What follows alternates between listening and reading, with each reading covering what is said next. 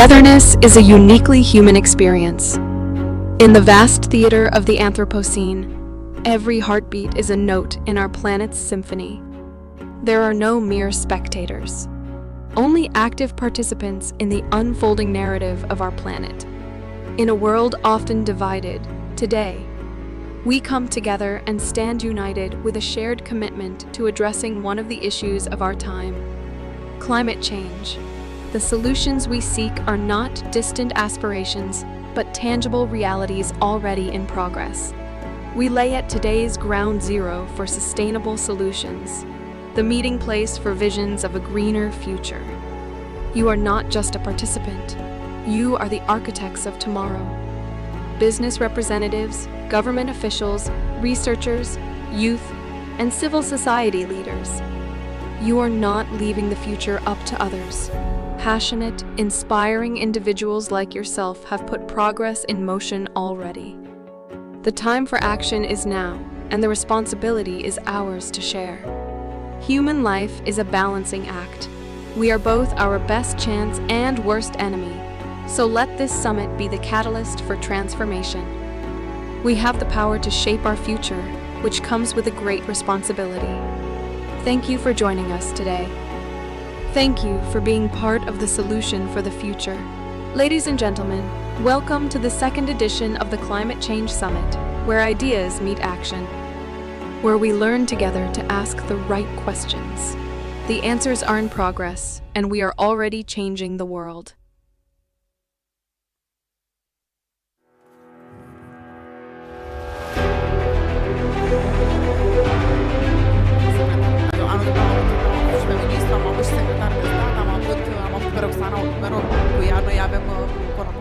Bună dimineața, good morning. Good morning to you here, and good morning to the people around the world that are watching us. Thank you so much for being here. My name is Ciprian Stănescu. I'm president of Social Innovation Solutions, the organizer of this event, and I'm very happy to have with me Flavia Popa, Secretary General of BRD Group Société Générale, the founding partner of the Climate Change Summit. Now, we're thrilled to see so many of you here in this, I'd say, a spectacular place. If you're online, you can't really see it, but if you're here, you really get the feeling, right? Bună dimineața, doamnelor și domnilor. E o mare bucurie să fim azi împreună. Thank you, Ciprian, for introducing me. In fact, I think this great event, it's in an extraordinary building, but the most important, it's with you, extraordinary people here and around the world, I hope. Yeah. I think I remember last year we had a lot of emotions and we are nervous a little bit. And a lot of things happened since last year, if I remember well, Ciprian. In fact, for us in BRD, we try to keep our promise and do more than speak. And we grant a lot of loans, sustainable loans. And stemmed by this event in 2022, we even did some great partnership. And I'm looking here, and we have Florin Stoican with the wonderful and interesting National Geoparks network that we are building together. And we have Raul Pop with Cum Stăm, where we will find how we are standing today in different topics in Romania. Yeah. And maybe... And one more thing that happened, and you're going to see a lot of it today, is something that Alex Gavan and many others are doing in creating a green belt, a shield for Bucharest and perhaps other cities in the future that can protect us to some extent with the forest from climate change. Last year we were more than 400 people at the Odeon Theater. Today and tomorrow we expect over 1,500 people joining us. And of course, those of you that are watching online, thank you again. Last year, we had an amazing group of more than 800,000 people watching this event from across the world, and we'll see what we do this year, but hello to everyone watching us online. It's really an honor for us to see how this event is growing, to see you interested of all the discussion here.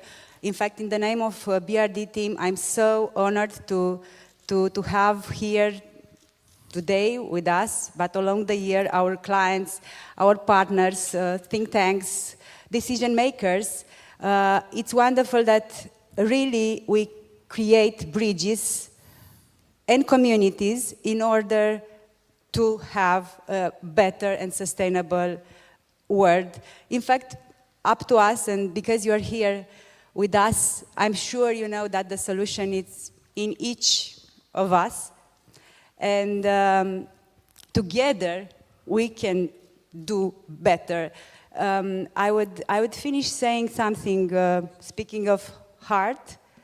Really, thank you, Bernadette team, my Bernadette team, for organizing this extraordinary event. And thank you, our partners, CIS, for being next to us all this time, day by day. It's extraordinary what we are doing together. Thank you. Thank you. Now, we'll try our best this year to also identify, grow, and support sustainable solutions for the future. We have a full day ahead. So let's start with the first speaker, which is Maria Ruseva. She's Deputy CEO of BRD, Group Société Générale. So Maria, if you're with us, we're happy to give you the stage. Thank you.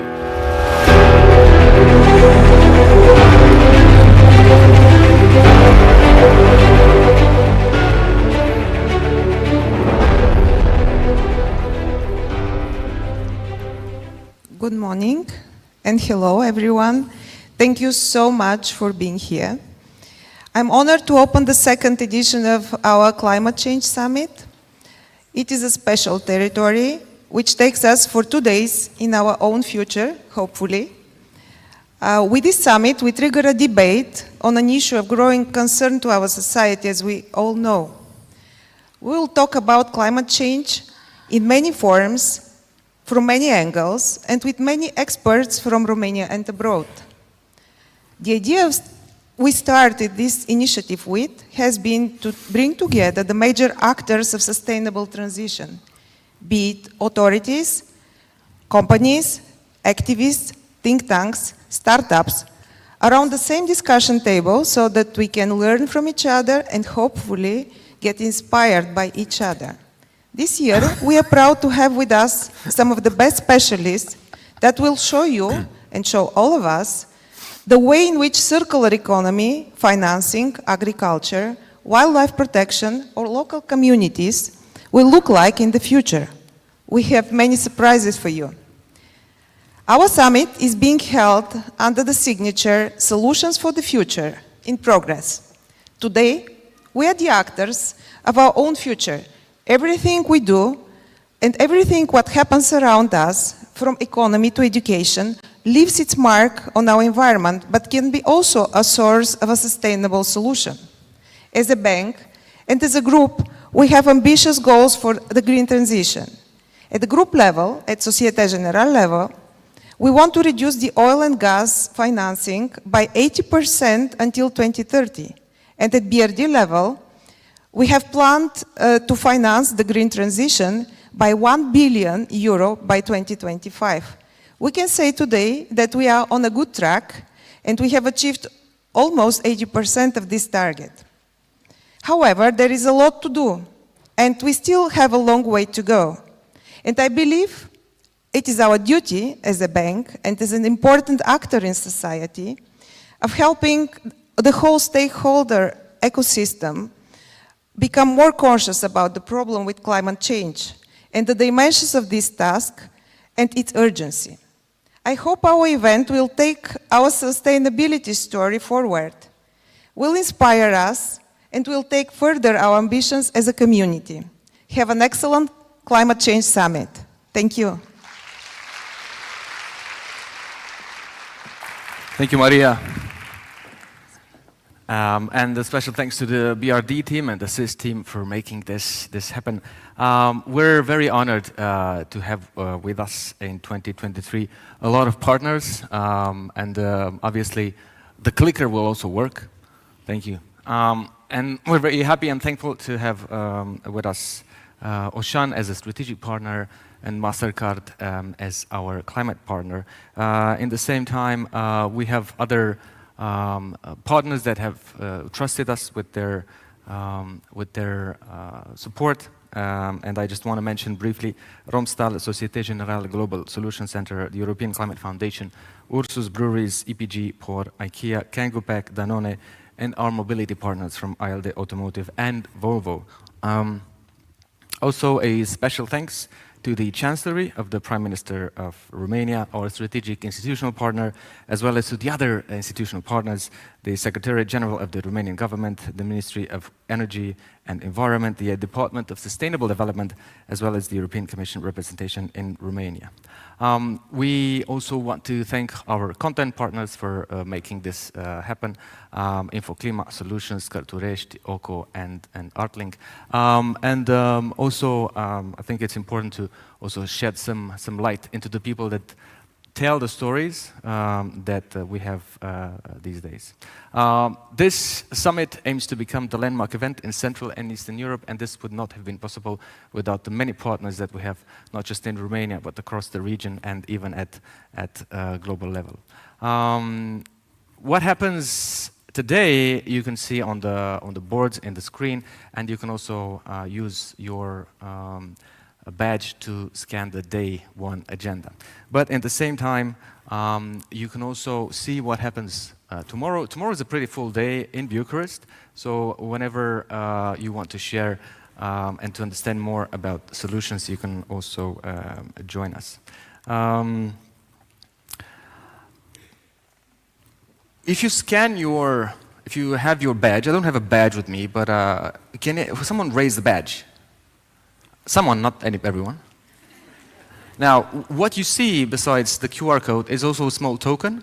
It's a token of appreciation, but it also helps you get lunch. So the lunch boxes are going to be based on that.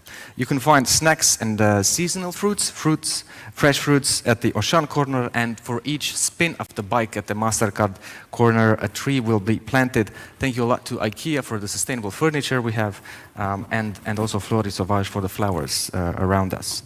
As I was saying, lunch boxes will be served in the hallways and the lobby. You can have your token for that. After lunch, please be here and in the green stage at 14:45 maximum, so that we start on time. In the same time, at the end, if you want, you can leave your badges and lanyards at the exit, and we will make sure they are transformed into something else or reused in the next year. In the lobby, you will also find a special corner where you can shoot your 1-minute climate solutions. The best 5 solutions will be presented at the end of the day. And my feeling is that you like social media. Is there anyone here that likes social media? Yeah, I thought so. So use the hashtag CCS2023 if you want. As I was saying, tomorrow is a really spectacular day across the city. You can go to universities where we still have some spots left, and I'm sure the following names ring a bell to the Romanian crowd: CNSPA, ASE, Politehnică, Agronomie, and Romano-Americană. We're also excited to welcome those that have received an invitation to closed-door events at the Romanian Parliament, the government, Ministry of Environment, and other events across the city. I am personally thankful to the Social Innovation Solutions team. There's a lot of people to thank for, but I'll just tell you one name, which is 2 people, which is Roxana. So Roxana Cojocaru, our new executive director, thank you so much for making this happen, and Roxana Chiritsoiu, coordinator of the summit, doing a splendid job. We will now move to the first guests, and I'm very honored to invite, like in 2022 on stage, Ms. Alexandra Bocșe, State Advisor on Climate and Sustainability, to present the message of His Excellency the President of Romania, Mr. Klaus Werner Iohannis. Thank you.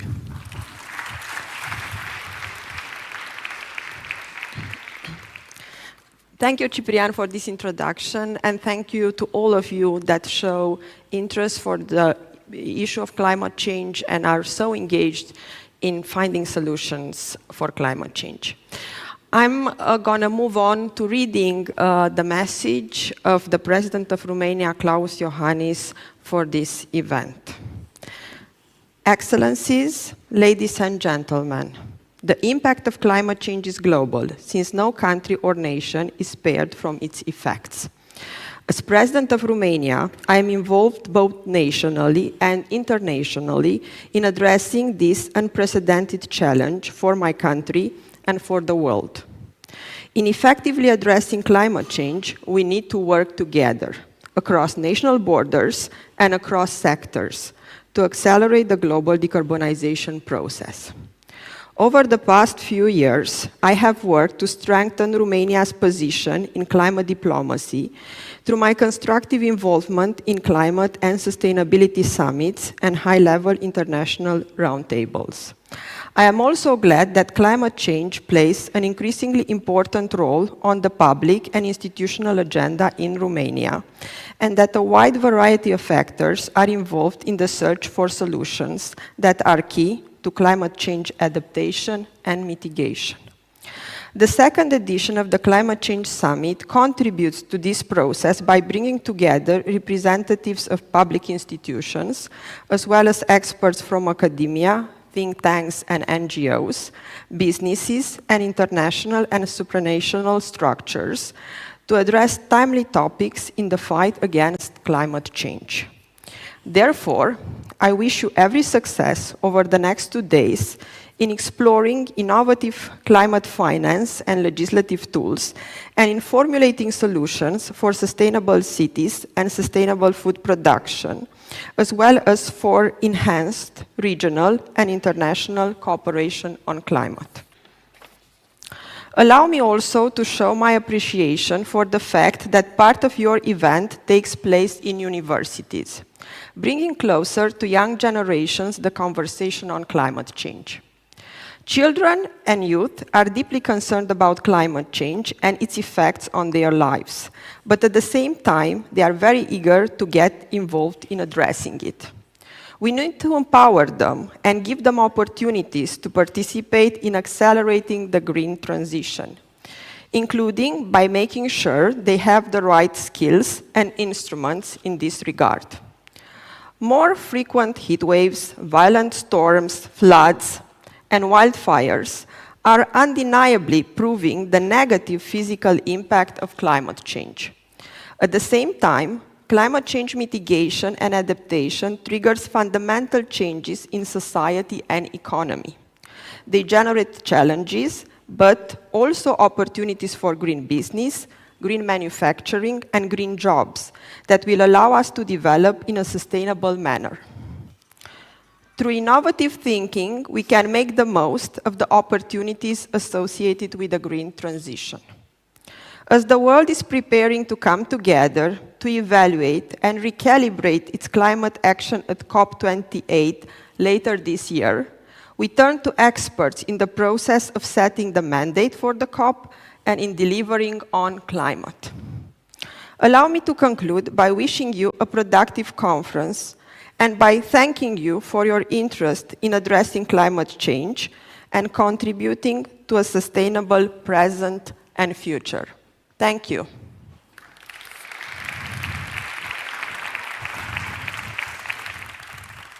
Thank you very much, Ms. Bokshi, and to President Iohannis for his continuous support for the Climate Change Summit. In the following minutes, in Romanian, I'm honored to invite Ms. Mihaela Frăsineanu, State Councillor at the Chancellery of the Prime Minister of Romania, to share with us the message of the Prime Minister of Romania, Mr. Marcel Ciolacu. Doamna Frăsineanu, vă rog, aveți cuvântul.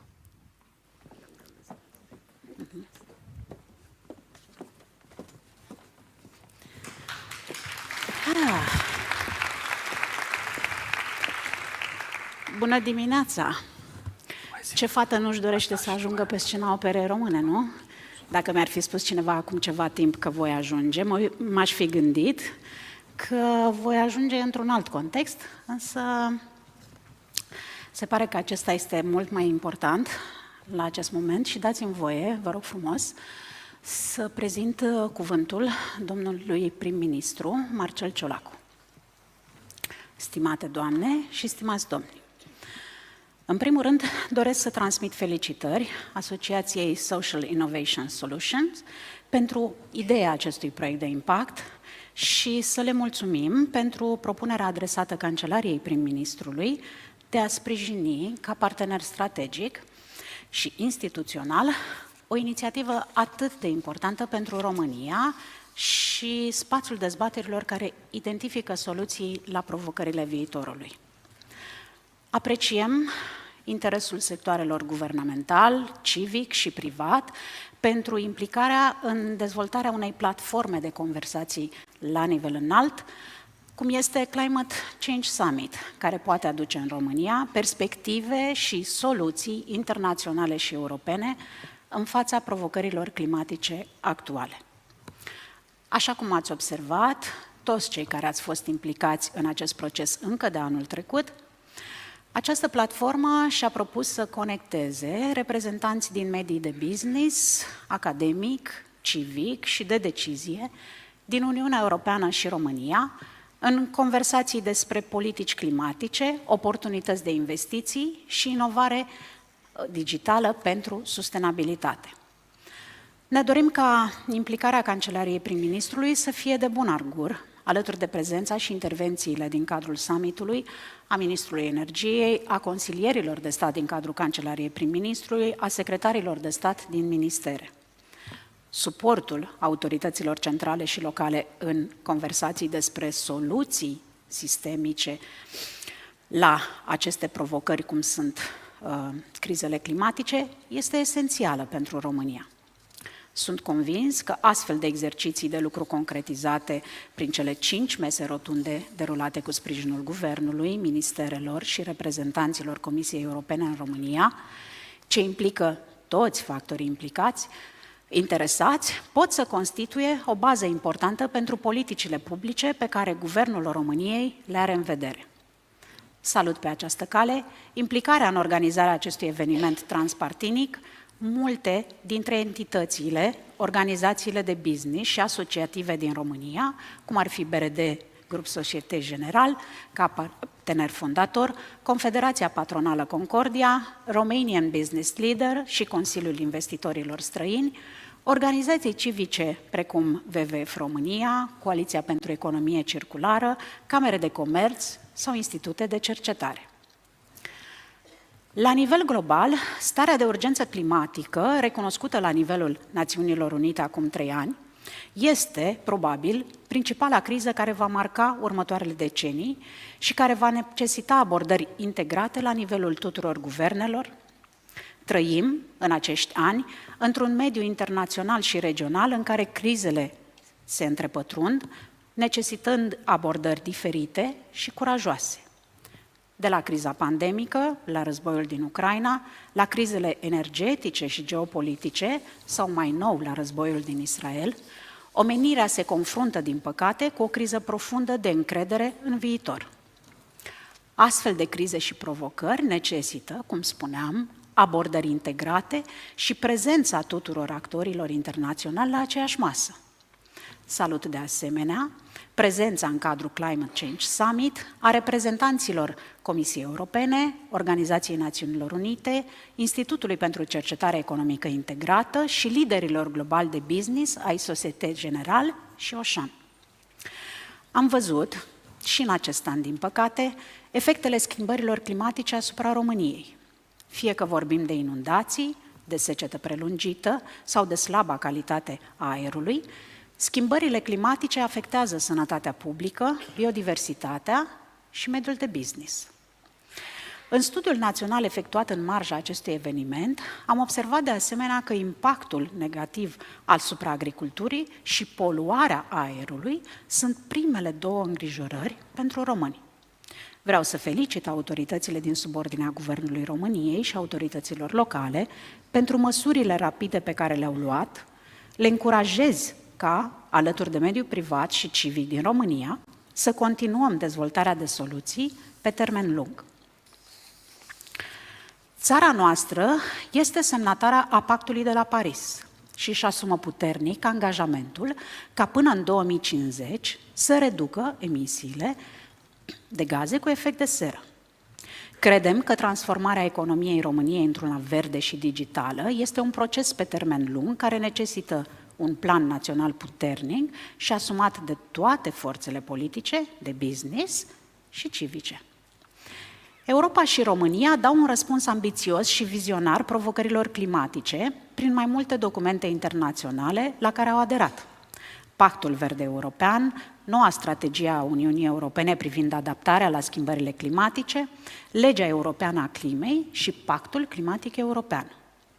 Suntem parte a acestor soluții dezvoltate la nivelul Uniunii Europene și racordăm România prin revizuirea strategiei naționale de adaptare la schimbările climatice, elaborarea planului de acțiune pentru implementarea acesteia atât pentru orizontul mediu 2030, cât și pentru 2050 și multe alte strategii și planuri. Care este rolul nostru? Atenuarea efectelor schimbărilor climatice pe termen scurt, mediu și lung este o prioritate pe care Guvernul României o are. Creștem astfel reziliența și sustenabilitatea sistemului energetic și agricol din România, îmbunătățim managementul resurselor de apă și minerale și dezvoltăm politici naționale și locale de creștere a rezilienței climatice, atât în mediul urban, cât și în cel rural. De exemplu, Comitetul Interministerial pentru gestionarea efectelor produse de schimbările climatice în agricultură este o soluție de reacție rapidă, de la alocarea rapidă a fondurilor pentru lucrări de investiții în sistemul de irigații, la alocarea la timp a subvențiilor pentru fermieri și investiții pentru eficientizarea consumului de energie. Salut de asemenea și prezența în cadrul Climate Change Summit a tuturor factorilor esențiali la nivel european și național pentru finanțarea soluțiilor la schimbările climatice, alături de sistemul bancar din România, reprezentat aici de BERD, Grup Societe General. Având în vedere ambițiile Comisiei Europene ca 25% din cheltuielile programelor UE să contribuie la atingerea obiectivelor climatice în perioada 2021-2027, concluziile pe care le-ați identificat chiar de anul trecut prin raportul Scenarii climatice, alături de soluții de finanțare publică și mai ales privată, vor fi foarte importante pentru toți factorii implicați. Atât prin Planul Național de Redresare și Reziliență, cât și prin celelalte instrumente financiare europene și naționale, în bună colaborare cu mediul privat și de investiții, suntem convinși că putem dezvolta soluții pentru viitor, astfel încât România anului 2030 să fie mult mai bine pregătită în fața provocărilor climatice ale viitorului. Vin dintr-o generație în care am fost învățați să nu irosim resursele pe care le avem la dispoziție. Cred în principiile acestea de responsabilitate, circularitate și sustenabilitate. Ele pot să ne ghideze în viitor și chiar trebuie. Guvernele pot educa pe tema circularității și pot crea politici, directive și alte reglementări care să încurajeze economia circulară. Însă avem nevoie să ne uităm spre viitor cu încredere și ambiție.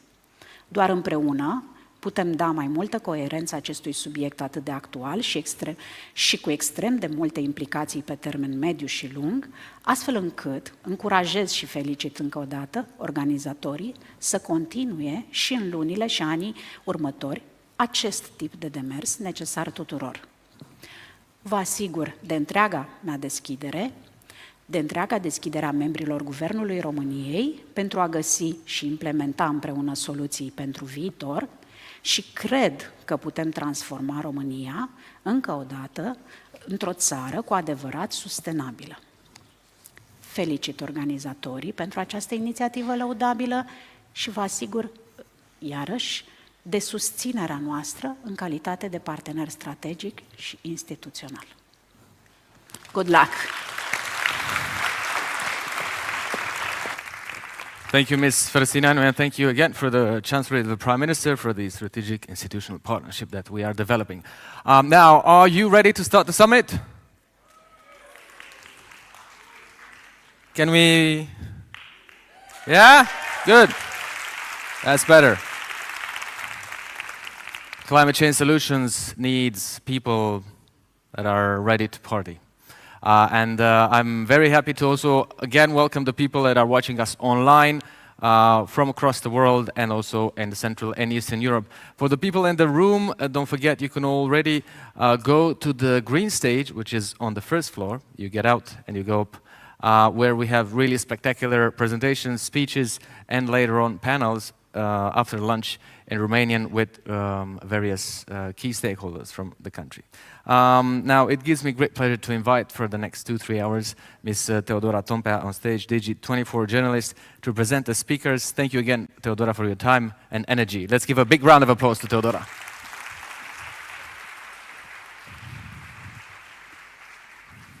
Good morning, good morning. Thank you so much for having me, and I'm so happy to be here and to talk about how can we save our planet. So we are happy to invite you also, as Ciprian said, at the green stage at first floor in the same time today and tomorrow also. And I'm very honored to announce the first panel and the first speaker. We will talk about an intersectional view on how the present and the past will shape the future. And Hans van der Loo, Chairman, Institute for Integrated Economic Research. Please applause for him. He's going to be here on the stage. Hans van der Loo is returning here at Climate Change Summit after his stellar participation last year. Hello, good morning. Good morning. Here is the pointer. The stage is yours. Thank you very much indeed. What an audience that goes to an opera in the morning. What do you do in the evening? I'm going to take you for a little tour through an area that you're all very familiar with. It is your life, it is reality. But I have to ask you to put on your mental safety belts, because it will be a rocky ride. Who, for example, of you this morning thought about that the gravity this morning was precisely right? And the composition of the air with 21% of oxygen was precisely right? I suppose nobody. And yet, if gravity would not be there, you would not be sitting in your chairs, you would be flying around.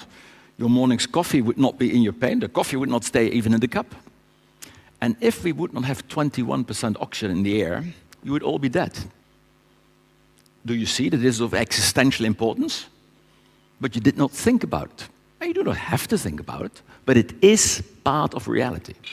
Now, I just was standing backstage. That backstage is as much part of reality as this part of a theater is. So indeed, as does the clicker work?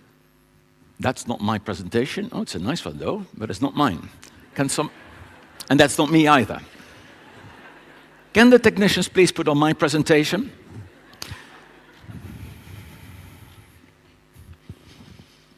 Yeah, that's my name. That looks more like it. And can we get the first one up? Or do I have to do that? Well, that's good. This is number 2, but this is actually it. So actually, I'm going to talk about an intersectional view of reality. And what you see here is a slide where you cannot see all the details. These are like, I think, 25 or so graphics of various dimensions. But what I'm asking you to do is to look at the pattern of each of those graphics. So obviously, the beginning of the line is the past, the end of the line is the present, and the question, of course, is where will these graphs go to? And what you do see, they all have a similar pattern. They have a strongly increasing trend line. Some may even see exponential. And I want to uncover that a little bit for you. So this is just a few lines here. And a very important line is actually this red line. This red line is the line of population, and it goes from 1750 till about now. And it's quite obvious. It's the number of people that determine the amount of food, and the amount of energy, and the amount of consumption, and the amount of waste. And you can see that here. You got like the water usage going up. We got the CO2 concentrations going up. We got we got ozone depletion, fishery depletion, number of cars. Of course, that only started in 1900. Paper consumption, but also we have species extinction. So it's easy to understand that demographic developments have a very important impact on the future. Now, when you talk about demographic developments, one thing is to look at the number of people. As I just said, more people consume more, waste more, etc. You can also look at the age composition of a population. For example, a typical population is like a triangle where you got more young people and fewer old people. That's what you have in many developing countries. Not here. We are more like a pillar. We are kind of balanced. I lived 5-6 years in Japan. Japan is like a reversed triangle. And what does that mean? That means that there are more people to be taken care of as that can give care. And a third way of looking at population, so not number and age composition, is talent and education. It's like playing in a football team.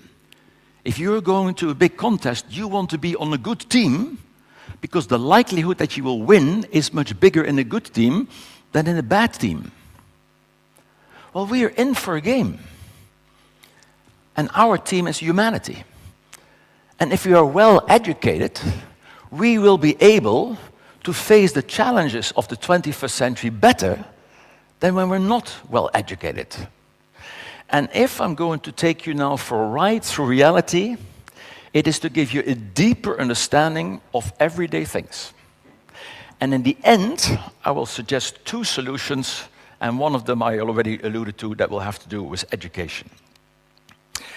So this graphic, I'm going to challenge you a little bit intellectually, but it's not going to be difficult. You do not have to be Einstein, far from it. This basically shows us the kind of energy we have been using since about 1790.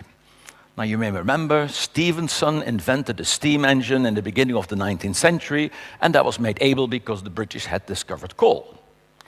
And so what you see, in the early part it was all green, because all the energy people used was for agriculture, was the sunshine, the rain, the wind. We had windmills, the Benedictine monks, they built monasteries with water wheels. So we were using contemporary solar energy. Because wind is also solar energy, because it means you got higher pressure there, than there, pressure goes from plus to minus. And even the water wheels and the hydro dams is also solar energy, because what is driving the evaporation and precipitation cycle. So nearly all forms of energy are solar energy. So we were living on solar flows of the day. And that means that in the 200,000-300,000 years that we have been here as a species, we never grew to more than about 1 billion people. The bubonic plague actually reduced global population by 1/3, but it was never over 1 billion. And then suddenly, as you saw on the past graph, it started growing very much, leading to all the other things, the exponential curves. So if the number of people is driving all these other events, what actually drove the number of people? Well, that actually is where the blue came in, because we actually stopped using just the daily flows. We started to use flows from prehistory, prehistoric solar energy, which nature had converted into hydrocarbon molecules in the form of coal or oil or gas. So basically we started consuming solar energy from the past, and that's why you call it fossil. It's, if you like, the solar energy that was throwing on this planet in the day that the dinosaurs were roaming around here. And so what's important here is to see the proportion. Of course, the total amount of energy consumed was like that earlier graphs, is going up like this. But the composition, all at 100%, is like this. And so we now are living in a carbon pulse. That blue mountain that has gone up and is now getting down again, because we know what the disadvantages are of using stored prehistoric solar energy. It is triggering climate change. So we're now thinking about doing this differently. And so we think about renewables. Now, renewables is a very good idea, but actually there's nothing renewable about it. Now, sun and wind are of course free, but my car or my heating or my lights do not run on photons. They run on electrons. And my car does not run on wind either. I have to convert it, if it's an electric car, into electrons. So in order to use the free wind and free solar and free water flows, I need to capture it, convert it from photons to electrons, then store it because the sun is shining during the day and I've got the lights on in the evening, and I have to distribute it. Now, while sun and wind are free, the metals to capture, convert, store, and distribute are not free. Let's unpack that, because this is really important, but it is important to understand that whilst policymakers and politicians always talk at the top level, the happiness and the health of the people, and we do that by having a good society with economy and culture, of course, underneath that is the whole system of species and ecosystems, because where does your food come from? But even that is not the real foundation of our existence. The foundation of society as we know it today are materials, resources, and energy. And if you have less energy, then you can do less transformation. And growing food is a form of transformation. Building a product is a form of transformation. You transform the materials into a final product. Even delivering a service, you need input to get output. So to go from input to output is the process of transformation. And that requires energy. So if you got more energy, you can have more transformation. If you have less energy, there will be less transformation. So what is a renewables business? Now, one particular important ingredient of renewables is, of course, copper. You know, the metal that conducts the electricity, is the windings around the magnet, so you can make a piece of metal a magnet, not a magnet, that's the principle of an electromotor. So we need copper. Now, this one new theme, perhaps, that's useful for you to take away is the concept of energetic remoteness. Energetic remoteness. How far away am I from getting something? To give you an example, if this is an apple and the apple hangs here, all I need to do is to open my mouth and step forward, and I got the apple. Now, if it's hanging there, I have to reach up to get the apple. If it's even higher up, I have to get a chair from backstage. If it's even higher up, I need a ladder. And if it's even higher up, I need to call the fire brigade to get a very long ladder. Now, the nice thing with an apple is that if you wait long enough under the tree, the apple will fall out of the tree. But you have to wait a bit. But copper will never fall out of a mine. We have to go and get it. Now, I work for a think tank, and in 2016, we interviewed a number of those big natural resource firms like Anglo-American, Rio Tinto, Billiton, you know, these kind of firms. They got these big mining companies. And we wanted to know what the quality was of the average, say, copper ore 100 years ago. Do you have any idea what percentage of copper there was in copper ore? It was only 2%. Now, what that means is that there's only 2% in copper. If I want to have 1 ton of copper, I need to take out 50 tons of ore. That's what 2% means. And then we asked them, and how much is it today? Today, the world average quality of copper ore that's being mined, is it more or less than 100 years ago? Of course, it's less. Today, it is 0.5%. What does that mean? For the same 1 ton of copper, we now no longer have to excavate 50 tons, but 200 tons of ore. So the energetic remoteness has increased. Now, there's a certain gentleman in California who has just renamed his company X. Now, he thinks there's no problem at all, because if we have run out of stocks here on this planet, we just go to Mars and get it from there. So if the average quality on Mars would also be 2% or even 10%, so what shall we do? Shall we take the ore to Earth and refine it here, or shall we put a copper refinery up there? In other words, there are 2 forms of energetic remoteness. The first one I just described is called density. If the density goes down, the energetic remoteness increases. But of course, if the physical distance increases, that also means the energetic remoteness increases. So neither way, this will work. Does that mean that we should not do renewables? No, of course we should do renewables. Look, for 200,000 years, our ancestors have worked on renewables. They did it, we can do it. But we cannot run this society on renewables.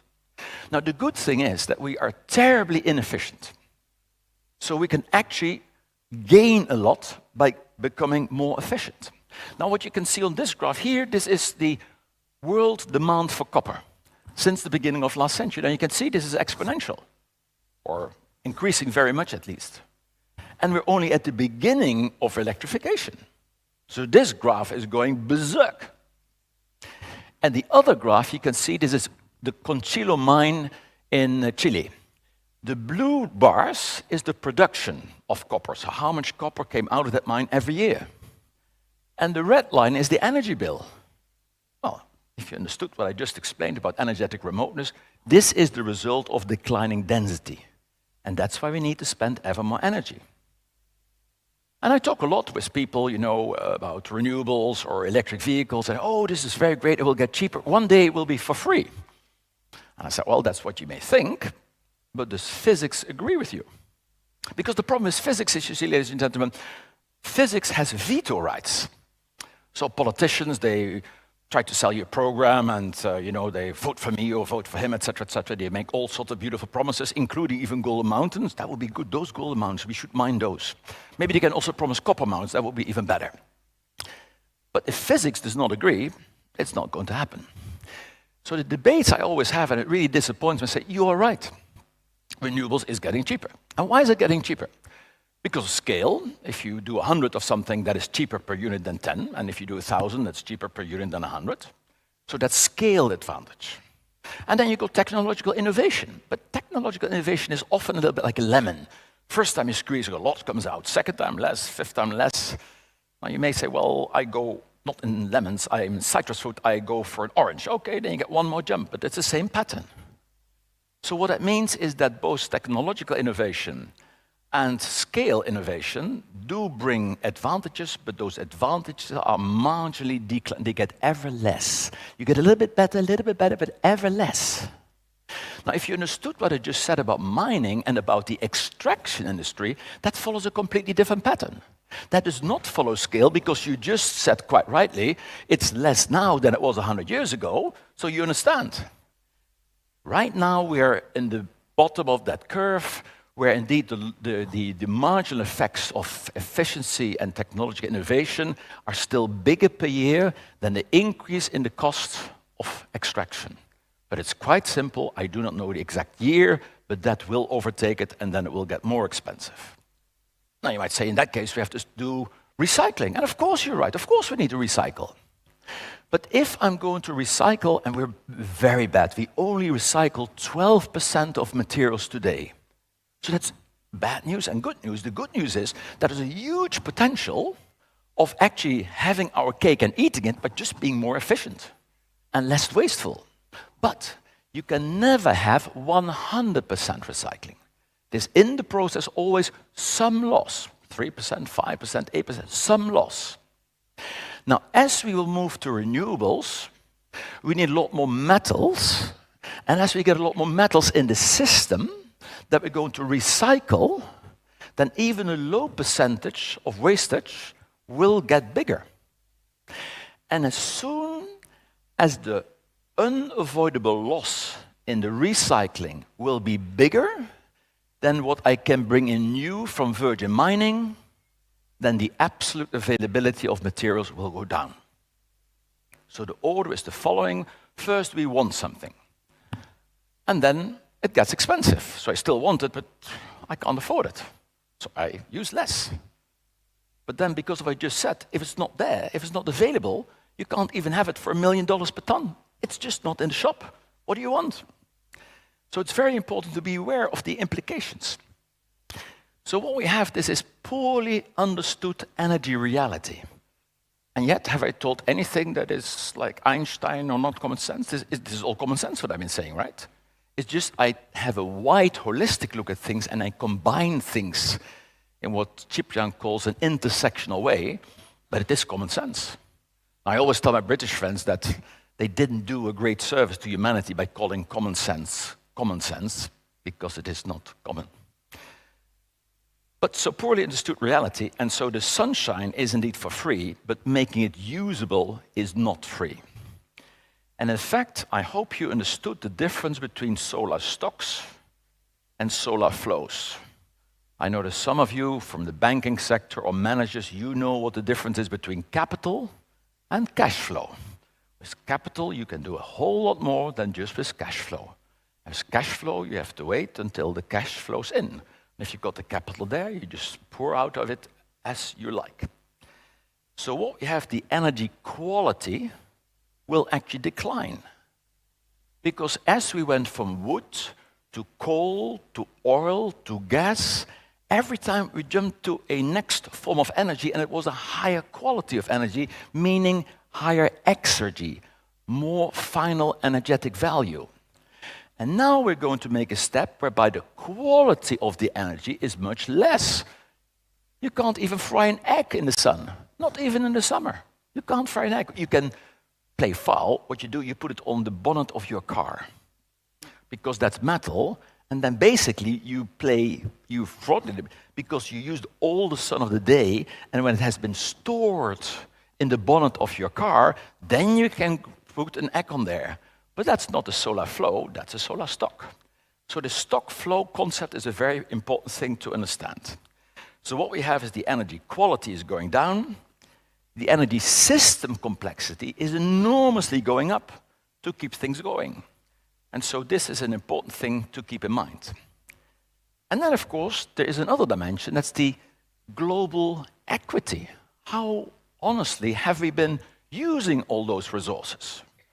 Well, this is a picture that shows perhaps a little bit in a cartoon-like way how we have been behaving in North America and in Europe. I mean, actually, it does not show Asia. I don't know why, but this is the slide that I found.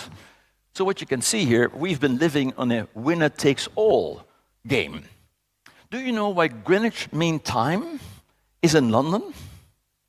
Because at the time that the world decided on the numbers of the meridians, the British were ruling the world. So they said, no, we do not want to have to all live. So 0 is here, and we count from here.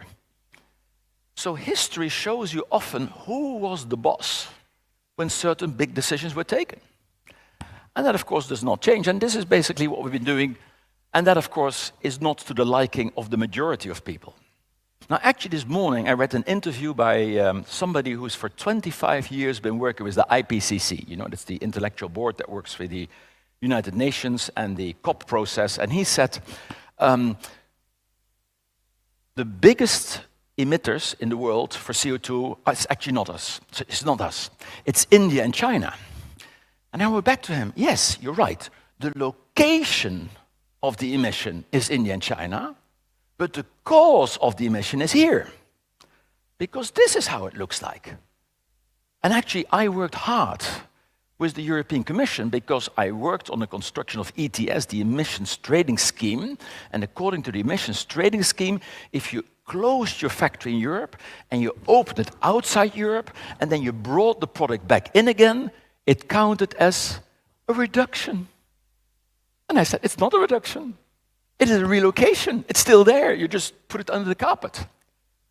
And it took 6 years to convince them that that was wrong, that if they continued that way, it would kill European industry, because those companies, those competitors that would close and go outside, they would bring it in without having to pay the taxes that you do have to pay.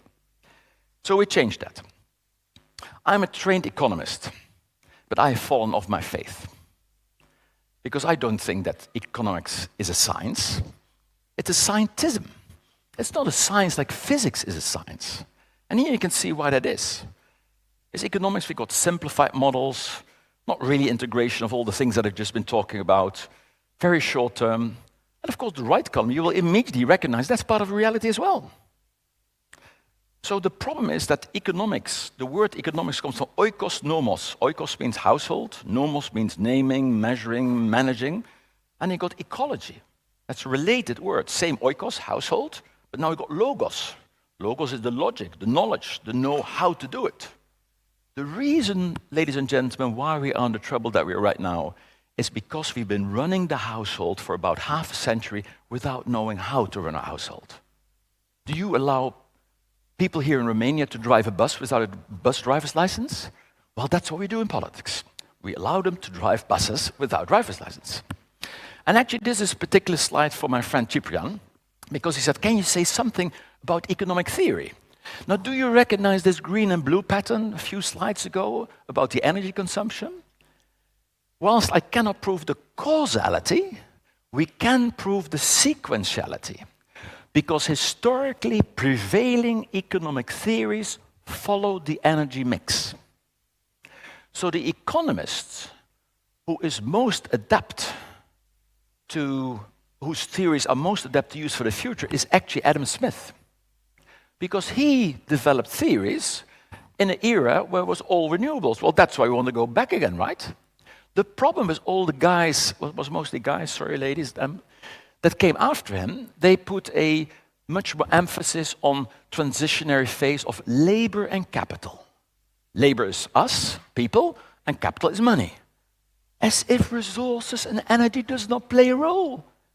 So they were just blind, they did not see the whole reality, and hence they came up with all sorts of theories that don't work.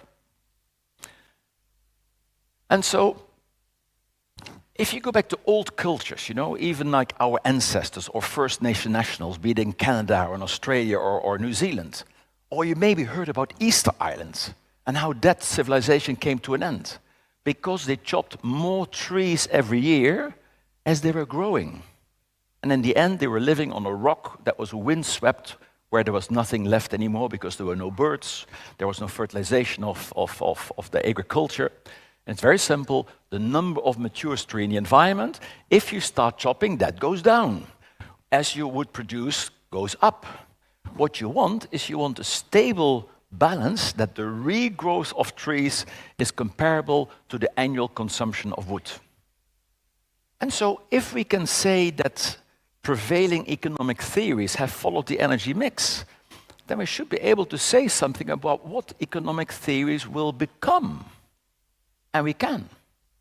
Already efficiency is getting much more important economic theories. A new concept that I can nearly guarantee to you will come up in the next decade or two is the concept of sufficiency. Maybe even with personal carbon budgets, that you cannot buy something with only money, you also have to have the right to buy it from your carbon budget. And if you don't have the budget, you cannot buy it. You can have the money, but you can't buy it. Now, we can allow that you can buy some budget from, say, a student who doesn't want to drive a car and does not want to spend very much. Then you take part of his budget so you can have it. But overall, as a humanity, we then stay in budget. It's really important, ladies and gentlemen, to distinguish between what's important and what's not important. You all know, I've actually even seen people walking around with those round pins of SDGs. I've got a dozen at home. I never wear them. And I don't wear them because they are confusing. They do not show reality as it is. Those of you that read the book Animal Farm by George Orwell, which of course know was a parody on the Communist Party and the Tsar family, there's this famous line, all animals are equal, but some animals are more equal than others. Well, it's the same as the SDGs. You won't hear me say that any of it is not important, but some definitely are more important than others. Now, to clarify that this triangle on the left was made by Johan Rockström from the Stockholm Resilience Center, but even that was too complicated. So what you got there is like the international coordination, you got the economy, you got society, and you got the biosphere. And I said, for crikey's sake, let's put it like a ship. Of course, the most sexy activities on a ship are the economics, the deck activities on the deck. That's all the economics and the international coordination. But what's the most important part of a ship? It's the hull, because that keeps the ship afloat. Isn't that what a ship is? Something that floats on water? I thought that's the definition of a ship. So the hull is important. And the hull you've got above the waterline and below the water. If you've got a hole in the hull below the waterline, you will sink in port. If you have a hole in the hull above the waterline, well, you may leave port, but as soon as a little bit of waves, you'll go anyway. So when I consult with companies, I always say, if you do SDGs, fine, pick any ones you like, but pick at least one of the hull below the waterline and the hull above the waterline, because that is what will keep you afloat. Now, since this is about, I see, Chipjan, are we on time, or is the timer not running well? On the COP process, because it's about climate change. So this year, for the 28th time, we will talk about how can we reduce emissions. But whilst we were talking about it for 27 years, we've been doubling annual emissions. There is something deeply, deeply flawed, ladies and gentlemen, with the COP process. They've been trying for 27 years to open a big door with 3 locks that will open towards a future where we can contain global warming to 1.5 degrees. And they've been trying it to open it with the key of one lock. Supply-side solutions. We need supply-side solutions, but we also need demand-side solutions and nature-based solutions. And so the first solution that I want to present today is that we are now too late for the measures that tackle the cause to avoid tipping points. Practical example. Let's imagine you got a headache, and I'll give you an aspirin. After 1 second, you still have a headache. After a minute, you still have a headache. After an hour, you still have a headache, maybe a bit less. The headache will only be over in 5 hours or tomorrow morning.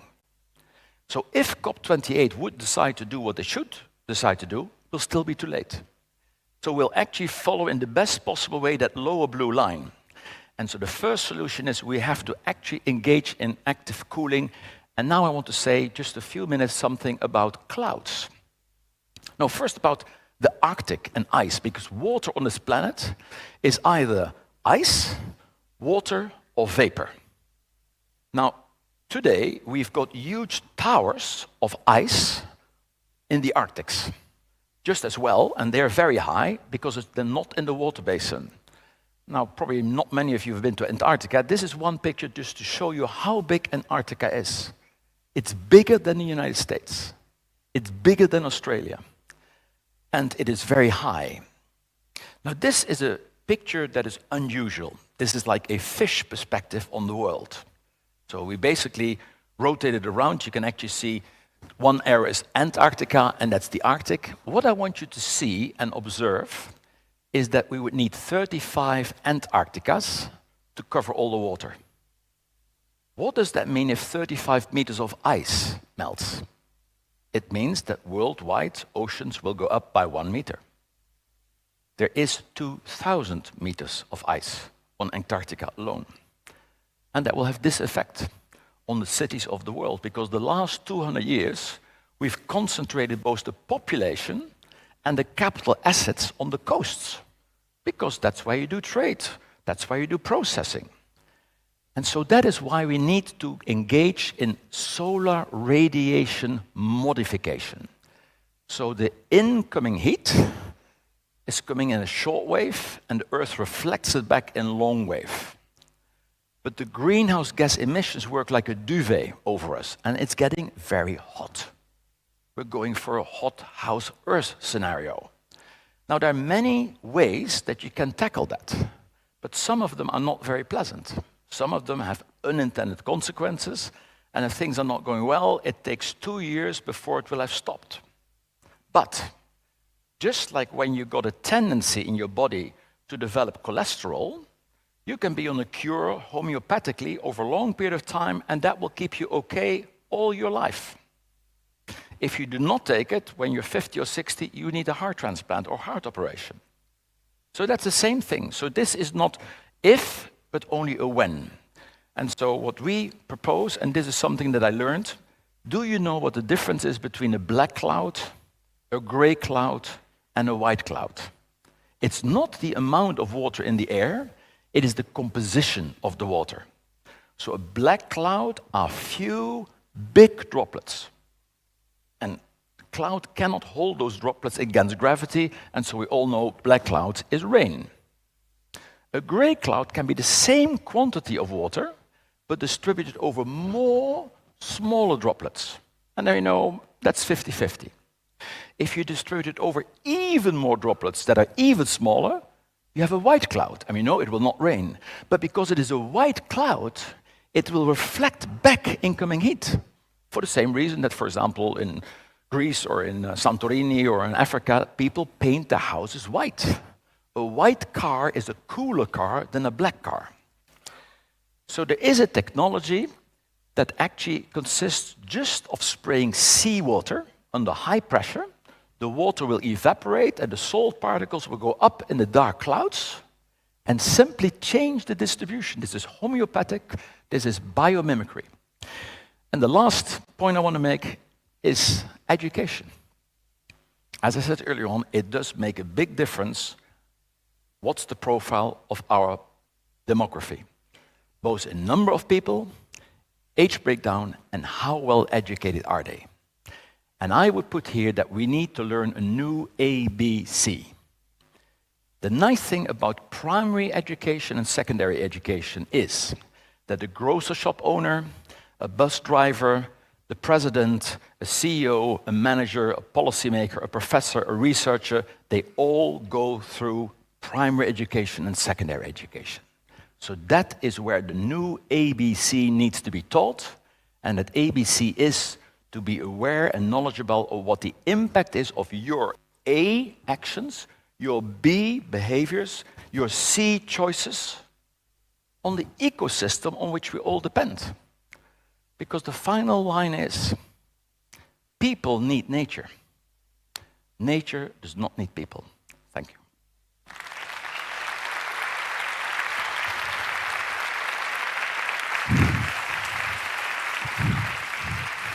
Thank you so much. You are truly inspiring. Welcome. Thank you. You take this? Yes, I will keep the pointer. Right now, we will talk about climate and financing opportunities. I will invite here on the stage the moderator, Rafael Minder, Central Europe correspondent, The Financial Times, and David Carlin, Head of Climate Risk, United Nations Environment Programme Finance Initiative. Please, gentlemen, come here on the stage. So, don't be shy. They will be here shortly. Applause. Let's encourage them. Here is the pointer, if you need so. What is this for? Pointer, if you need so. If not, it's perfect.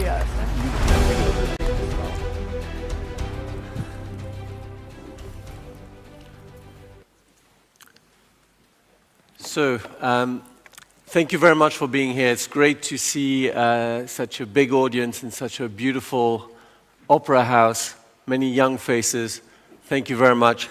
I will try to keep this as tight as possible. We don't have so much time and we have a lot to discuss. So I'm going to start straight away. Thank you, David, for joining me on stage. I wanted to start with some good news, which is that there is about $2.8 trillion worth of investment at the moment in so-called sustainable funds. So shares and bonds that have been bought because the companies that are included in these funds are considered sustainable. Now, the big question mark that has arisen is who decides that they are sustainable? And the term that we're using and hearing more and more is greenwashing, by which we mean are people saying that they're doing something that they're not really doing. And I think the question arises because it's a very big industry, obviously. We don't really have a system whereby the analysts are monitored. Private companies are making money out of the business of rating and deciding what is sustainable or not. And of course, the auditing is not the same as the classic auditing. We don't have a balance sheet. We have a much more arbitrary system of judging this. So my question is, what do you see as the potential to really regulate this? We have some initiatives. We have the European Commission is coming up in June with a proposal. The US is studying something, India also. But at the moment, would you agree that this is one big chaotic situation? It certainly is chaotic, and I think the pushback that has come over the last couple years, not just from those in the United States, but also those on the environmental activist side about greenwashing is not unfounded. I think there is a bit of a Wild West here, and what really needs to happen is, in the same way that financial statements are operating on a basis of acceptable standards, and then from there, there's still a lot of judgment that needs to be made about whether that suggests a company is going to be financially successful in the future. Sustainability needs to reach that point. And so I see the role of regulation being critical in making clear these definitions, in avoiding the potential self-interest. We always have to remember this oppositional relationship between, say, the analyst and the evaluated company, in the sense that that company really wants to look the best it can, and without any parameters on what they can and can't say, then you start to run into an issue where there's very little information value out there. And so the opportunity here with things like Europe's SFDR, with guidance from reporting requirements in the US, in the UK, and other parts of the world, begin to provide the analyst and provide the marketplace with the tapestry to begin evaluating those products. And what do you think is the likelihood that we will have just parallel systems? In other words, that something that seems to require global regulation is actually going to end up being regulated in very different ways in different places? So good news and bad news on that. The good news is, I think more than any other issue I've seen in my experience in the financial sector, there has been a discussion of interoperability and a need to focus on it. And even the IFRS Foundation, which is responsible for the International Sustainability Standards Board, has deemed it a IFRS agnostic framework. The goal is not based on what accounting standards you're under, but really that much of this work is designed to be interoperable. It's also designed to be focused on kind of concentric levels of obligation. If you're going to meet one commitment, then another jurisdiction won't have a conflicting commitment, but might have that plus something else. So that's the good news. The maybe less good news is that I think we have to talk about two-way interoperability. I think it's much easier to go from very specific rules, such as what Europe is putting forth with its just approved ESRS, the sustainability reporting standards, and a more principles-based approach. I think it's much easier to go and comply with a principles-based approach. I think for jurisdictions that start with that principles-based approach, going to a more legalistic and individual article, line item element is going to be a little bit harder. And so that, to me, is where I would keep my eye on the concerns around interoperability. And what happens, you think, in terms of enforcement? In other words, two things. First, if the rules are tighter, do you think the industry itself will get smaller? In other words, part of the enthusiasm at the moment is that you can set up a fund, a sustainable fund, without a lot of monitoring, essentially. You can say, I am a sustainable fund. You think once the rules will get tighter, will there be just a smaller industry? And in a way, this will then become a sort of vicious circle. The tighter the rules, the less money goes into actually financing companies that are trying to fight climate change. So I would say yes and no. The first is that I think you can have, yes, a smaller number of notional dollars, euro, pounds, whatever you like, going into funds that are deemed to be green, sustainable, if the standards rise and some of those things get cut off. But that, I think, is a good thing, and that is probably a natural order of things. What I would say, though, is that we can have different classes of sustainability. In the European Union, we have Article 9, the kind of bright green, and Article 8, and then Article 6 with different levels of what they are spelling out and requiring. What I would say, though, is I don't think that the demand is dampened at all. And this is why people created these funds to begin with. Why is it desirable to have a sustainable fund? Well, because there's a large group of individuals in the marketplace who want to see their money going toward constructive purposes, because there's also these really strong tailwinds. And so I do see demand continuing to rise. I do see the market-driven transition also rising that demand. So I think near term, you'll see smaller absolute numbers, but I think it's not going to actually dampen the growth or the access to capital of firms that are really doing things that have impact. It'll just make it easier to spot those and not see them mixed in as kind of a diamond in the rough, as it were, of a mixture of non-sustainable and sustainable activities all under one header. Okay. We are seeing, of course, in response to this fear of greenwashing, a new wave of activism. Last month, for example, in New York, outside the New York branch of the Federal Reserve, there was a huge protest. We are also seeing some lawsuits. A French bank that is in no way as brilliant as our sponsor, BRD, Société Générale, but BNP Paribas got sued earlier this year for financing oil companies and others in France. what do you think is going to be the strongest push? Is it going to be the bottom-up and the sort of legal action taken by activists and foundations, or is it going to be the leadership from the top? Which way are we going to be able to sort out the greenwashing problem first? I really think it's just like broader sustainability, it really is an all-hands-on-deck effort. And I talk about the ecosystem approach, that we can't really think bilaterally about activists naming and shaming and a company and say, how effective is that? We have to consider it in the ecosystem of what laws are in place, how are market actors responding. And so I think that the activist community has really increased the level of understanding that the average consumer has and that the average lawmaker has around what is a credible commitment. I joke sometimes that 10 years ago, being sustainable was having a picture of your employees planting trees somewhere. Whereas, 5 years ago, it was buying offsets for flights. And so I think that what we're seeing is really working from both ends, and they do reinforce each other in a lot of ways. Okay. What about, what is your feeling in terms of enforcement? For example, I have the feeling that every year we have a conference, a COP, and so on, repeating pretty much the messages about things that we know. We know what we have to do by 2050. It feels a little bit like the fight against smoking, where we have accepted that there is such a thing as lung cancer.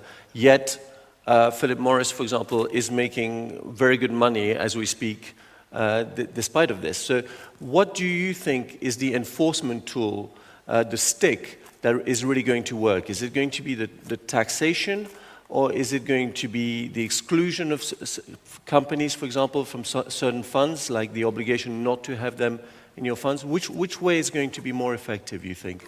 I think it's going to be a few things, and depending on the industry, it will differ. I think the cross-border adjustment mechanism that will really kick into place within the EU will be a powerful driver. I think it will motivate trade partners as well. It is sort of the next best thing to a carbon price in terms of changing that dynamic. I think the market itself is changing these decisions when it comes to the level of renewable capacity being installed and the economics there. But ultimately, I think it's going to have to be a mixture of policy-driven decisions, things like Fit for 55, the Inflation Reduction Act, getting these things to scale, but then rules to really make sure that people have the right information. Otherwise, we're not going to see as efficient allocation of capital as we need, and that's why the guidance we talked about earlier, these standards are so critical. I wanted to ask you, I heard you say once that it's not the same for Belgium and Bangladesh to go to carbon neutrality. The cost, the challenges are different. What happens for the countries of this region, Central and Eastern Europe? I live in Poland.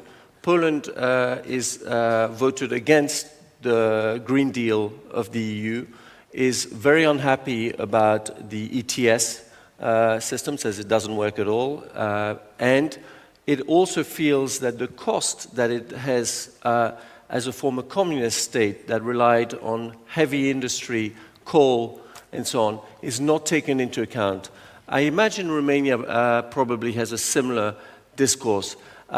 These countries essentially are trapped between the fact that they are already in a very advanced regulatory system, which is a one-size-fits-all model of the EU, but they believe that they are not taken, their specific issues are not taken properly into account. What do you see as the room for these concerns to be solved, and who should solve them? Is it the finance institutions that should give a lot more money to places that are in this difficult transition, or is it, you think, at the higher level, the governments and perhaps the EU that should make special exemptions for such countries?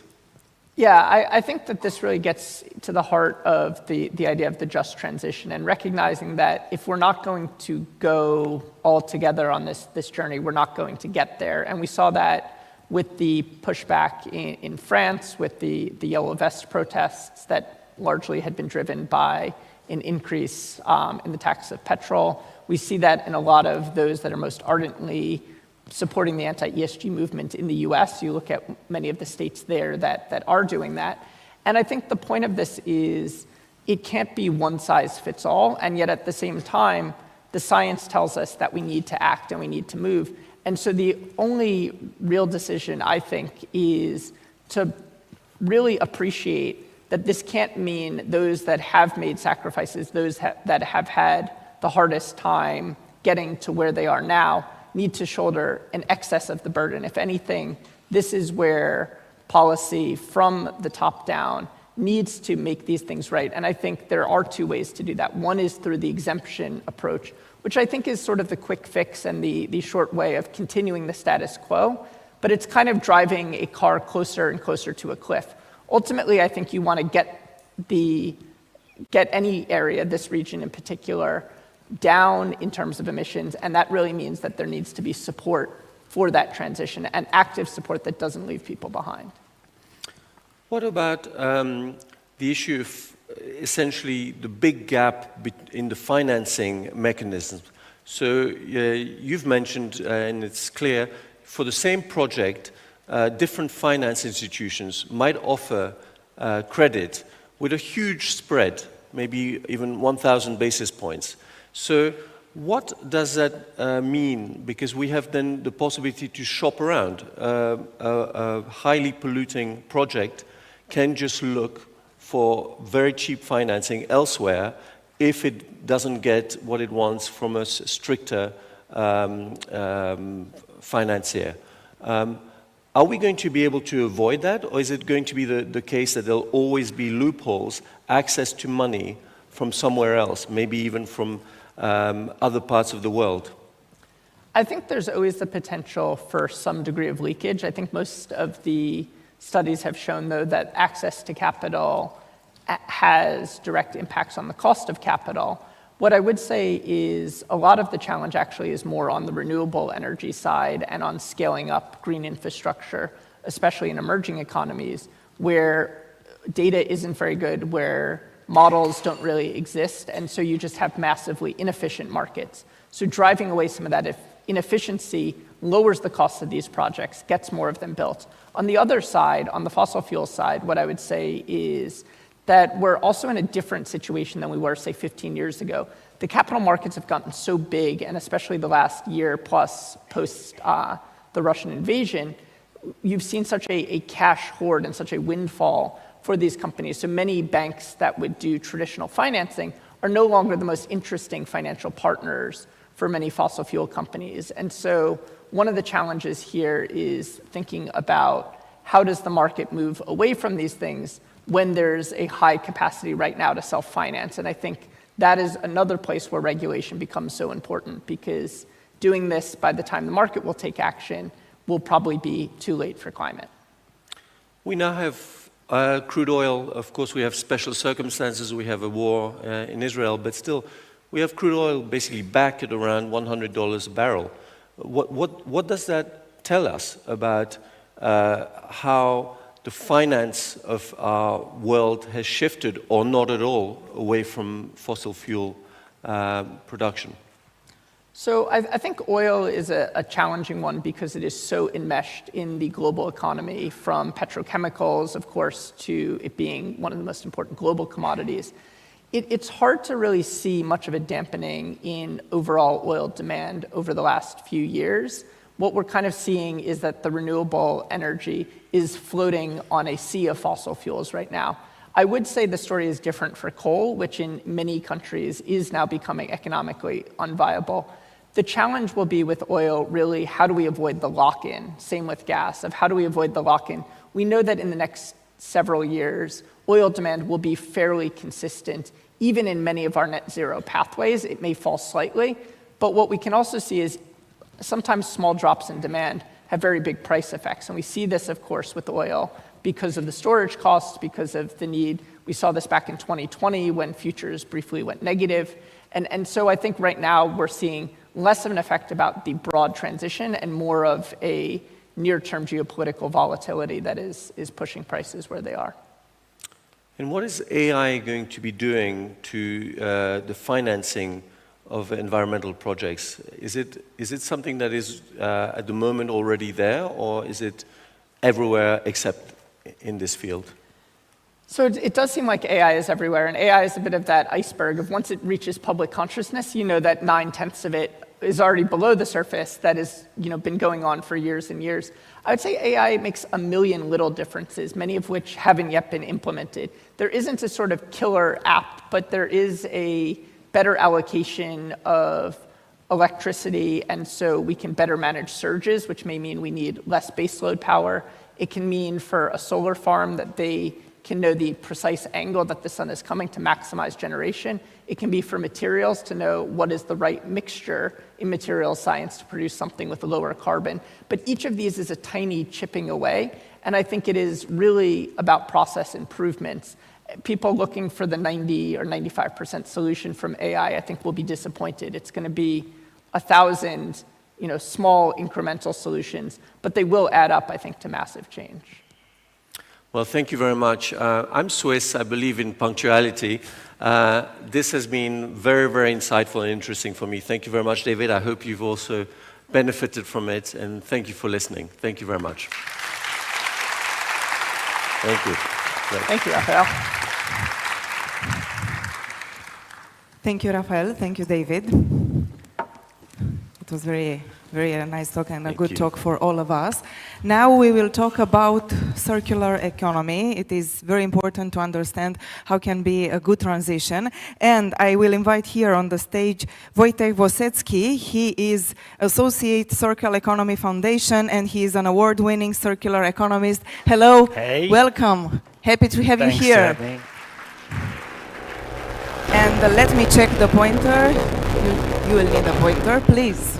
Thank you. Good morning, Bucharest. How are you doing?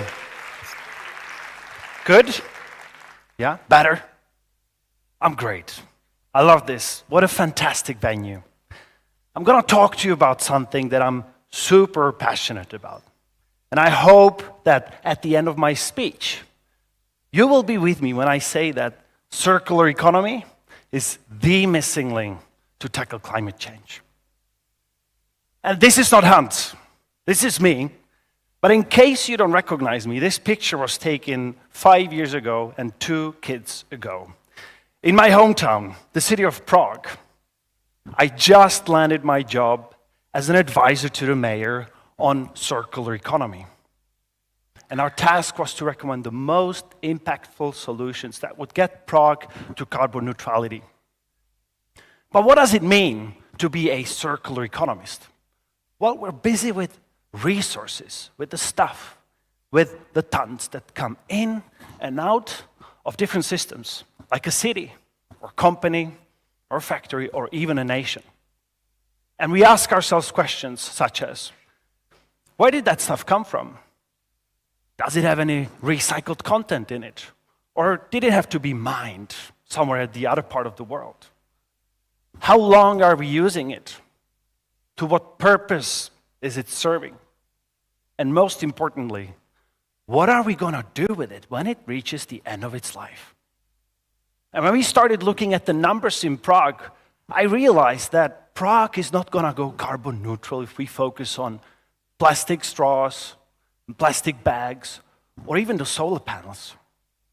We needed to focus on key sectors that were by far the biggest consumers of resources and the biggest producers of waste. And those sectors were construction. So how do we build the city? Food. How do we feed the city? And mobility. How do people move around? But when you think about it, the challenges that Prague deals with in these key sectors are not that different from the rest of the world. And there's no better way to start than with the story of sand. It's all around us, right? It's the most used raw mineral and material right next to the water. But the more we are and the richer we get, the more we build. And the more we build, the more we extract. And the more we extract, the bigger the pressure we generate on the local ecosystems and the societies. And even something as abundant as sand from construction is becoming a scarce commodity in some parts of the world. And in others, the price of extraction to the local communities, ecosystems, or even for the economy is too high. But not only we extract too much, we're also terrible at working with what we already have. An average car in Europe is parked about 93% of the time that we own it. A drill is used for 5 minutes of its whole lifetime, and then it's just sitting in our basement. Or think of buildings. As I speak, right now, 30% of all the office spaces in San Francisco are empty. New York, 20%. Paris, 15%. The list goes on. And here comes the craziest part. Virtually everything that you see around yourself, your clothes, your phone, the watches, will become waste sooner or later, and often too soon. And when we think of, well, I'll throw this away, there is no magical way. Waste accumulates on landfills, in open dumps, in our oceans, in incinerators, and only a small amount of it actually gets recirculated back into our economy. And I would say one of the craziest examples of waste is food waste. Around 30% of all the food we produce on this planet is wasted.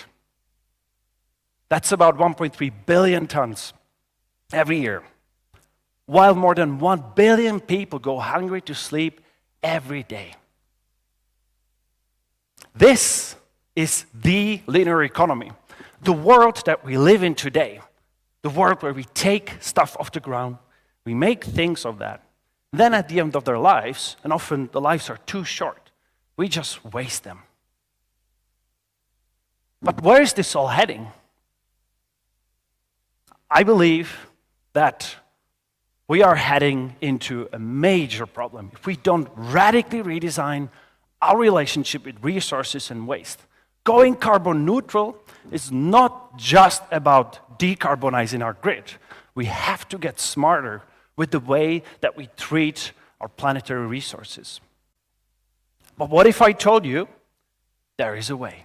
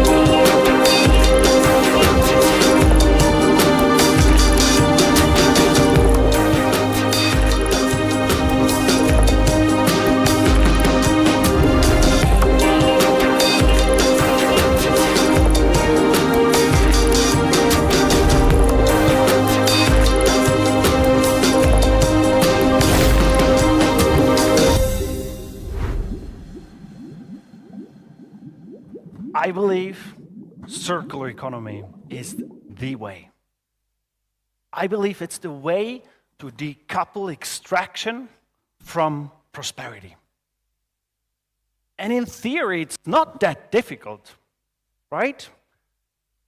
Circular economy promises a world without waste, where resources flow in endless loops without losing quality, and where we have a positive or neutral impact on the environment while doing what we need to do. And if you think it's a rocket science, it's not, because our planet has been doing this for billions of years. But I need you to remember one thing.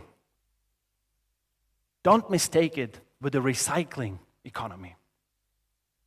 Recycling is just one of many important tools in the circular economy toolbox. But we can't recycle our way out of this crisis. Recycling means turning things into new things again, but we cannot recycle everything we produce. Not everything is recyclable, and not everything gets collected. So I'm going to share with you some brilliant examples from all over the world, because in practice, we are just relearning how to go circular. But there are great things happening across the continents. And I'm going to wrap it up in a powerful framework of 6 R's that you can all bring with you tomorrow when you go back to work, and you can apply it to make a real impact. The first R, the most impactful R, is retain. Maintain the existing assets and extend their lifetime for as long as possible. Gothenburg, the city where I live right now in Sweden, wants to be a carbon neutral city by 2035. But at the same time, it has a problem, because it needs to build about 80,000 new apartments during that same time. And when the politicians looked at those two challenges, they realized they are not compatible. If they build those 80,000 apartments from scratch in a linear way, they will not be carbon neutral, quite the opposite. So they teamed up with the developers, property owners, architects, researchers, and they came up with a challenge. Gothenburg will provide those 80,000 apartments without building anything new, by looking at empty office spaces, empty factories, or brownfields. Now, they're just getting started, but I think that project is an immense inspiration for all of us. So stay tuned and follow it. The second R is rethink. Redesign the system and rethink how value chains are organized and phase out linear incentives. When we think of mobility and its decarbonization, at least on my mind, I think of electrification. The demand for batteries for mobility, like cars or micromobility like bikes, is expected to increase 30% every year from here on till 2030. But there are a lot of bottlenecks with that transition. Batteries are made from certain very, very rare metals and minerals. Some of them, like cobalt, are mined in horrible, horrible conditions in Africa. And the worst part is that those batteries that you see in those scooters are not repairable. One fuel cell breaks, and you can throw that whole thing away. Until now. Because there's Gouache, a French startup that has developed batteries that are made from the old batteries and that are repairable. And the best part about it is that they maintain the ownership of those batteries. You can subscribe to them, you can lease them, you can pay per kilometer driven. But when something happens with them, Gouache has an incentive to bring it back and turn it into something new again and again and again. The third R is regenerate. Harmonize with nature and contribute positively to the local environment and the biodiversity. Now, this case is personal because in Prague, when we started, we looked at, okay, of course, politically, what can we do as soon as possible, as fast as possible, with the biggest impact? And we realized that Prague owns a lot of things, properties, companies, but also land. Around 1,600 hectares had been leased to the local farmers for decades, owned by the city of Prague. But we know that the conventional agriculture hasn't been that friendly to the local biodiversity. So we turned it around. Back in 2019, we said, whoever wants to rent that land, those 16,000 hectares, has to abide by eco-certified principles, such as respecting crop rotation, using organic fertilizers instead of the mineral ones, and no pesticides, no fungicides, and no herbicides. We saw a year later a positive spike in the local biodiversity. The birds came back, the bugs came back. And on top of it, we started producing healthy food to our local communities. The fourth R is reduce. Do more with less. Design stuff to reduce the material use, energy consumption, and waste during production, and even more importantly, during use. And that's why I love Bonap. It's a Romanian startup. Has anyone ever heard about it? Can you raise your hands? Well, there you go, right? It's a food surplus app.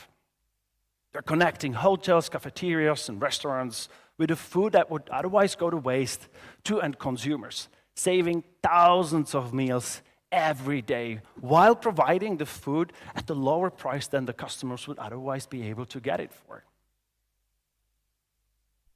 The fifth R is one of my favorites. Check this out. I know you've heard about reusable plastic bottles, but have you ever seen a reusable skyscraper? Well, not me until recently, but this example is from Sydney, from Quay Quarter Tower, where the local developer has decided to renovate the existing skyscraper while maintaining as much as possible from the original structures. And they managed to reuse about 62% of the walls of the original building and 98% of the original core wall structures. They have won multiple awards. It's becoming a hallmark of sustainable architecture, not only in Australia. And last but not the least, recover. Close the loop. Recover value from materials at their end of life and loop them back in. And Renault has been doing that for more than a decade. In fact, it is a remanufacturing champion in the global automotive world. They are taking back the old engines, turbos, or gearboxes, and they are remanufacturing them together with a series of partners from regional warehouses, primary networks, or remanufacturers. They managed to create the same product, the same quality, while reducing 40% of the costs and saving about 80% of energy and 88% of the water. Now, to bring it all home, I would like to leave you with some key takeaways from today. The first and foremost, collaborate. This is really for everyone. That's why we are all here, right? To network, shake hands, talk to a stranger, because you never know where that conversation will lead you. Because if we want to go far, we need to go together. Second, and that's probably the most important one, it's the waste hierarchy. Prevention is key. Everyone talks about recycling. Recycling that, recycling that, recycling that. But it's just the end of it. We need to be spending 80% of our attention and money on not producing waste in the first place. I hope I made it clear, and I hope you're with me when I say that we cannot go carbon neutral without being circular. The energy transition is essential, but it's just one half of the coin. And the other is resources. That's circularity. Fourth, regulation in the EU is uncompromising. I mean, every year there are these massive new packages that are hitting European industries, SMEs, cities, regions, nations with new and more ambitious targets. Some people might see it as a risk, but I see it as an immense opportunity to get on board and focus on some of those market inefficiencies and build something wonderful on top of it. And I know it's scary. Looking at these numbers that Hans shared with us can be depressing. But I'm excited because I can see the new future in front of me. I know we can do it. So let's have fun and let's go at it. Let's make it happen. And a little bit of a bonus at the end. It's a personal challenge to all of you. So when you go shopping next time, think before you buy. Do I already have this? Because if you do, don't buy it. Do I have something that's broken and I can fix it? Maybe the hole in the pants. Do it. Can I buy it secondhand? Well, if so, then do it. Because that's the way to actually do something good for the planet, to consume less. Thank you.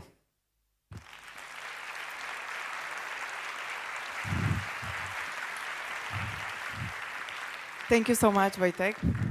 Thank you, and please stay with us. Okay. You mean Give me the here, point. now? No, here. Okay. In the audience, yes. I will. Okay, now because Wojtek talks about circular economy, we will speak about finance and sustainability. And it's my pleasure to introduce you Pierre Palmieri, Deputy CEO, Societe Generale. Please join us here, Mr. Palmieri. Applause, please, for him. Let's join us because we will have an interview together. I hope it's going to be very interesting for all of us. So, what do you think is going to happen when we talk about climate change and about financing? Because we have a lot of challenges in the whole world. Absolutely. So, well, first of all, good morning to all of you. It's my first time in Romania today, so I'm very happy to take this opportunity to talk about something I'm very passionate of. Yes, I think climate change is the biggest challenge for our generation, and it impacts all the players, public authorities, corporates, financial institutions, individuals, you name it. As far as financial institutions and banks are concerned, we have, of course, big challenges and opportunities. In terms of challenges, first, what people need to understand is banks do not generate massive CO2 emissions as such. We have very little scope 1 and scope 2. But we have a huge scope 3 because it's through the financing of our clients that, of course, indirectly, we have to tackle massive CO2 emissions. And the difficulty is that we have to understand all the sectors, all that is at stake in any type of sector. Agriculture, chemistry, metals, you name it. And therefore, I think the first challenge is complexity. And this is why we have to invest in a lot of knowledge, in a lot of technical people who are able to understand all this complexity. The second big challenge is managing our risks. And we are facing new type of risks today.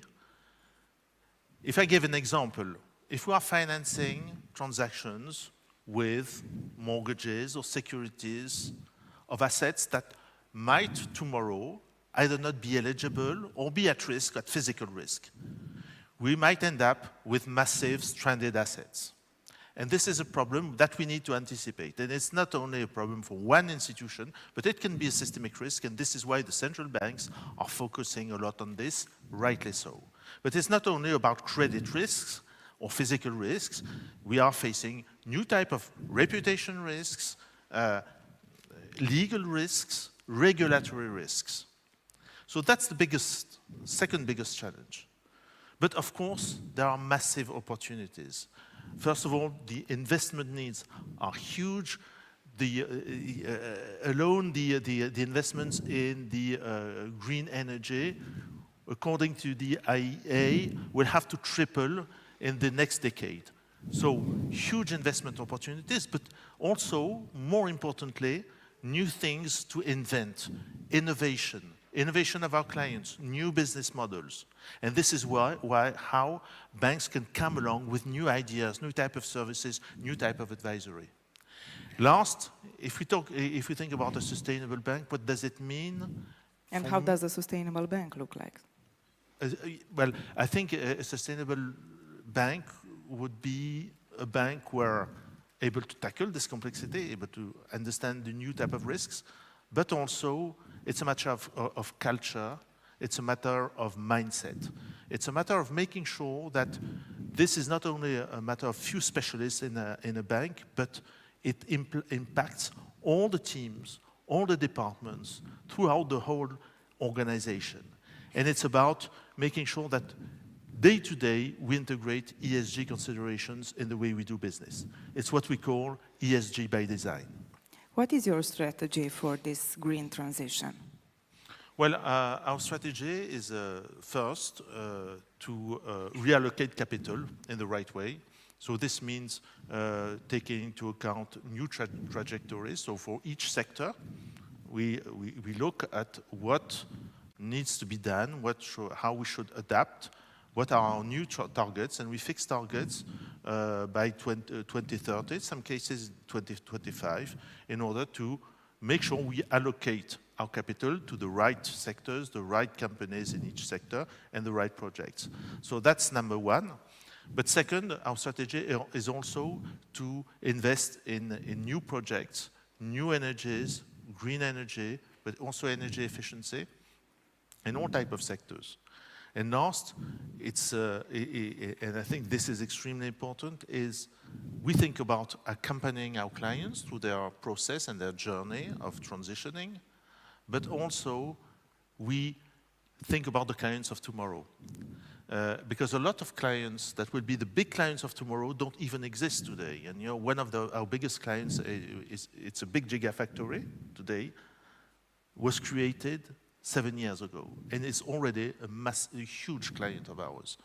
So, because it's a real new industrial revolution, there will be a lot of entrepreneurs, startups, that are going to be part of this big transition. The new generation. Tell me more about your targets, about your priorities when we talk about climate change. Well, so in terms of targets, what we have done is we have announced very recently a new trajectory in terms of on the oil business. So for upstream oil and gas, we have taken very ambitious steps. We have decided to decrease our exposure between 19 and 2030 by 80%, 80. So it's massive. Thank you. So I think it's probably one of the most ambitious targets in our industry. But it's not only this. For each sector, we have set targets, for instance, cement, steel, and several others. And progressively, we are going to do this with all the sectors, all the most emittive sectors. And we look at a criteria which is the carbon intensity. And therefore, it's not that we want to finance less aluminium. It's that we want to finance a greener aluminium where the emissions intensity is lower. And this is the targets we fix for each of our sectors. And also about opportunities, what do you see the main opportunities when we talk about financing in this climate change transition? So I think, of course, I already mentioned huge investments, though therefore this will bring a lot of opportunities in terms of project finance, export finance, any type of capital markets, any type of financings.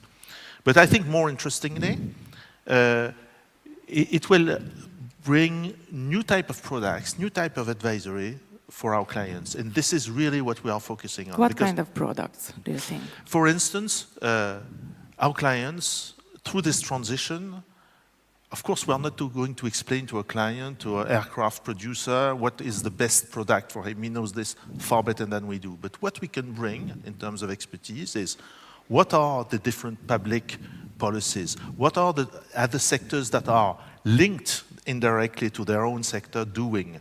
What are the implications of all this? How are the investors going to look at their own ESG strategy?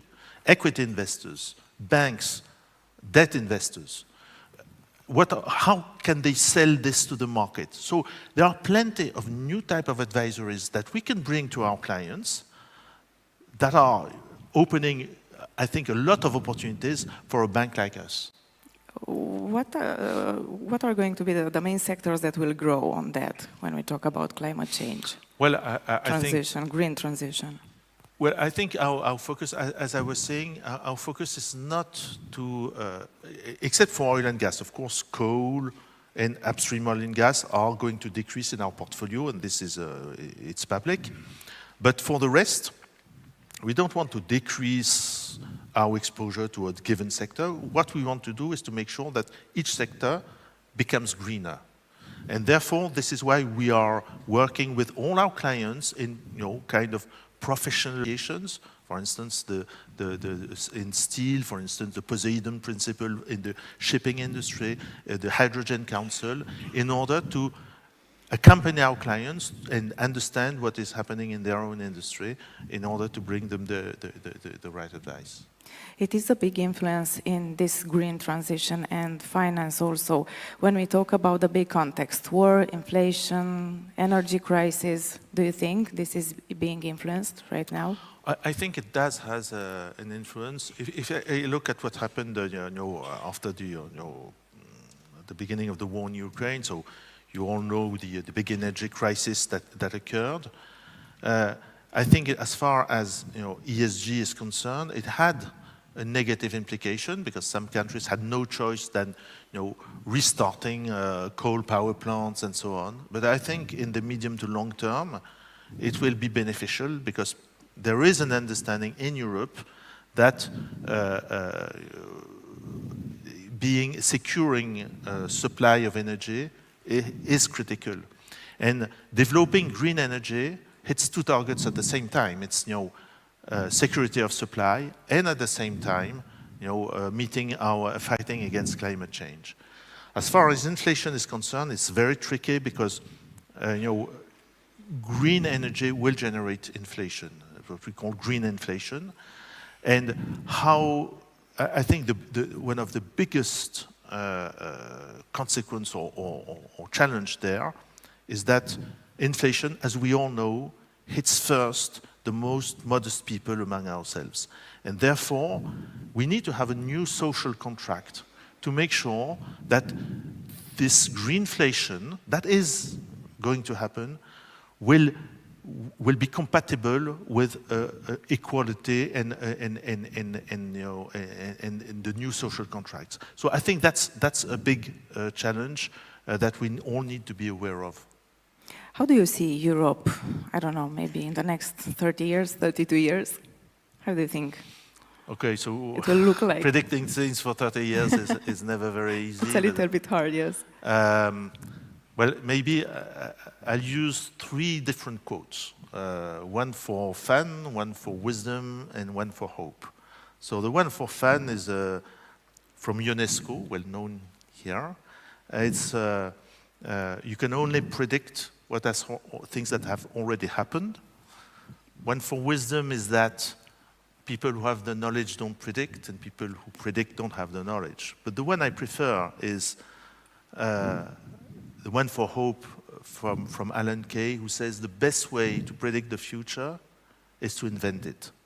And here we have a unique opportunity to shape the future. If we can reinvent new public policies, new private-public partnerships, new industrial schemes and solutions, new ways of financing them, a new social contract, then my belief is that in Europe, we will have more growth, we'll have more energy autonomy, and of course we will meet our targets and the Paris targets and be net zero by 2050. That's something that nothing is impossible around this.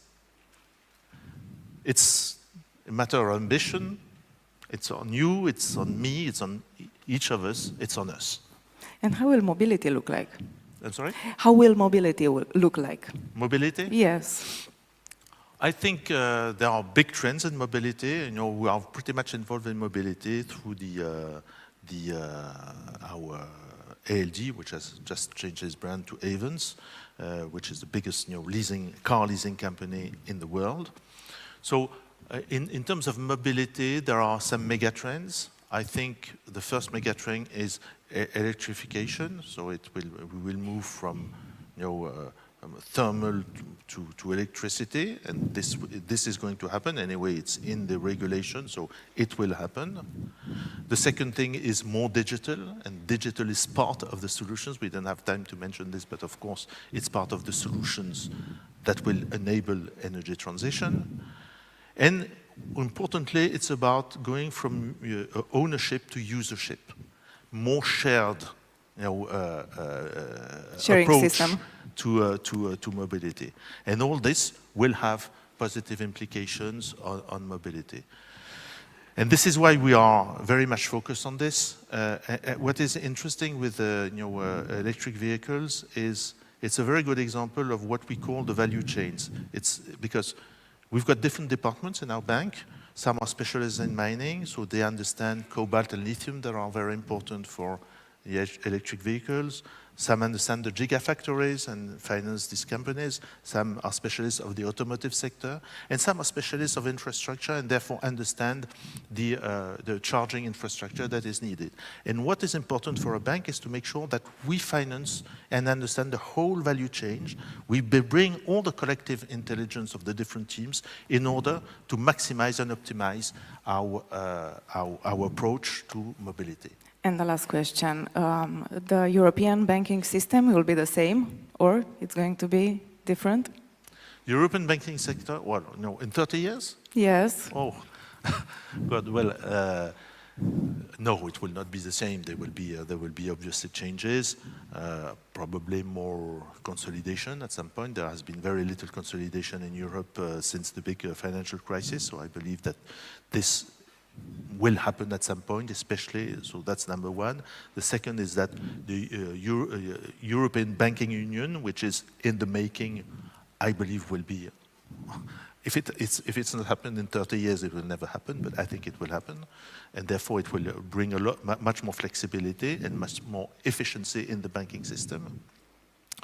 And then I think the banks who will resist and still be there in 30 years are the banks who are able to make long-term investments, who understand the big changes and what is at stake, that are not going to be only short-term focused, and these banks will be around, and certainly we will.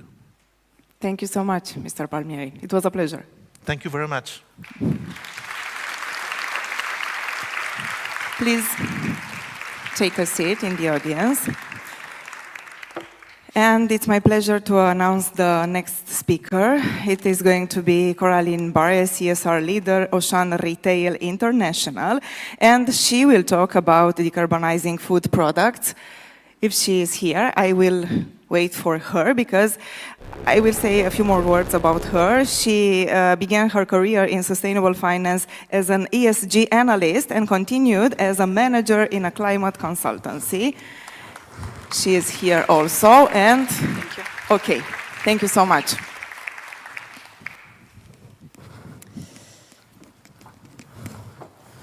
Decarbonizing our offer. This is a huge program. At Auchan, we have a vision. We have a purpose. We need to eat well, to live better, while protecting the earth. That's our mission, our ambition. Retail companies are at a cornerstone because we are in the middle between consumers and producers. We are the key, we have the key to unlock the door towards sustainable consumption. When we know that a third of GHG emissions globally comes from food, when we know that when we know that a third of land is used for food production, we see that we are part of the problem, but also part of the solution. We need to embrace food into transition. Today, it's still at the heart of a loss of biodiversity. Food is also related to global diseases, such as obesity, such as diabetes, for instance. So talking about climate in food production is also talking about health issues. That's why we need to engage into a more sustainable food system.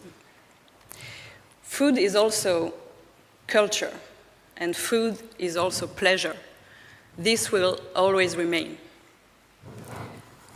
But we want to give to each individual and each family the capacity, the concrete possibility to eat well, live better, while protecting the earth. When I say that, let's have in mind that at Auchan we'll sell a lot of products, really a lot. Food products mainly, also non-food products. We are among the top 5 producers, retailers in Europe, 30 billion euros turnover. We're also a family-owned company. This is important to have in mind when talking about values, when talking about ambition. But we sell hundreds of thousands of products and references in various food and non-food categories.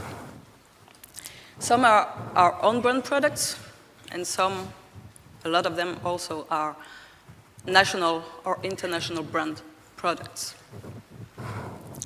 Given all that, let's talk about our environmental impact, our carbon footprint. Auchan emits more than 30 million tons of CO2 per year. This is huge. 96% of it is linked to the products we put on the market. We began our climate journey after the Paris Agreement, like many other companies. We decided to take engagement to decrease our energy consumption in 2015, and we delivered it. In 2021, we renewed this engagement by setting an ambition, a much more structured climate strategy. Our objectives that you can see here have been approved recently, at the beginning of the year, by the Science Based Targets initiative, which means we do our part in the global fight against global warming.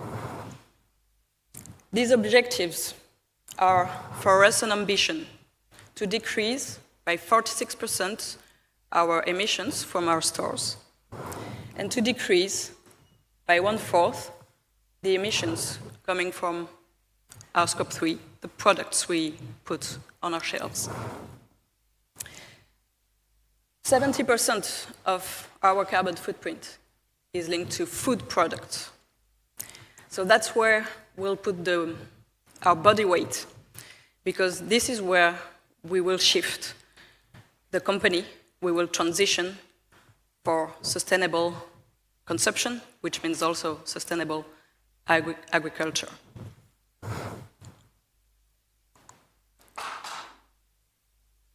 How do we do that? We will manage to do that through partnering with our producers. That's the reason why we launched a few months ago a program called Partners for Decarbonation. Partners for Decarbonation is a global program deployed in all Auchan countries where we operate, in more than 10 countries, mainly in Europe. It's a method, it's an acceleration program. The idea is to train and communicate with our suppliers and to align our buyers internally and our suppliers into the decarbonation journey. We need to find, collectively, solutions to decarbonize food production. Our goal is to help suppliers to progress on the knowledge and to progress on the resources they affect to decarbonation. We have lots of products, as I said. We have loads of suppliers, so we need a method, and we'll go step by step. First, we focus on suppliers that represent the most of our turnover and the most of our carbon footprint, both of them. We focus on the most emissive categories of products: milk, meat, pet food, all the dairy products. We assess our suppliers, these categories of suppliers.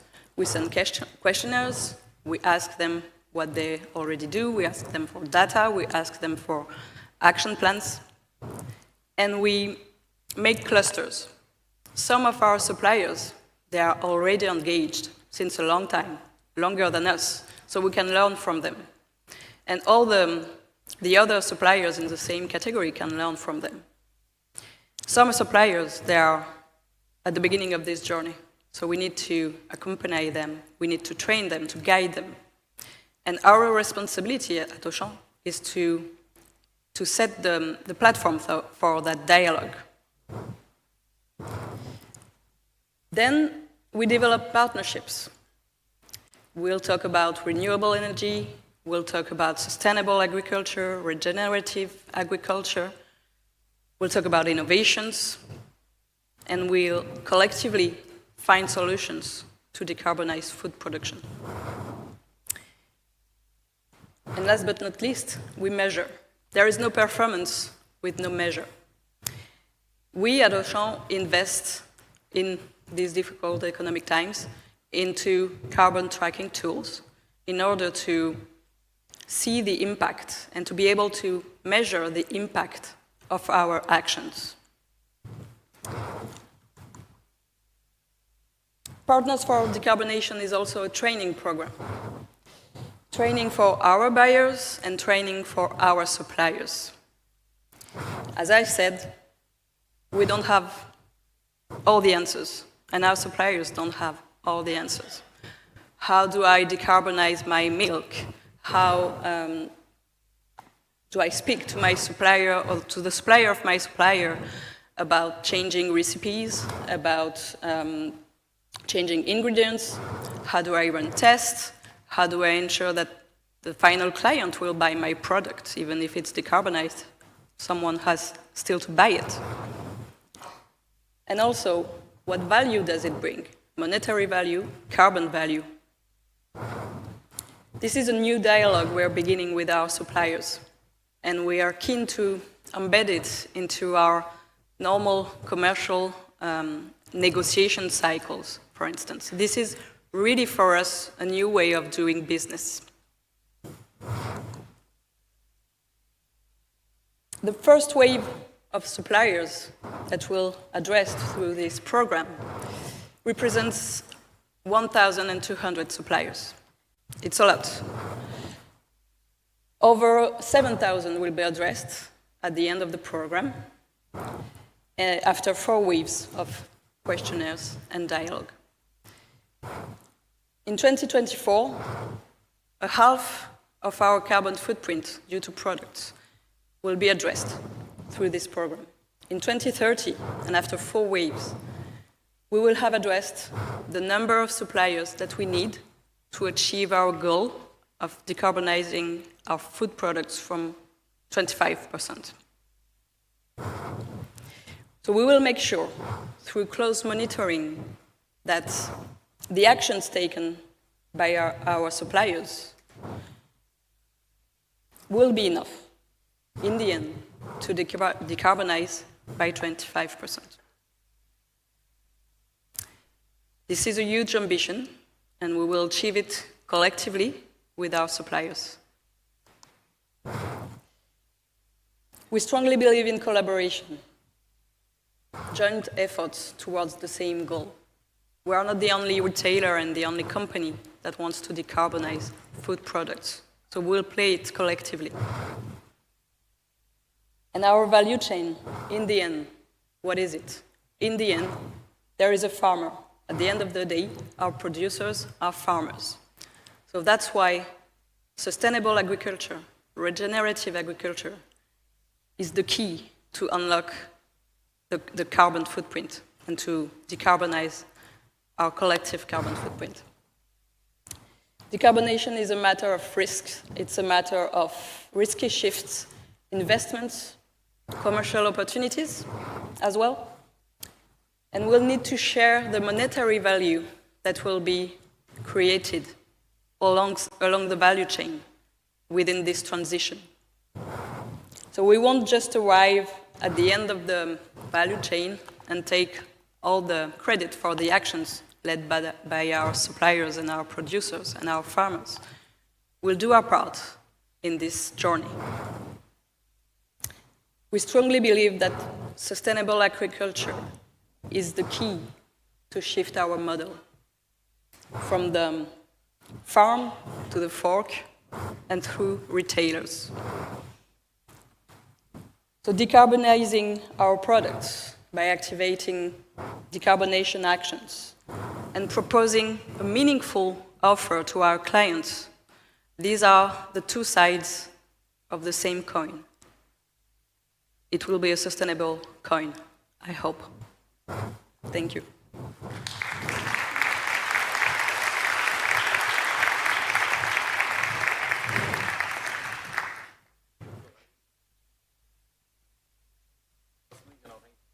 Not sure if you can hear me. You not hear me? Perhaps the tech. I think my mic is down or not. I'll ask the questions. The audience, some of them will hear us. I was recently in lunch. I haven't seen this in a while, right? 1, 2, 3. Doesn't work. Lovely. So, solutions in progress is how we do this. Everything is in progress. Now, I was recently, last weekend in Auchan, and there's 1 million products there. Maybe not 1 million, but thousands of products from thousands of suppliers. My first question is, I think everyone has this type of question to retailers, is how can you ensure that the supply chain is as much as possible sustainable? Is there a way in which you work with your, and you've mentioned this before, but how do you ensure that these suppliers can give you what you want so that you give us what we also need? Yes. Firstly, we're working with our suppliers for our own-brand products. So we will rely on them, and especially the responsible supply chain brand that we have in Auchan, because it's suppliers and producers with who we have long-term relationship, long-term contracts, and we know we do not control entirely, but we control the value chain, and we know where the chicken is farmed, for instance. Yeah. So I personally visited a farm from these products a few weeks ago. So where we can control the value chain, it's where we'll start. Yeah, and on that note, it's not always easy, I guess. So what are some of the challenges that you, as one of the biggest retailers in Europe, face when it comes to actually creating a sustainable market in the end? The challenge is that we are in the middle. We need to work with our producers to make them shift. All the solutions don't exist yet. Regenerative agriculture it's a word that we use since not such a long time, and we need to define it better. We need to define the solutions that will push for our producers. And also, we need to talk to our clients, because not everybody wants to drink oat milk, for instance. So we can increase the sales of that product, for instance, by communicating to our clients. But in the end, we also need to work on regular milk with our producers in order to decarbonize it. So many stakeholders and many convincing points with them. Yeah. One challenge that you also mentioned when it comes to decarbonizing food products is actually related to the fact that this, in the end, is an expensive activity for SMEs or farmers, etc. We are here in a space of intersectionality, so in the end, it's also about how other entities and industries can support this. So, banks, for example, can support this. So, how would you envisage in the next years, not just in Romania, obviously, because you're a global player, but working together with other entities so that we grow this ecosystem? Yeah, it's a good question, because for now we're beginning quite alone. these partners for decarbonation program, but we really need, in order to achieve it, to work more closely with our other retailers, our competitors. And in retail, there is not such a culture of collaboration between retailers. So we'll need to shift that culture as well, to work with them and work with different financing entities and with governments as well, in order to help our suppliers and producers to shift towards more sustainable consumption. But we are all going on the same side, we all have the same goals.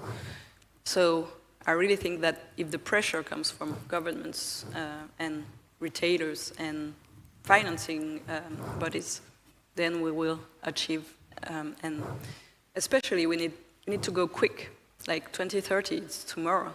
I think it's almost yesterday, isn't it? Yeah. Feels like yesterday. So good. Well, that's why we need everybody to step up on the same boat. Yeah.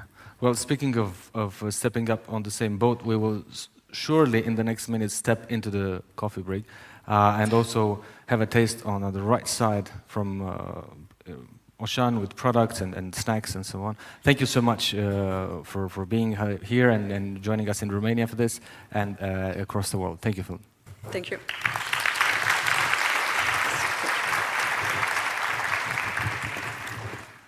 Do you like coffee?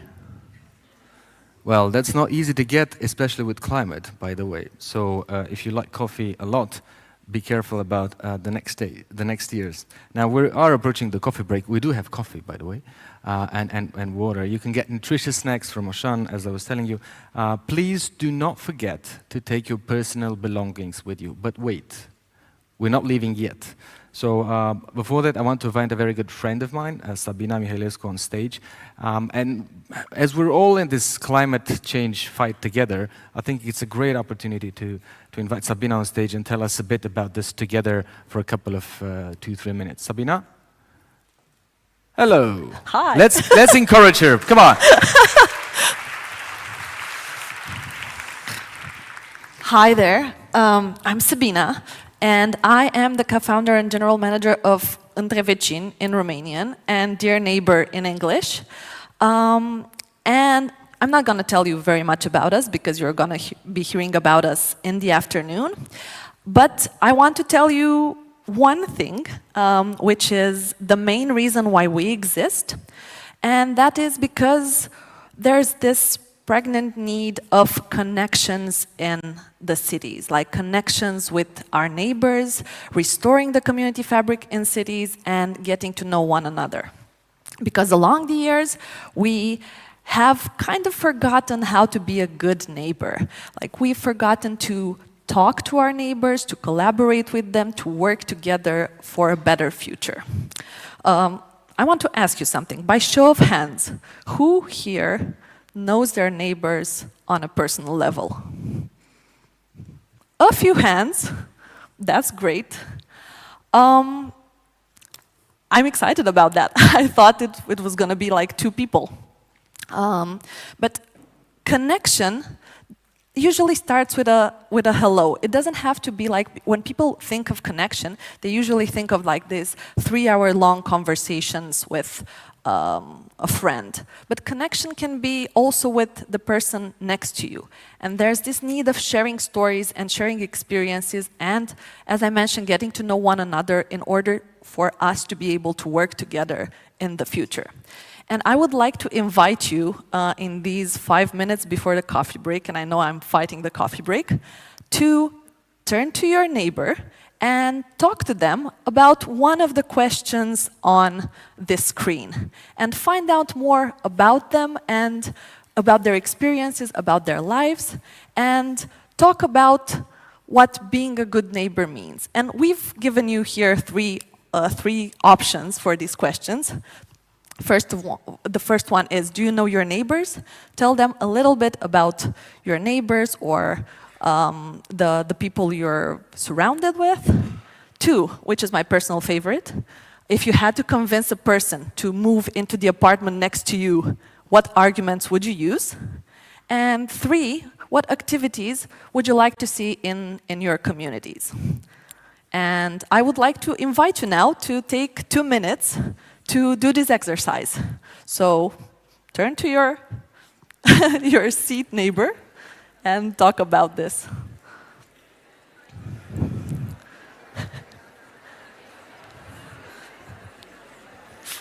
So, Yes.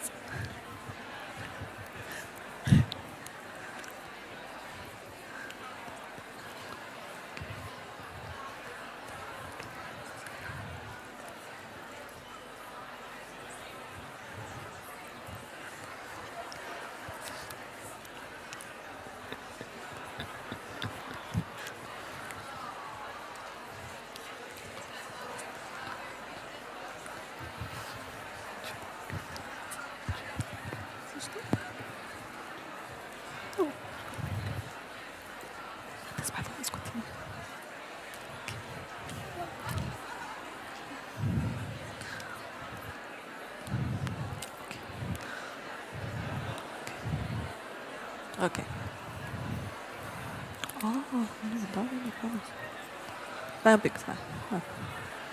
now my role here is to leave you very frustrated.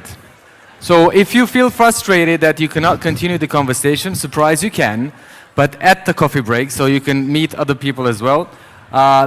Please be here at 12:32.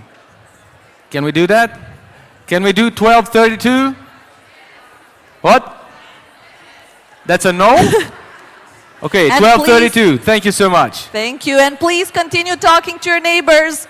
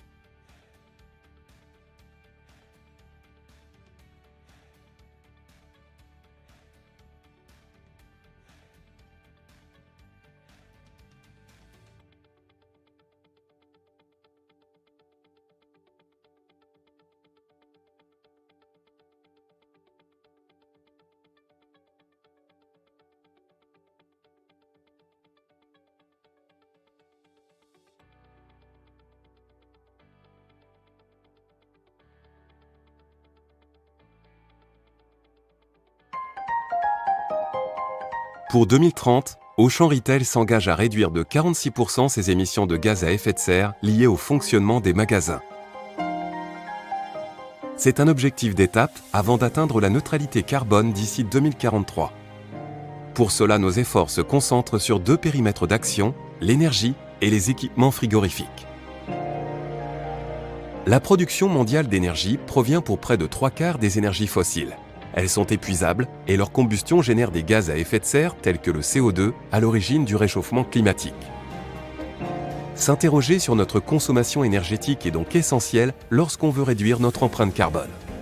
La consommation d'énergie, c'est tous les jours, dans tous les pays, sur tous les sites, bureaux, magasins, entrepôts. Ça représente 4% de notre empreinte carbone.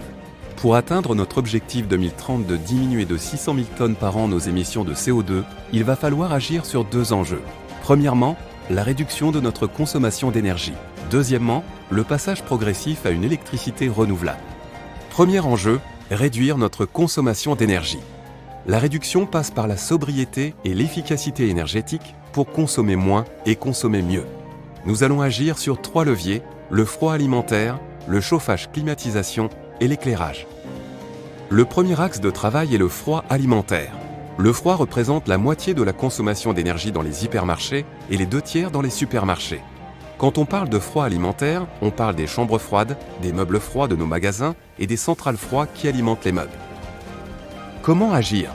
La solution passe par 3 niveaux d'action. 1. Le renouvellement du matériel pour du matériel plus économe en énergie et qui rejette moins de gaz à effet de serre. En effet, les installations de froid utilisent des fluides frigorigènes et comme dans toute installation, des fuites peuvent survenir. Ce gaz a un fort impact environnemental. 2. Le changement du gaz frigorigène en un gaz beaucoup moins polluant. 3. La mise en place d'un système de monitoring intelligent des fuites afin de les détecter et d'intervenir plus rapidement. L'ensemble de ces actions va permettre de réduire de 90% les émissions de gaz à effet de serre. Le deuxième axe concerne nos besoins en chauffage, climatisation et ventilation. Cela représente 1/4 de la consommation en énergie des hypermarchés. C'est un levier qui possède une dimension humaine sensible car on touche au confort et ça peut donc impacter les conditions de travail des équipes et d'accueil des clients. Et le troisième axe est l'éclairage. C'est un levier sur lequel l'entreprise s'est déjà fortement mobilisée. 97% de nos magasins sont passés en mode LED. En travaillant sur ces 3 axes, nous avons pour objectif de réduire de 40% notre consommation d'énergie au mètre carré d'ici 2030. Déjà la moitié de cet objectif a été atteinte entre 2015 et 2020. Il reste 50% de notre engagement à réaliser d'ici 2030. Deuxième enjeu. Passer à 100% d'électricité renouvelable en 2030. Pour cela, nous développons 3 types d'actions.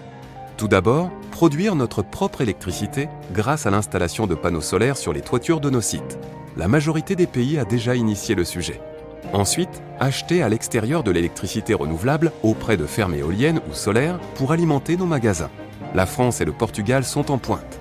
Enfin, en complément et de façon marginale, acheter de l'énergie garantie verte sur les marchés. Le Portugal, la Pologne et l'Espagne ont déjà commencé. Toutes ces actions nous permettront de réduire les émissions liées aux magasins.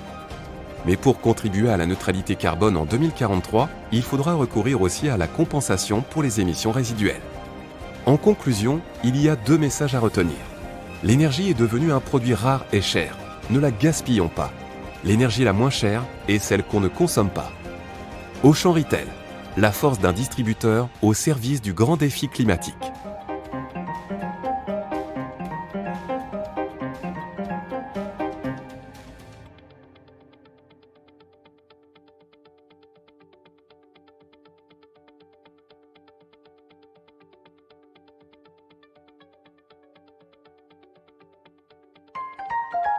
Pour 2030, Auchan Retail s'engage à réduire de 25% ses émissions de gaz à effet de serre en amont et en aval de ses magasins par rapport à 2020. Pour cela, nos efforts se concentrent sur 2 périmètres d'action, les transports et les produits. Le travail sur les produits est le principal levier pour réaliser cette diminution. Hors carburant, les produits alimentaires et non alimentaires représentent près de 75% de nos émissions de carbone. Ils incluent les produits des métiers de bouche, les produits à marque Auchan et ceux de marque nationale. Pour calculer l'empreinte carbone d'un produit, on prend en compte toutes les étapes de son cycle de vie, c'est-à-dire depuis son origine, comme l'extraction des matières premières ou la mise en culture, jusqu'à sa fin de vie en déchets ou en valorisation, en passant par sa fabrication, son utilisation ou encore sa distribution. En tant que sélectionneur et concepteur de l'offre présente dans nos magasins, nous avons un rôle clé à jouer. Les produits alimentaires représentent les 2/3 de notre empreinte carbone. Ce sont les aliments issus de l'élevage qui génèrent la plus grande partie des émissions de CO2. En cause, la déforestation pour l'alimentation et l'élevage du bétail, l'utilisation des engrais et produits chimiques. Face à ce constat, quelles actions mener pour réduire nos émissions liées aux produits alimentaires? Le plus gros levier met en œuvre des solutions basées sur la nature. Par exemple, un sourcing qui garantit, par des labels ou une relocalisation, des produits certifiés zéro déforestation. Un travail avec les éleveurs pour développer des pratiques bas carbone. Un programme de protection et de plantation de forêts pour compenser le résiduel. Un autre levier sera d'accompagner nos fournisseurs pour favoriser leur passage aux énergies renouvelables. Enfin, le dernier levier est le zéro gâchis. Aujourd'hui, environ 30% de ce qui est produit dans l'alimentation est jeté. Pour réduire le gaspillage sur toute la chaîne de valeur, des actions sont à mettre en œuvre à 3 niveaux. Avec les producteurs et les éleveurs, sur leur site, comme le font par exemple les filières responsables en France avec le porc, où tous les morceaux sont valorisés. Dans les magasins, les programmes comme le zéro gâchis et le Too Good To Go doivent être poursuivis et amplifiés. En magasin encore, et avec les clients cette fois, par des initiatives de gestion de la date limite de consommation et de sensibilisation à la réduction des déchets, le travail sur ces 3 leviers d'action ne sera possible que grâce à une co-construction structurée avec nos fournisseurs de marques propres et de marques nationales. C'est vrai aussi pour le non-alimentaire. Les produits non alimentaires représentent 4% de nos émissions. Tout comme pour l'alimentaire, un des leviers de réduction des émissions réside dans un engagement de nos fournisseurs sur des trajectoires bas carbone au travers de 2 actions concrètes. La prise en compte de l'empreinte carbone dans l'écriture de nos cahiers des charges et l'accompagnement de nos fournisseurs pour qu'ils réduisent leurs émissions. Le développement de produits éco-conçus grâce à une meilleure sélection des matières premières, une durabilité accrue et une amélioration de leur recyclabilité. Le travail avec nos partenaires va porter sur le gaspillage, l'efficacité des produits, leur durée de vie et une utilisation plus efficiente. L'idée est de produire un même service aux consommateurs avec le moins de matière et d'énergie possible. De nouveaux services pourront alors voir le jour, comme la location, la réparation, la mutualisation, la seconde vie. Ce sont de nouveaux métiers à intégrer, c'est tout un business model à inventer. Nos objectifs 2030 sont ambitieux. Moins 25% d'émissions de gaz à effet de serre pour l'alimentaire et moins 9% pour le non-alimentaire. On l'a vu, travailler main dans la main avec nos fournisseurs est indispensable. Mais ces efforts n'auront d'impact que si nous informons et engageons nos clients dans le choix d'une consommation plus responsable. Auchan Retail, la force d'un distributeur au service du grand défi climatique.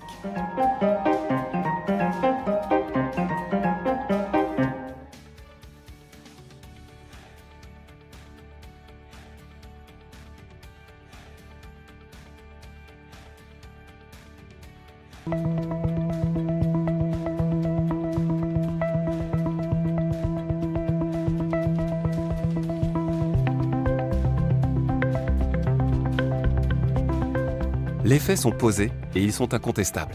Maintenant, comment pouvons-nous avancer? En agissant nous-mêmes à tous les niveaux. Et ça commence par mieux comprendre ce qu'il se passe. On vous explique. Pour toutes nos activités humaines, nous utilisons des énergies fossiles que sont le pétrole, le charbon et le gaz. Nous en sommes dépendants à 80% pour faire fonctionner l'industrie, le bâtiment, le transport et l'agriculture. En brûlant, ces énergies fossiles émettent des gaz à effet de serre dont le dioxyde de carbone, appelé CO2. Et c'est là que ça devient problématique. Ce CO2 s'accumule dans l'atmosphère et augmente ce que l'on appelle l'effet de serre.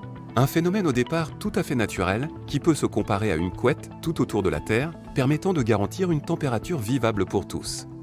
Mais ce n'est pas fini car nous émettons d'autres gaz à effet de serre, tels que le méthane issu de l'élevage et le protoxyde d'azote que l'on trouve dans les engrais agricoles. Pourquoi parler de ces 2 autres gaz à effet de serre? Tout simplement parce qu'ils sont beaucoup plus réchauffants que le CO2 et donc beaucoup plus dangereux. En résumé, nos activités humaines ajoutent des plumes dans notre couette et la réchauffent, ce qui provoque une augmentation inhabituelle de la température sur Terre.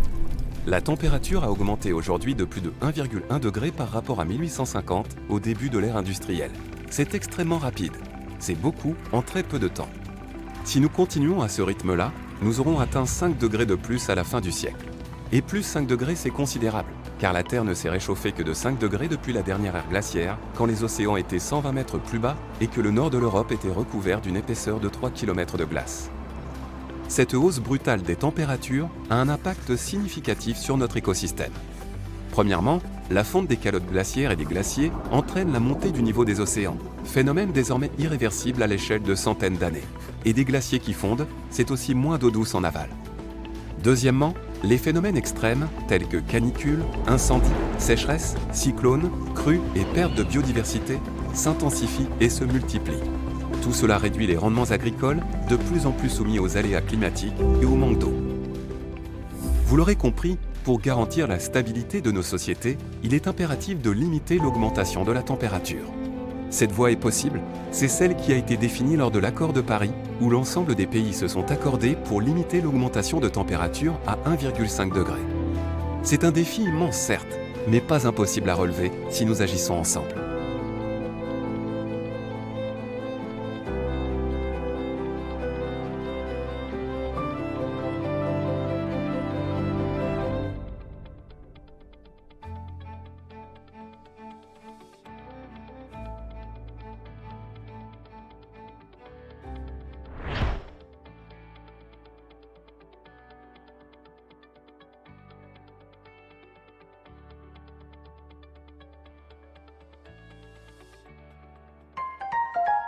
Pour 2030, Auchan Retail s'engage à réduire de 25% ses émissions de gaz à effet de serre en amont et en aval de ses magasins.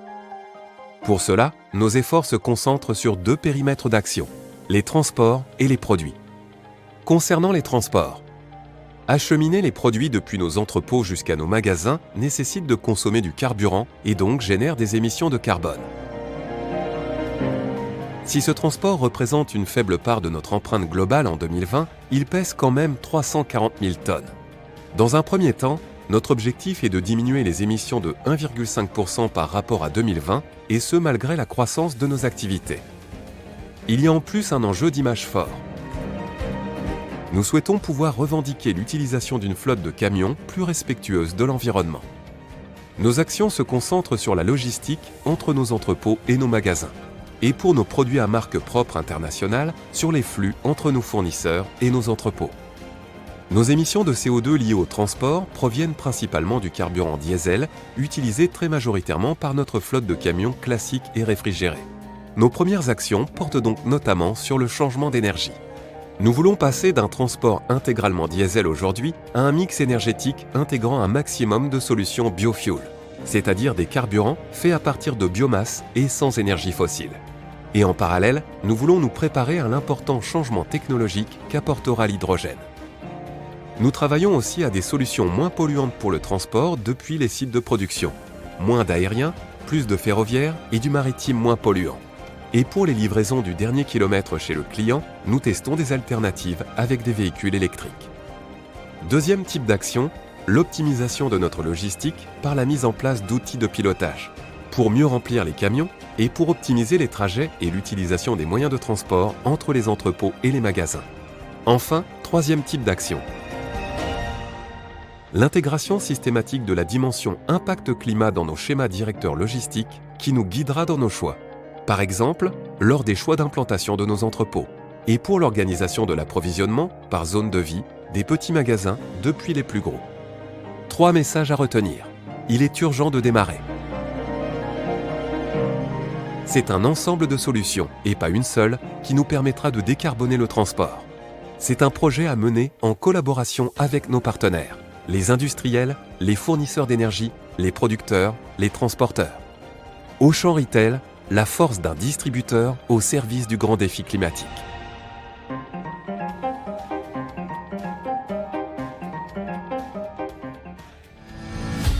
At MasterCard, we are focused on a world beyond. Beyond the card as we know it. Beyond payments as we know them. Beyond the digital divide. Because at MasterCard, we are focused on where the world is going next. Towards safer and even more secure digital transactions. Where contactless technology is within the reach of everyone. and money moves effortlessly, in real time across borders.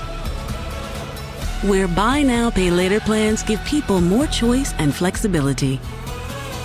And multiple payment options make new choices possible. Where fraud and security concerns are reduced and every transaction can be trusted. Where we leverage our technology leadership to develop digital-first, data-driven innovations and enable new networks beyond payments. And where people everywhere connect to the priceless possibilities in life. At MasterCard, we're creating this world right now. And we're creating this world not for a few, but for all. Because our focus, as always, is on improving people's lives, on working side by side with our partners to deliver game-changing capabilities, and on building one of the world's most admired brands. At MasterCard, we are focused on a world beyond and on all the people who live there, because that's a world that's truly priceless.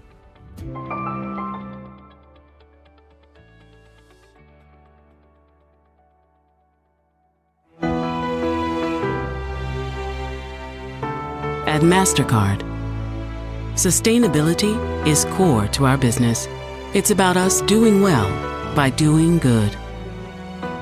It's about powering an inclusive and sustainable digital economy that benefits everyone, everywhere. And it's focused in these 3 areas of impact. We're working to create prosperity by connecting 1 billion unbanked and underbanked people and 50 million small businesses to the global digital economy by supporting 25 million women entrepreneurs through critical services, education, and access, and by ensuring people own, control, and benefit from their own data. We're working to protect the planet by committing to net zero emissions and operating on 100% renewable energy, and by activating collective action to regrow 100 million trees through the Priceless Planet Coalition. And as always, we're working to empower people, supporting our own people, advancing equal opportunity for all, and investing $500 million in Black communities to help stand against racism and advance opportunity. Because when people thrive, companies, communities, and economies thrive. Sustainability is something we live and breathe every day, guided by decency, integrity, and respect, from our board of directors to our college recruits. It's a global conversation we're right in the middle of.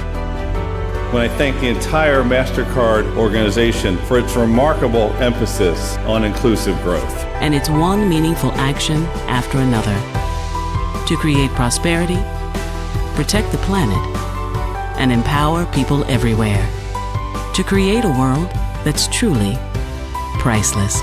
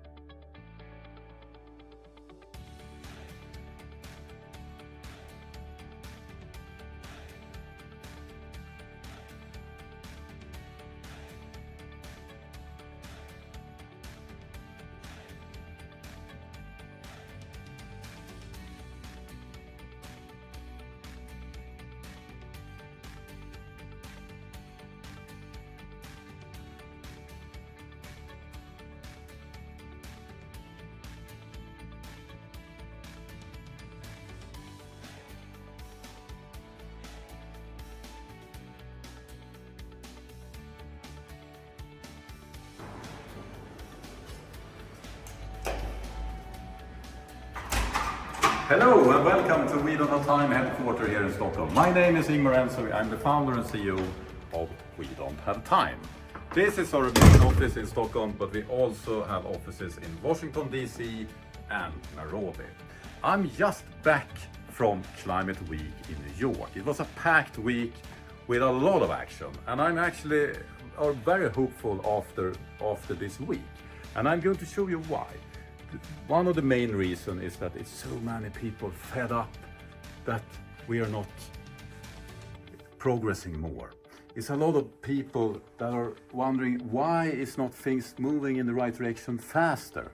And the conclusion, for everything from business leader to the Californian governor, they're very outspoken. It's because there is a fossil fuel industry out there working against change. And for the first time, everyone are acknowledging this. So I would say the fossil fuel industry became toxic in mainstream businesses.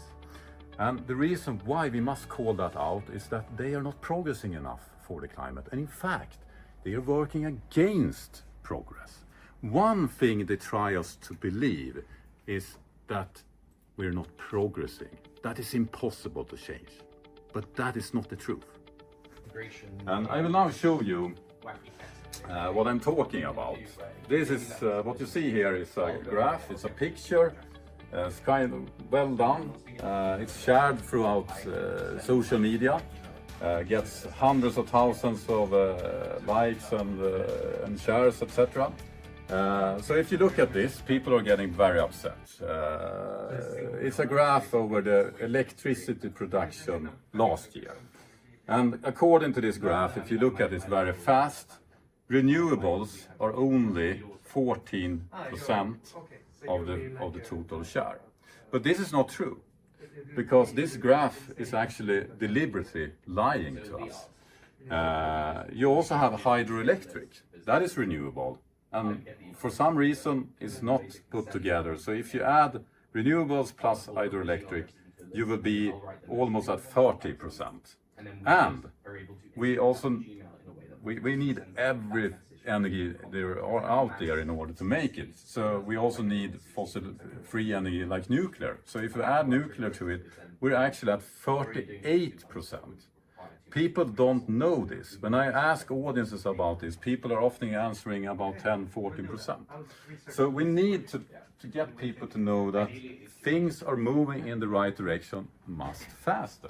So in China, they're actually above the global average and are at 50% fossil-free electricity production. And that's a fantastic milestone, because once you have hit 50%, fossil fuel is never going to get back.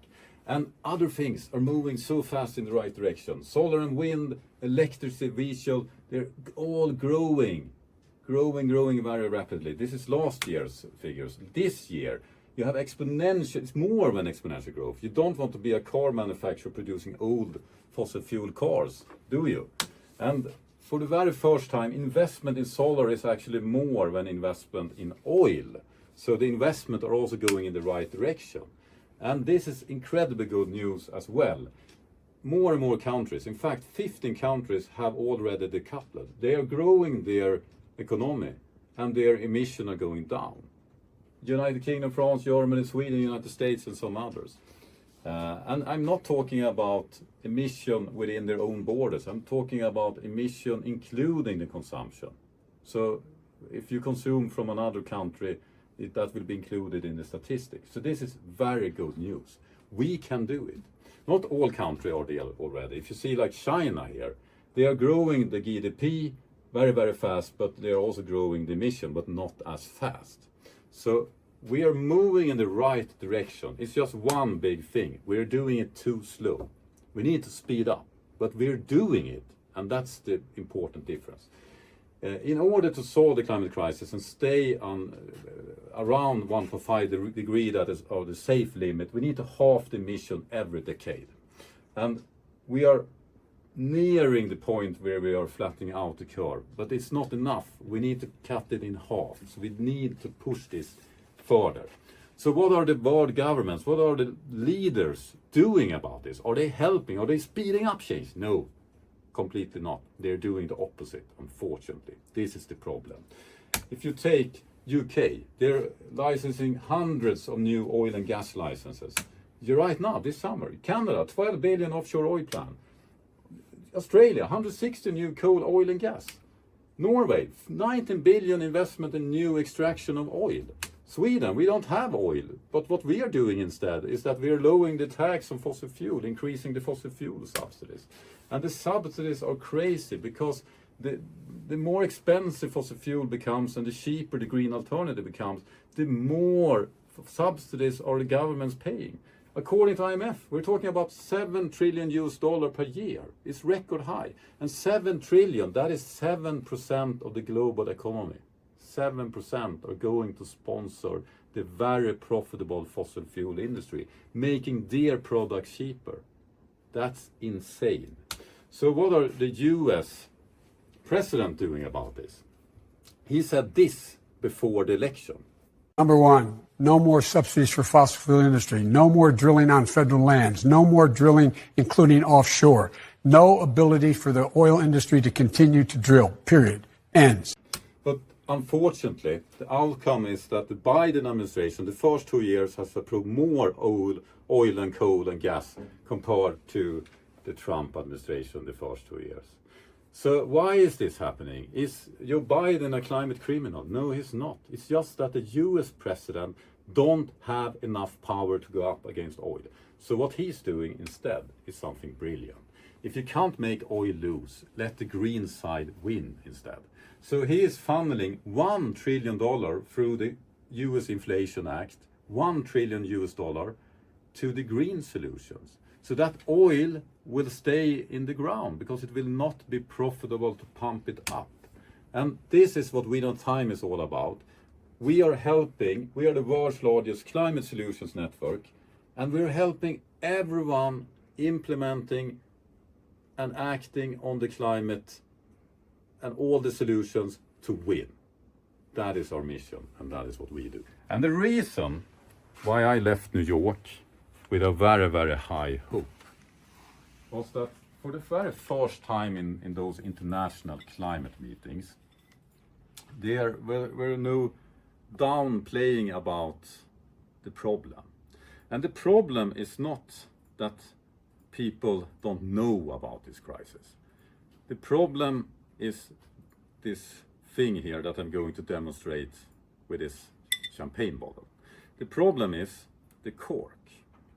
The more action that are growing, we're shaking this champagne bottle. Here is all the businesses, all the activists, all the people, and some very exceptional policymakers and politicians are actually doing the right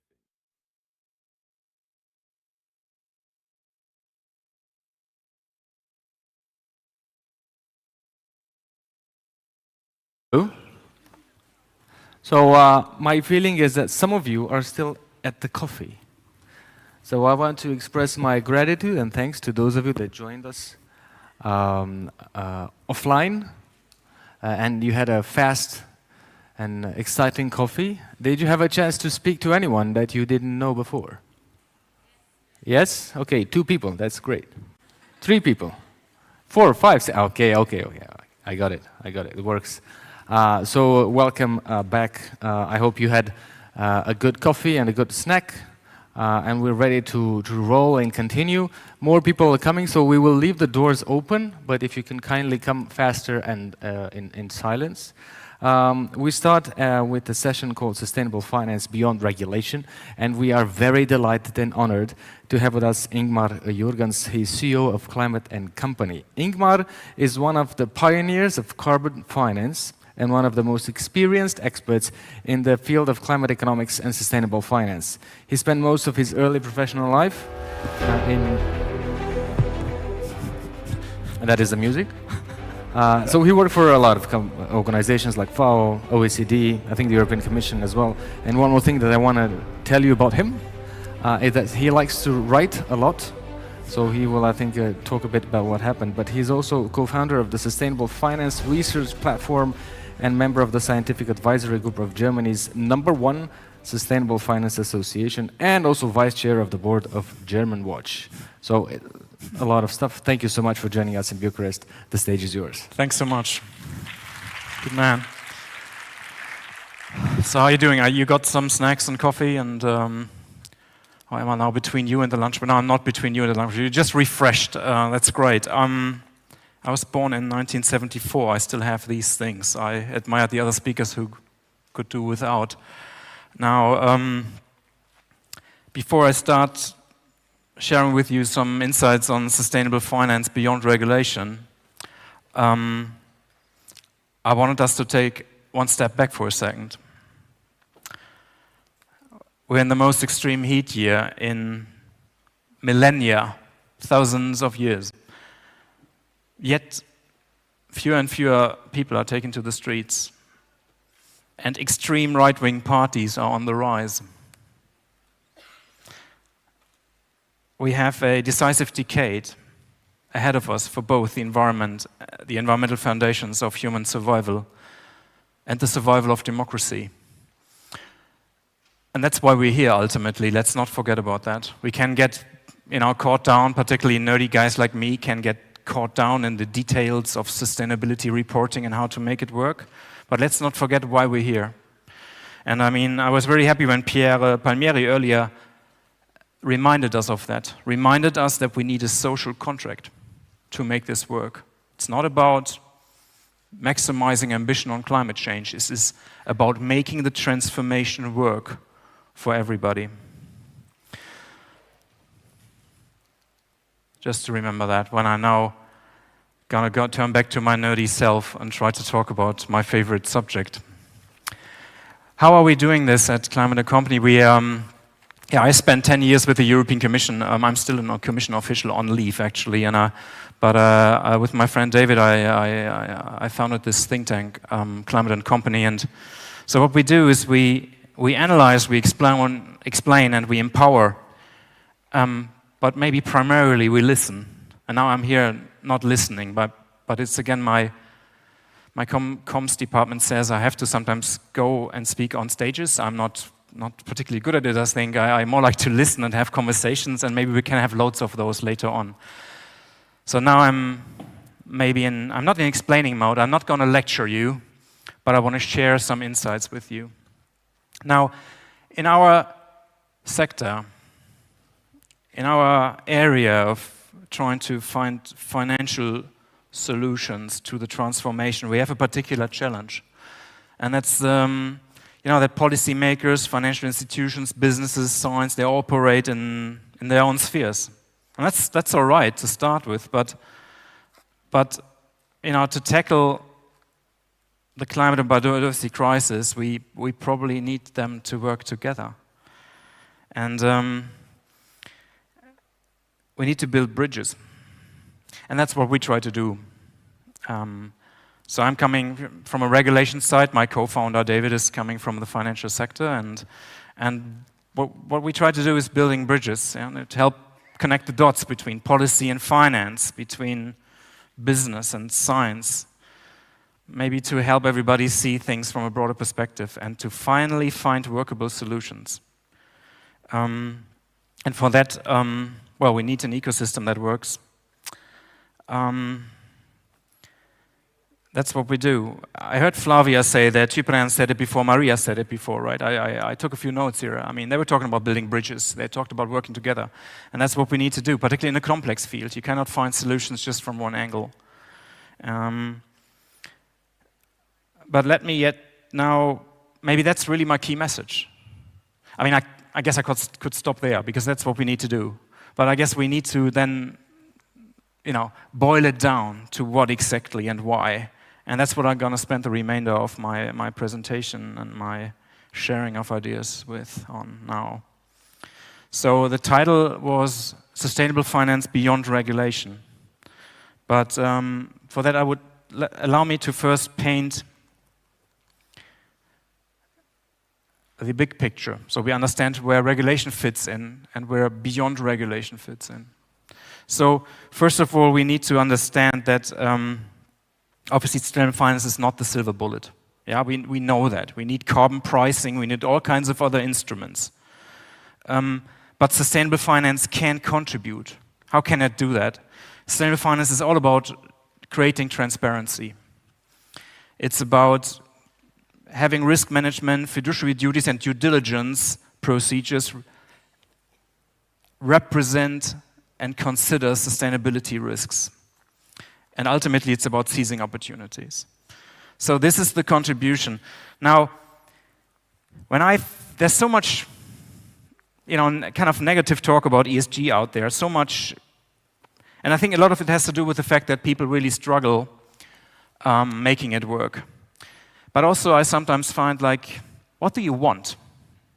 So if we think climate change is a serious problem, or if we don't think climate change is a serious problem, we can go home. That's all right. So if we think it's serious, what do we want? Do we want the government to ban certain economic activities? That would be efficient, right? And that would be quite effective, right? But we don't want that, I think. Do we want very, very high taxes? I don't think so. So all we're asking for is at the moment more transparency, to allocate capital more efficiently, to reduce information asymmetry so everybody knows, and then they can invest according to their sustainability preferences. That's what sustainable finance is about. A pretty market-based approach, if you ask me. A pretty lean approach, if you ask me. So how can we make that work? How can we achieve transparency, better risk management, and making it easier to seize opportunities? We can do that. That's the left side there. Is it left? It's the right side, actually. It's just left, yeah. Left, right, doesn't matter. The green side. We need regulation and standardization to make it happen. We need to set the incentives right to do it. But then we need a lot of awareness, knowledge, and competence. And we need cooperation and coordination. So basically, this is what we can do to achieve the objectives of sustainable finance. And now that's the big picture.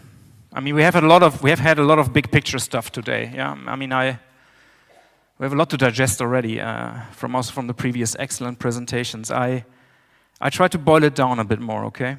And I'm going to probably leave out certain things. I'm going to focus on others. But I want to talk basically about how we can make this work. Yeah? How sustainable finance can accelerate the sustainability transformation. Now, my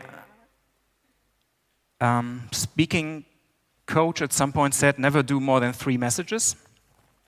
Here you go, it's 7. I failed, but why did I fail? It's not only because I've been working on these things for 25 years now, it's also because we have spent the last year talking to more than 80 experts, practitioners, people in SMEs, in industry, in asset management, in risk management, in banks, in academia, in NGOs.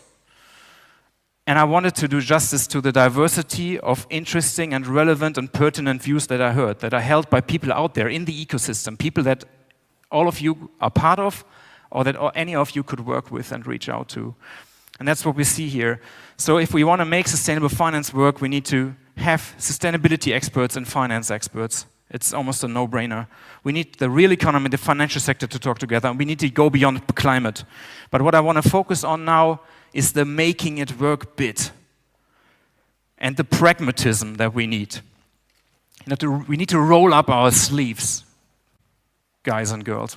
That's what we need now, I think. And we need to enable ambitious transition finance. That is incredibly important. We cannot have sustainable finance that is just financing the green niche. It's good to have lower financing costs for renewable energy. I'm all in. But the transformation needs to happen where today we're not there yet. Sustainable finance for us is financing the transformation. High-emitting sectors, destructive land use practices. That's where sustainable finance needs to go. This is how we can make it work. We need to demonstrate feasibility. That's the other bit. There's a lot the Commission has done. The European Commission has put a lot of regulation on the table. Now we have to see in how far it's feasible. What is feasible, what is not feasible. And I think the Commission can generally not do that, right? They cannot just focus on this or that sector. When we are regulating, we're regulating the economy. But what we can do, that many of us can do, let's zoom in. Let's work on sector-specific approaches to see how solutions could look like, to demonstrate them, to pilot them. That's, for me, sustainable finance beyond regulation. We could continue complaining and crying and whining about everything that's on the table and how bad the taxonomy is. Yeah? Or we could just try to do it, try to make it happen, see how far we get. And then we have a more credible pitch next year or the year after. Then we can go back to the European Commission and say, look guys, we tried it. 50% is feasible today. 20% was tough, but we made it. And there's another share that is really, really tricky. Could you reconsider? That's a meaningful conversation. That's trying to make it work. And then ultimately enable close cooperation with across the EU. We're going to talk in the afternoon also a bit more about regional cooperation and about enabling international cooperation. And this brings me to zooming in further. So now, after these more than 80 conversations and reading a lot of stuff and my team with 30 people, basically what we brought here to Bucharest with us and what I'm presenting here is basically three things that we think need to happen and that we could focus on together. The first one is strengthen ambition, coherence and acceptance through European and international cooperation. What do I mean? And it's my favorite topic, and I have to watch out that I don't talk too much about that. But we had some really interesting ideas on the table today already by David and Raphael talking about this earlier. And so it is, why do we need to do this? Why do we need to cooperate internationally? Right? Probably maybe that's not what you wanted to hear. I'm going to say it anyway. So I think, first of all, we need to learn. Somebody out there has maybe already solved it.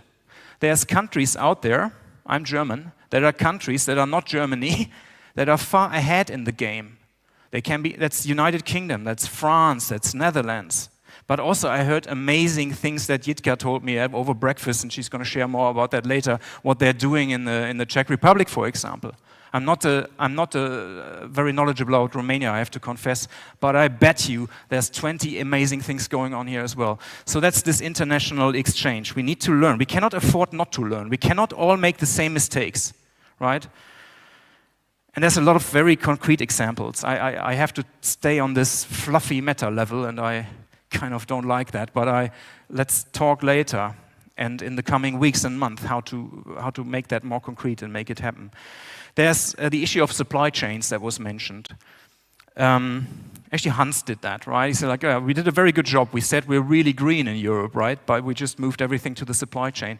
The same for natural capital and biodiversity. 80% of natural capital destruction is happening in the value chain. So now, progressive companies like Auchan, like we heard earlier, it's entirely meaningless if they look at scope 1. They need to look at the supply chain, and that's why we need to work also with our partners out there. And the other one that is maybe a bit more close to home, to the kind of conversations we're having in Berlin, in Warsaw, in Prague, in Budapest, in Bucharest, in Sofia, all over Europe, it's competitiveness. We need to level the playing field. Yeah? This is such an important message, I think, going forward, that our partners are moving along. Brazil is in some areas more advanced than we are, but we need to tell people. Otherwise, all Europeans think that Europe always has to move first. Europe is always doing most. Why? What about the others? We have to talk about that and get them on board. There's a lot happening in China. The reason why peak greenhouse gas emissions are not projected to be in 2030, but projected to be already in 2028. There is hope, everybody. There's hope. Where's that hope coming from at the moment? It's coming from China. So we need these kind of conversations to encourage us to know that we're not alone and to exchange with our partners and get them on board. So that's the international bit. Oh, sorry. The second, make sustainable finance work. Yeah, we need to roll up our sleeves and find out what works, what doesn't work, and basically then feed that back to regulators. We need to generate ownership, I think, by working on it. I mean, I had various conversations with people in the parliament. So in Germany, we often struggle with the fact that politicians have no real ownership with sustainable finance. Surprise, surprise. Have you ever tried to win an election telling everybody that, oh yeah, you know, we solved this CSDR and SFDR and taxonomy and CSDDD and we kind of implemented it. Are you going to vote for me? No, because I just didn't understand a word of what you were saying. So what we need to show is like making sustainable finance work in the region, in the constituency, in the Wahlkreis, as we say in Germany, where people get elected. Yeah? If at the next election we can get them re-elected because they made this work for the SMEs in their constituency, then we have achieved something. Yeah? That's, I think, making it work, what making this work about, and obviously working together. And the third bit is capacity building, empowerment, and mindset. Also, something that was talked about today already. Maybe this making it work, maybe for front runners. That's okay. That maybe for companies like Auchan that decided to take their entire supply chain, value chain along, that are supporting them. This was really inspiring. Don't see you now, but this is what we need to see. And it's okay that that's not everybody. We need proof of concept. We need to create credibility for these transitions. But as a next step, and in parallel, we need to bring everybody along. And that's what empowerment is about. That's what knowledge building and capacity building is about. And so maybe these are really the three propositions I have.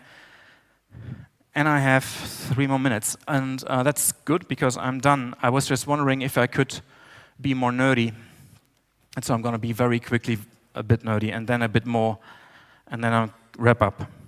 So very concretely, I just had a conversation behind the scene with Paul, who just told me about the SME platform they're developing. And we are doing something similar. We are, SMEs, taxonomy reporting starts now. It ends up on the table of SMEs. We need to support them now. So we're working with them. We need to develop tools. We're doing that. So that's one of the things we do. But we're just one think tank.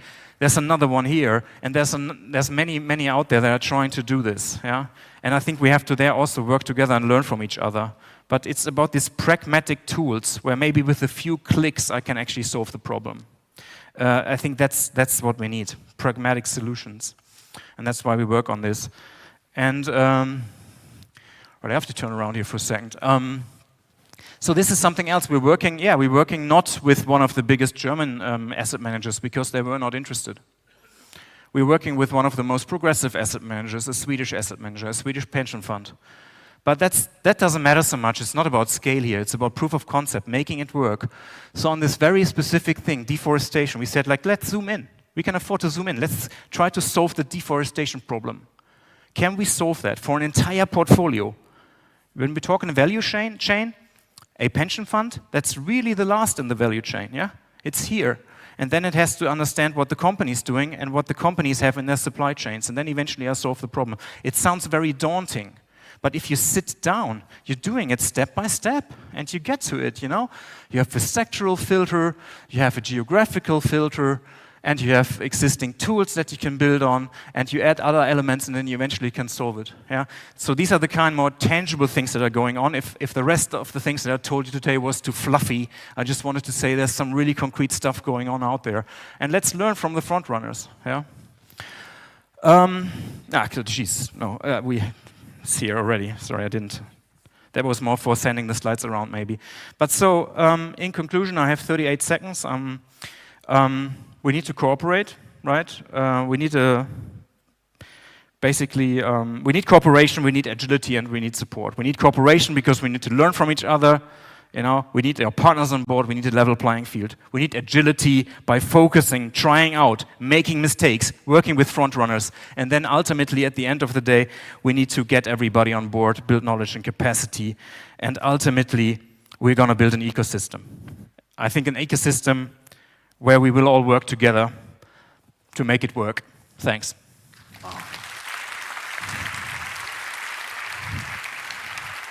Thank you, Ingmar. So Ingmar had 1 second and 38 milliseconds left. So that has very German of you. Thank you so much for this presentation again. Thanks, man. Thank you. Let's give it a big round again. Now, the next speaker is all speakers are special, but some speakers went through a different type of effort, if you like to come back with us. His name is Ed Gillespie, has traveled for more than 48 hours from London to Bucharest with his 6 years old daughter to join us today. He is a lead facilitator at the Forward Institute, where he works on responsible leadership with 40 of the UK's biggest institutions. Also author of Only Planet, a flight-free adventure around the world, a book about his circumnavigation of the globe without getting on a plane. He also co-presents 2 leading podcasts, which I encourage you to listen: The Great Humbling with Douglas Hart and John Richardson, and the Future Notes Book of Revelations with comedian John Richardson and fellow reluctant futurist Mark Stevenson. Myself, as a fellow less reluctant futurist, I'm very honored to invite Ed on stage. Ed, join us.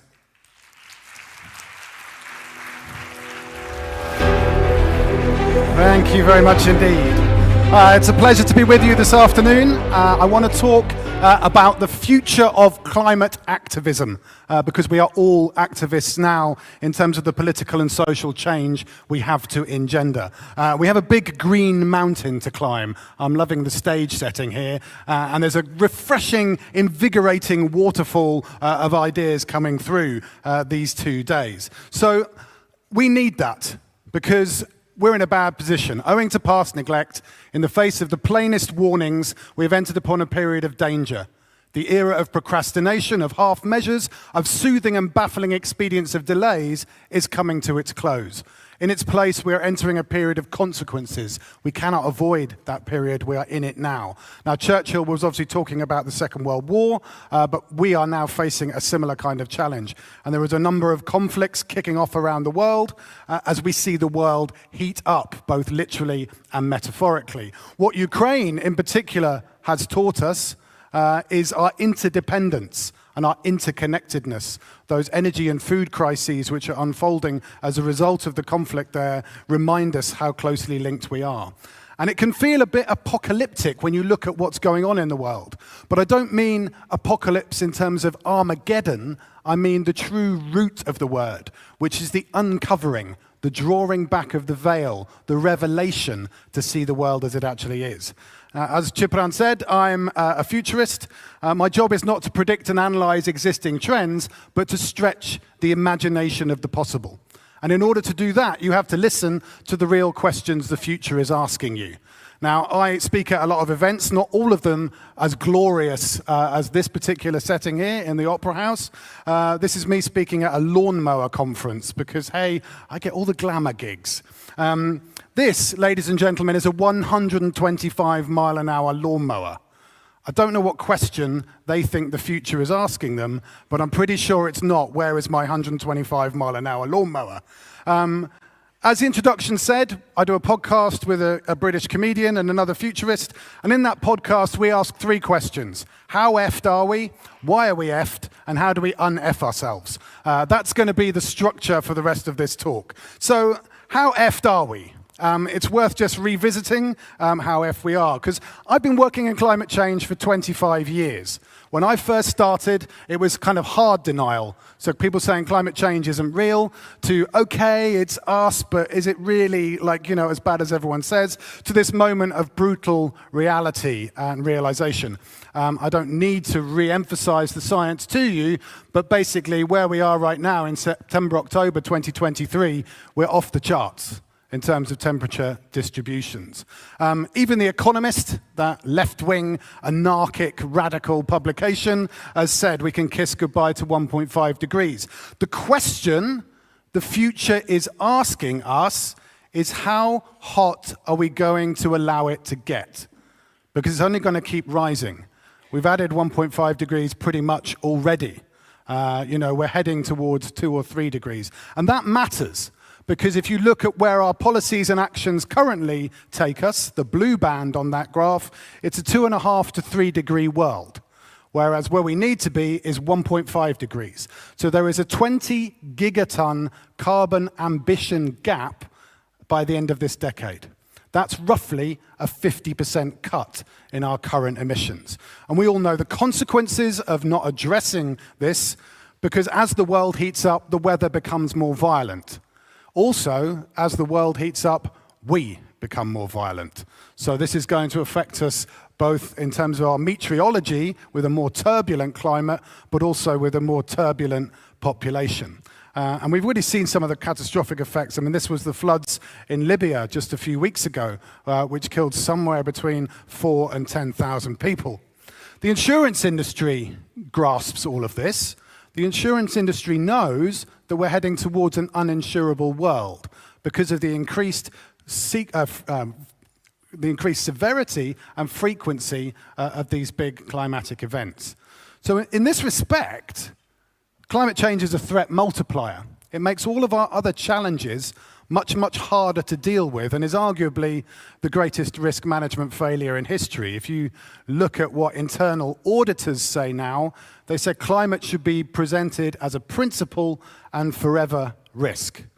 Which is why events like this are so important, because as Antonio Guterres from the United Nations, the Secretary General, said, basically, we need to massively fast-track climate efforts by every country and every sector on every time frame. What we need is everything, everywhere, all at once.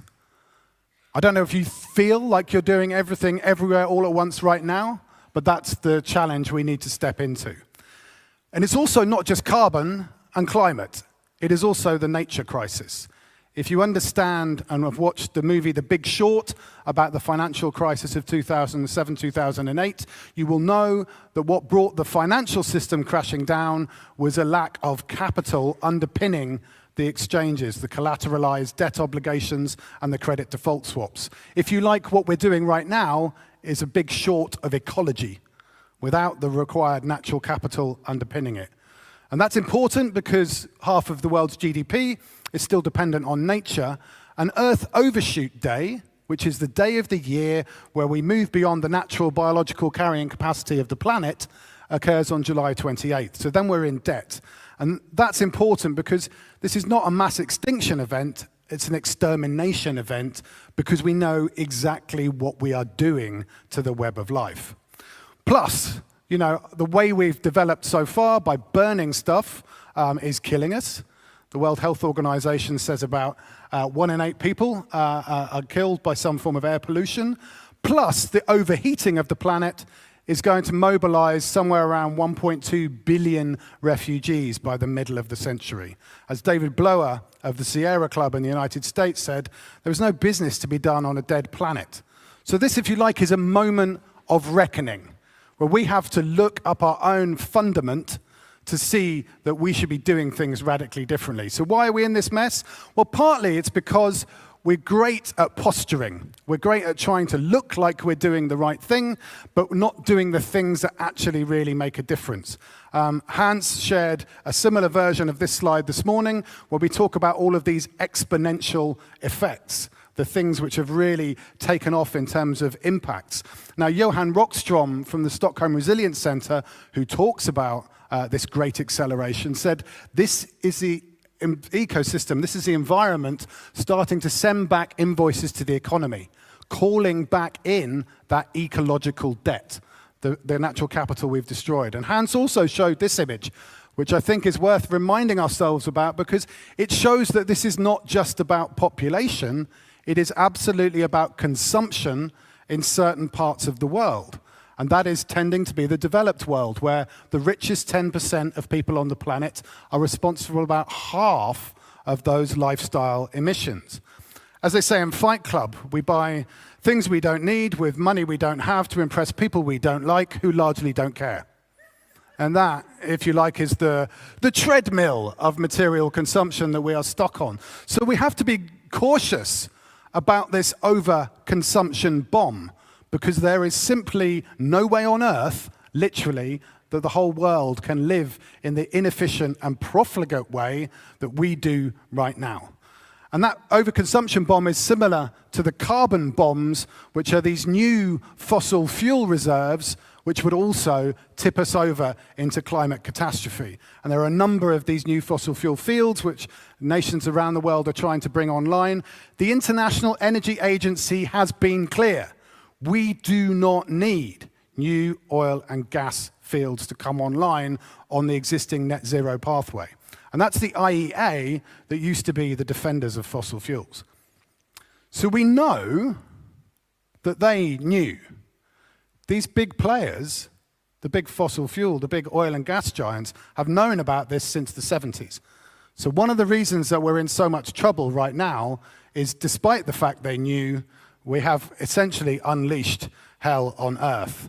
And as Upton Sinclair, the former US presidential candidate, said, it's difficult to get a man or a woman to understand something when their salary depends on them not understanding it. And this is where we are. So my challenge to all of us is that we're currently experiencing a lot of willful blindness. And willful blindness is a legal principle that you are responsible if you could have known, and indeed should have known, something instead which you chose, or even actively strove not to see. And you're still legally liable in that position. As my colleague at the Forward Institute, Margaret Heffernan, says, the truth won't set us free until we develop the skills, the habit, the talents, but perhaps most importantly, the moral courage to use it. So, as I said, we're looking up our own fundament. We have to stare in the mirror. Are we going to see Narcissus and self-love, or have a bit of catharsis to what we really need to do next? As this cartoon from Tom Toro in The New Yorker has it, yes, the planet got destroyed, but for a beautiful moment in time, we created a lot of value for shareholders. So the honesty gap needs to be closed, and also we need to challenge the system, because the system isn't broken, as my friend Kate Simpson from Wasafiri says, it's working for someone. And so in order to change the system, you also have to target who it is working for. So how do we un-F ourselves? How do we bring this around to a positive, upbeat challenge to ourselves? Well, I live in the country now after 25 years in London. If you get lost in the country and you ask a farmer for directions, you can guarantee the response you will get is, well, if I were you, I wouldn't start from here. Unfortunately, we are where we are. You know, it's not the best position to be in. We've made some progress, but nowhere near enough. One of the most powerful things we do is we break the omerta, the mafia code of silence. We talk about climate, and we bring climate front and center to all our strategic discussions. Not at the end of the discussion, at the beginning. What is it we are going to do, and what are our effects on climate and nature? And I want to take you through the 5 areas very quickly that I think activism has to engage with. And one is challenging power. Challenging incumbent power, like the fossil fuel businesses, like the big corporate interests, because the race to net zero is on. We're all agreed about where we're going, it's how fast we get there. What is happening in the UK right now is that power is being challenged in the courts through prosecution. Client Earth has challenged the UK government because we now have, as well as a net zero by 2050 target, we have a 78% reduction due by 2035. That is sharpening minds. Client Earth sued the government, saying that their climate strategy was unlawful because it was not delivering that net zero legal obligation. And the government didn't even appeal when they lost. They kind of accepted that that wasn't the case. And equally, we are now seeing directors of large businesses also being taken to court for failing in their fiduciary duty. There are 2,000 climate lawsuits live globally right now. It's getting legal, it's getting serious. We also need to change the politics. The politics is difficult. You know, we are seeing a kind of increasing interest. We in the UK, we have the Green Party and the Climate Party. We also have the mainstream parties helping to declare climate and an ecological emergency. But our challenges are also being politicized. And this is another area of contention. Ultra-low emission zones, you know, the zones that have been brought in London and in other cities to try and improve air quality as well as tackle climate change, are now being met with a lot of resistance. And let's be clear, this is our children's lungs.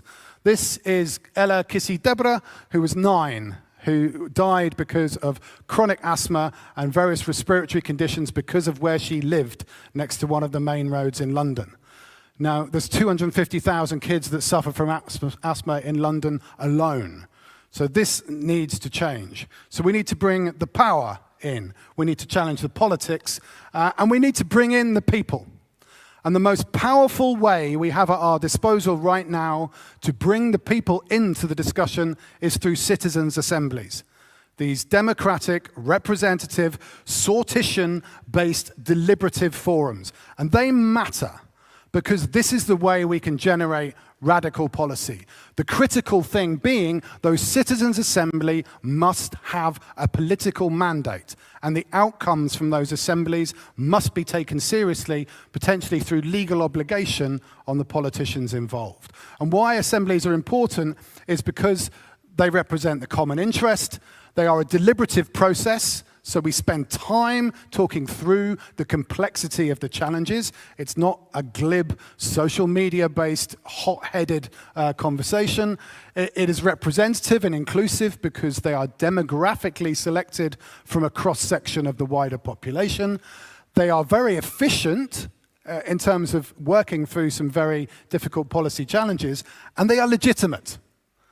And what we find is through citizens' assemblies, the people are far more radical than the politicians ever give them credit for, because we can actually get to those higher aspirations and those bigger changes. And then we need the persuasion. So we've got the power, the politics, bringing the people in, and then the powers of persuasion. One of the more powerful campaigns in the UK is called The Jump, which is based around less stuff, more joy, and essentially 6 core behaviors to encourage people to take, which genuinely make a difference in terms of personal lifestyles. And these are about keeping your products for a bit longer, maybe not 7 years, but certainly not the annual upgrade. It makes a big difference. Traveling fresh, so walking or cycling and giving up your car, if at all possible. Eating plant-based. Now, you don't have to go vegan, but modifying the amount of meat and dairy in your diet can have a massive impact. This is the one that some people find challenging. 3 new items of clothing a year. But upcycle, buy second-hand, buy vintage, swap clothes with each other, and it becomes more fun.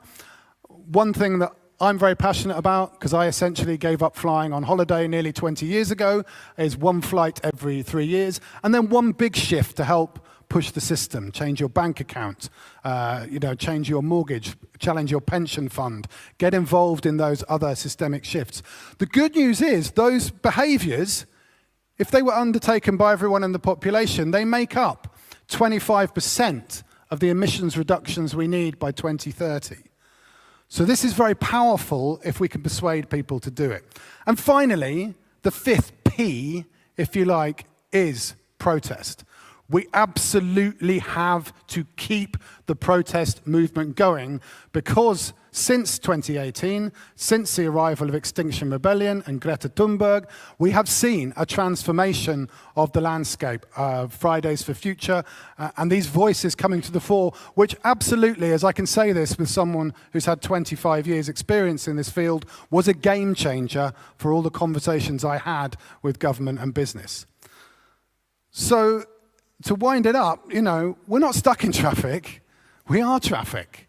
We are all activists now. We all have to do everything in our power and in our influence to make change happen. The journey we are on is from a degenerative, an absolutely degenerative economy. And sustainability is only a stepping stone on this journey. Where we have to be is regenerative, where we are able to start building back that natural capital that we have depleted so quickly.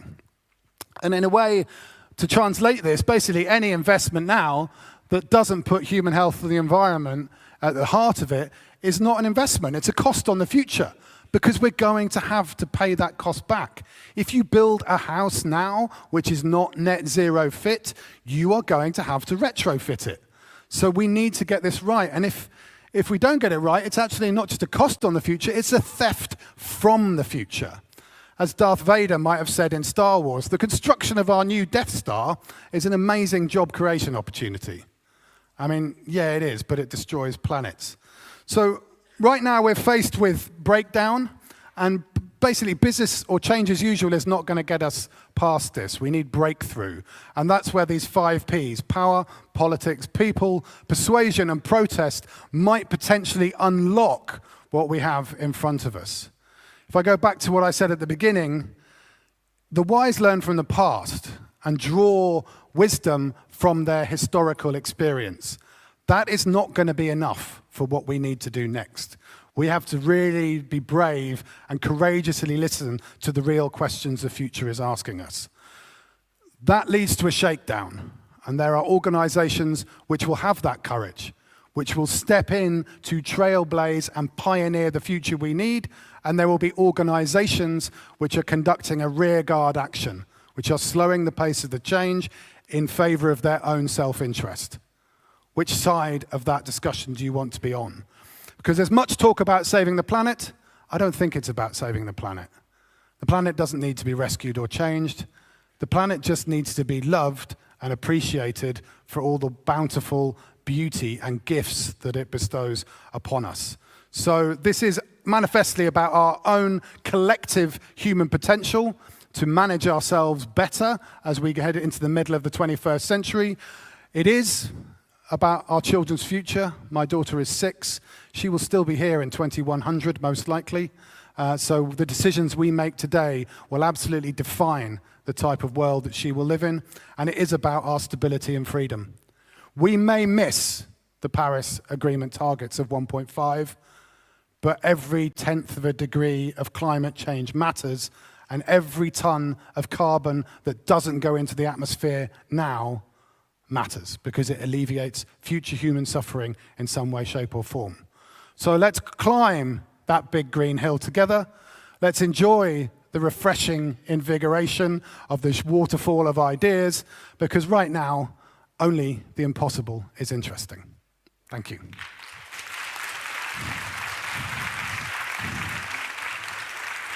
Great speech. That was very refreshing and invigorating, and I saw a P at one point, not an F, but a P that said politics. So to some extent, we're heading into that direction, and to understand how the European Commission, but the European Union itself, can support this. The next speaker is Ms. Elina Bardram. She was appointed Director for Adaptation and Resilience, Communication and Civil Society Relations at the European Commission's Directorate General for Climate Action. She joined DG Klima in 2010 and has held different senior and middle management functions in the area of international relations. She also was head of the UNFCCC negotiations and worked at the Strategy Directorate of the External Relations Directorate General. Elina, welcome and join us. This is, you don't have a presentation. Thank you so much.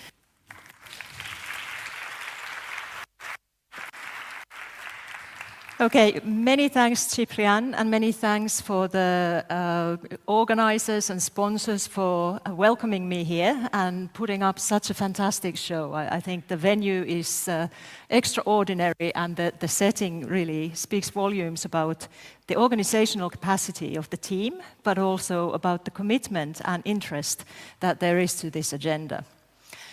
From the Brussels perspective, as a regulator, we make an effort to try and be in the member states, be in the countries, no matter what type of political presentations there are, what kind of ambitions there are, to understand what it is that allows them to engage or makes it difficult for them to engage. And I've already had excellent conversations with some stakeholders yesterday over dinner and today at the EU representation. And it is clear that it's not all perfect and it's not all a walk in the park, but that there is also a lot of enthusiasm and eagerness, determination, if you like, to move things forward.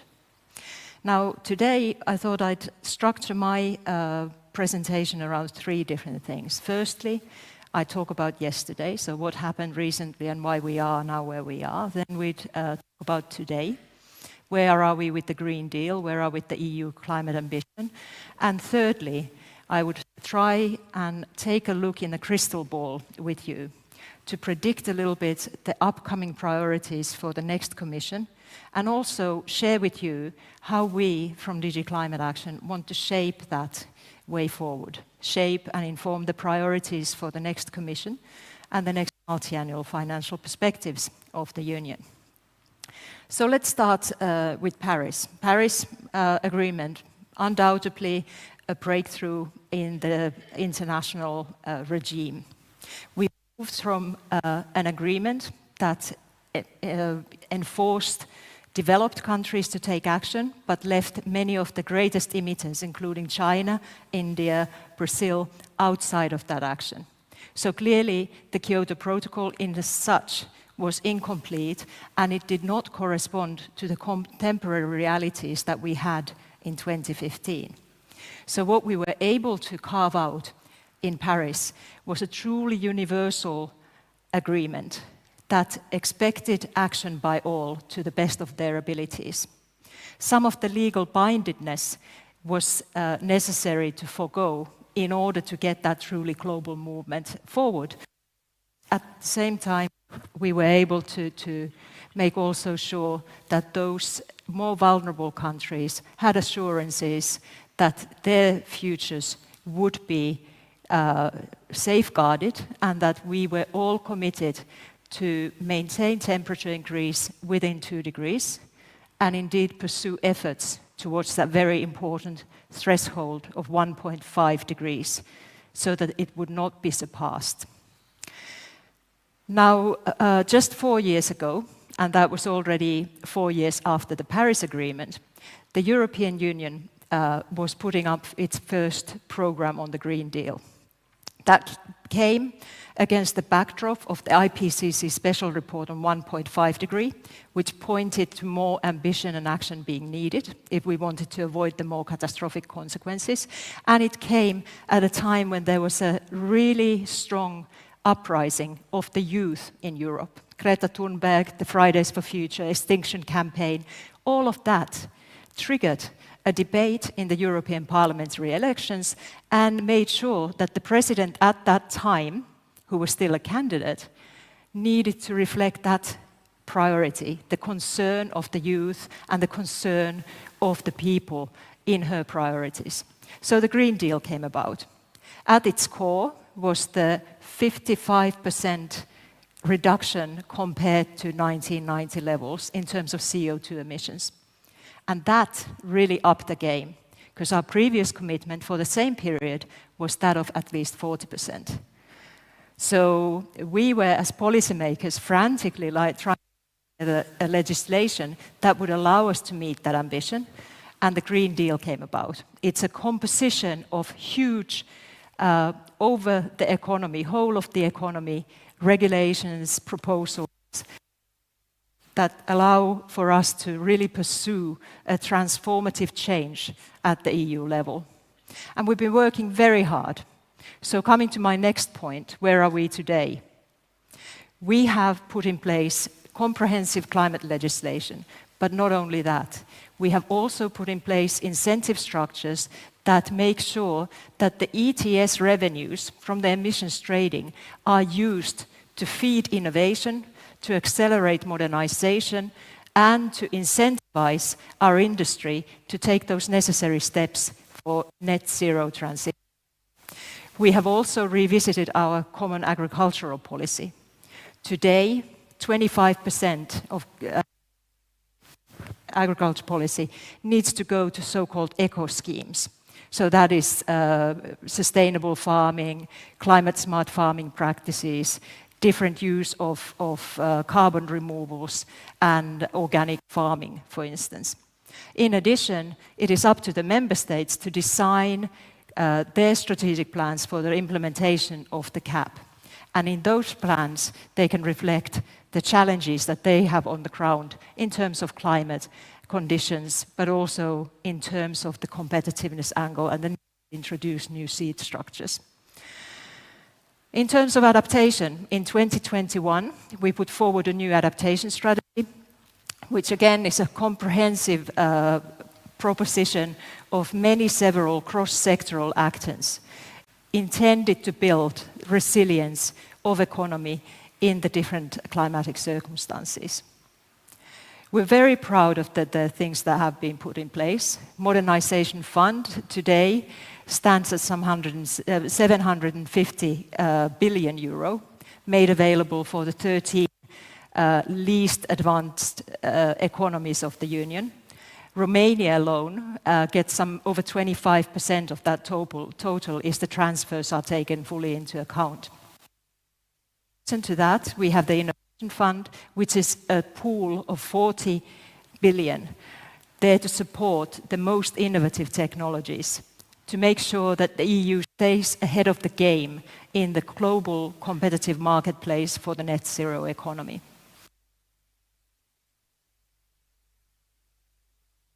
Is the mic working? Yes, it's kind of going on and off, but I can live with that. So we have lined up the full arsenal of EU's policy instruments to try and make sure that both the industry and the society stay abreast and stay together for the transition. In terms of social justice and just transition, there is a social climate fund, which is intended to help the most vulnerable groups of people in the different countries. And that too has delivered a lot of success. We've put in place the taxonomy. And this is one of the areas where I've heard a lot of comments and views. And I think it is clear that there are many, many challenges in the way it's being deployed, particularly with the SME sector, who often don't have the ability to come with the proposals or meet the regulatory requirements that the taxonomy poses. So that's going to be one of my takeaways going back to Brussels. We're on track to meet the 55%. It will be tough and it will require resolve. And this is where we come to the tomorrow. When we go to the COP, we are going to be in a strong leadership position. Our international partners will see that EU is indeed walking the talk.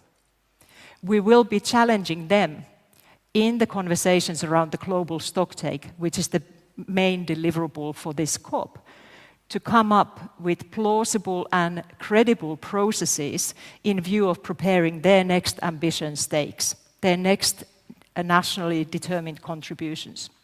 And in that context, the EU has already started its reflections on the 2040 target. Commissioner Hoekstra, in his hearing as a freshly designated candidate, was referring to at least 90%. That's a very, very ambitious target. And by the Commission proposing that, and it's not yet, of course, a proposal, we are not expecting member states or the society to assume a fait accompli. But that is an opening for a conversation that will then allow us to meet the deadline of the United Nations, which is well before COP30, which takes place in Brazil in 2025. So there's a leadership continuum feeding into the inspiration of the other countries, but also something that allows us to move forward in the leadership position, but not alone. Because EU alone counts for just 7% of global emissions. Clearly, we need to ensure that the global community follows us. So many people have been asking me in the past days, so what's going to be the success of the COP? What's it going to look like? I think a strong commitment from our partners to respond to the shortcomings in science in view of starting to prepare their next national determined contributions with a relevant ambition. We also need to deliver on solidarity. You may have heard of the Loss and Damage Fund, which is intended to help those most vulnerable countries of the world that are really dealing with the heaviest consequences of climate change, having contributed the least. So while the EU categorically rejects the notion of liability or compensation, because that's very, very difficult conceptually to verify, we are very committed to global solidarity. And in order for us to ensure that the multi-level governance continues to deliver, we need to also be there for the vulnerable and the least protected countries. In order to look at the COPs as a whole, it's also important to see beyond the negotiations.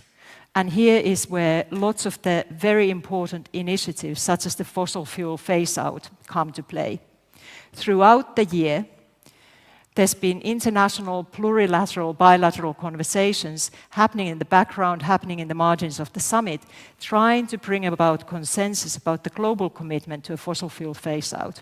And we've made some headway. In the G7 and G20 forums, we have already laid the ground, and we're quite hopeful that this will happen. We also expect there to be a commitment on renewable energy shares at a global level and energy efficiency. Those are leaders-level commitments that don't necessarily feature in the negotiations, but that are enabled by the pressure that the COP process puts on the leaders around the world. They expect some 70,000 people to show up in Abu Dhabi. I guess about 500, maybe less, of those are active negotiators. Others are active climate supporters, coming from corporate sector, coming from NGO world, coming from civil society. So it's really become a massive gathering of the like-minded in pursuit of a transformation. There's a lot of criticism at the same time as to, okay, it's a flying circus, what's the CO2 footprint, etc., and we're all entitled to have our own opinion.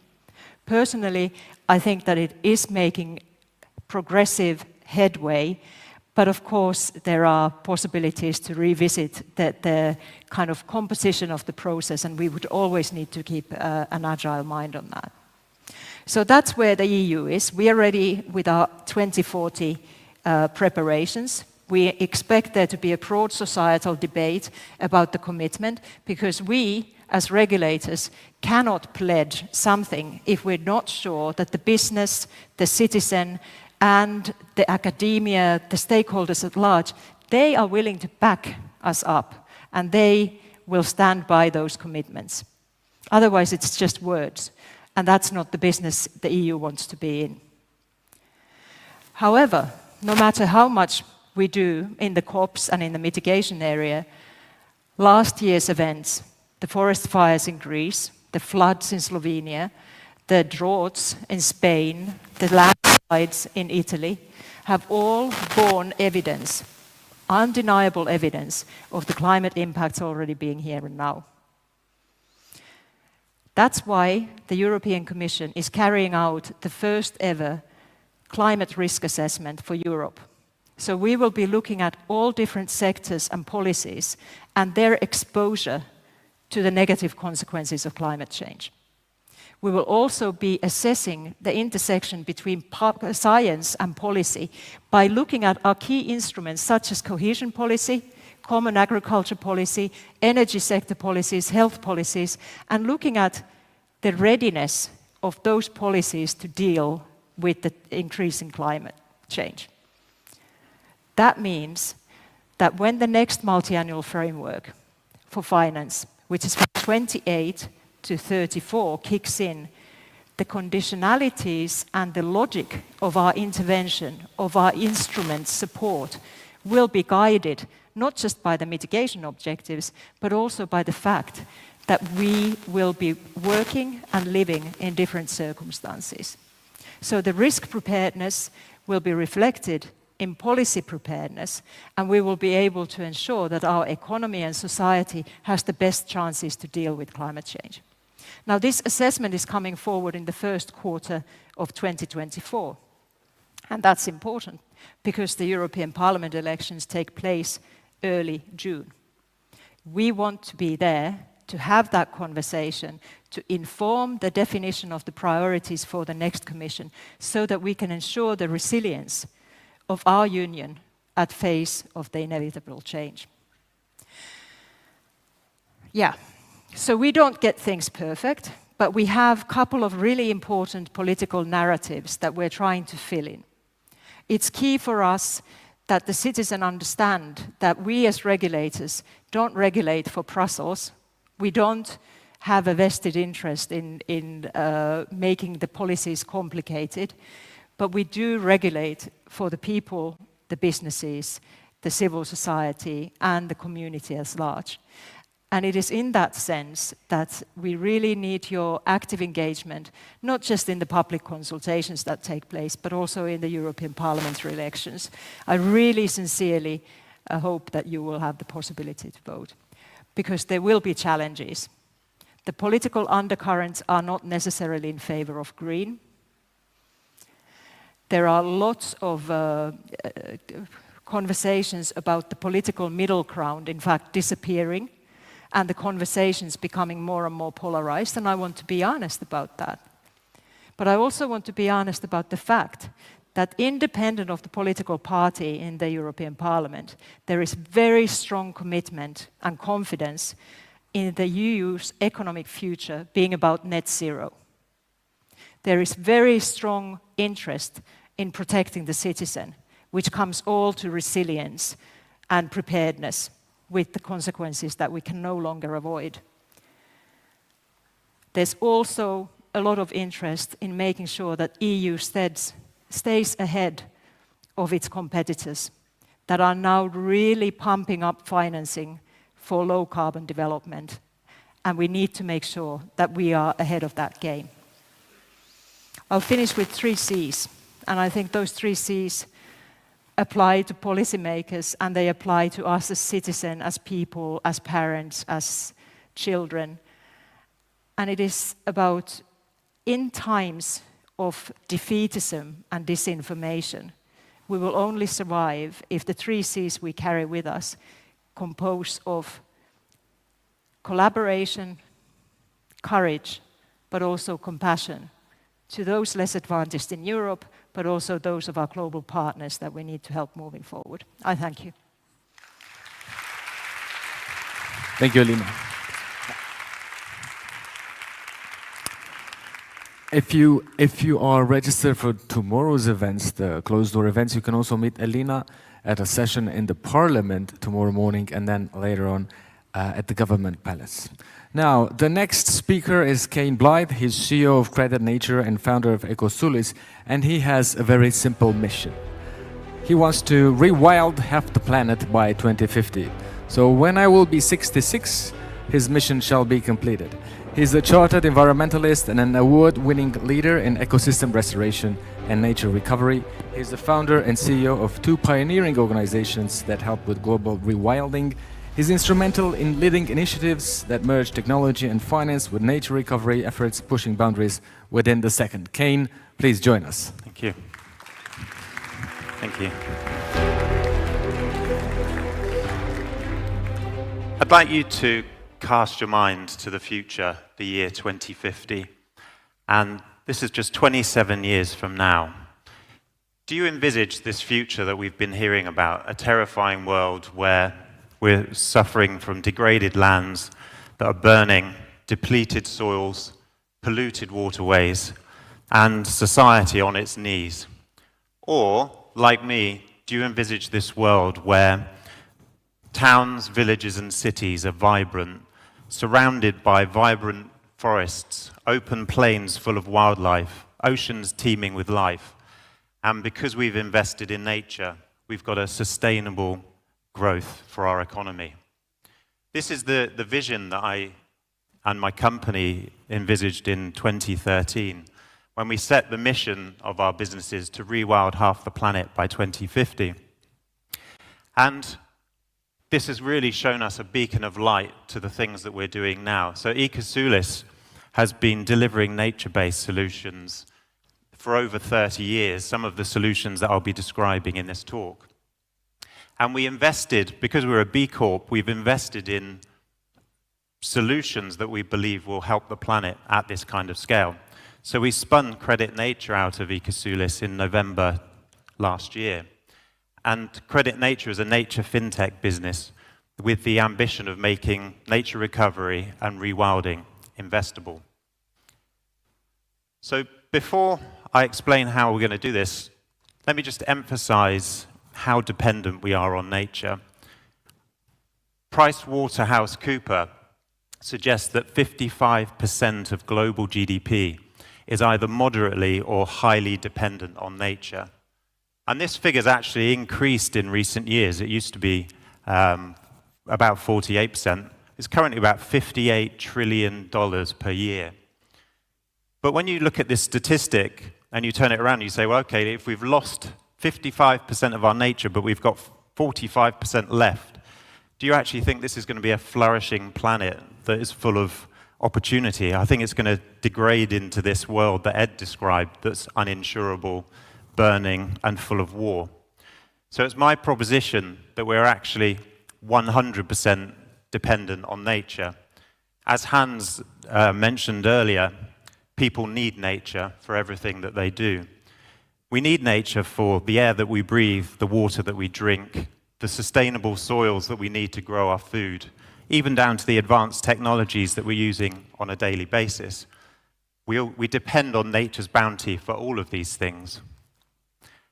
And the good news is that nature is actually resilient. It can rebound, and actually quite quickly. I've seen this from my eyes around the world, including here in Romania, where I visited the Carpathian Mountains, looking at the reintroduction areas for the European bison. I've seen it in Svanta Gorja in the Danube, where populations of Dalmatian pelicans and golden jackals alongside the mighty tauros have been recovered. And so we know that nature can be recovered and for the benefit of people. But it's also, as I'll explain in this talk, one of the most viable nature-based climate solutions. But before I come on to some of the solutions, let me emphasize the challenge that we're currently facing. So if we just take one aspect of nature, the mammal fauna, if I ask you what percentage of mammal fauna do you think is on the planet if we consider humans, our pets, livestock, the food that we eat, and wild nature?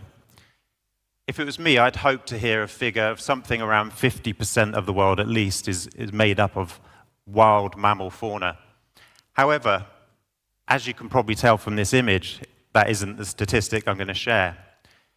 36% of the planet is made up of humans, but it pales into insignificance when you look at the pets that we have and the livestock that we rear. That's a further 60% of mammal fauna on the planet. This leaves just 4% of all mammal fauna on the planet, 4% of wild nature. So you can appreciate this is quite an imbalance. And what I'm not saying is that we just do away with all of our livestock and just move to wild nature. That's not feasible. We need to transition. But what I am saying is we need to readdress this balance, and we can increase the amount of nature that's out there, the large herbivores, and some of which in countries around Europe are being harvested for wild meat. But this meat is harvested in a way that has more benefits to us. It results in ecosystem services that we all depend upon. And why is this important?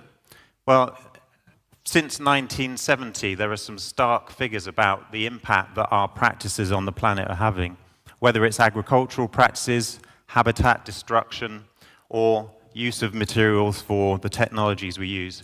We've witnessed, on average, a 69% decline in biodiversity since 1970.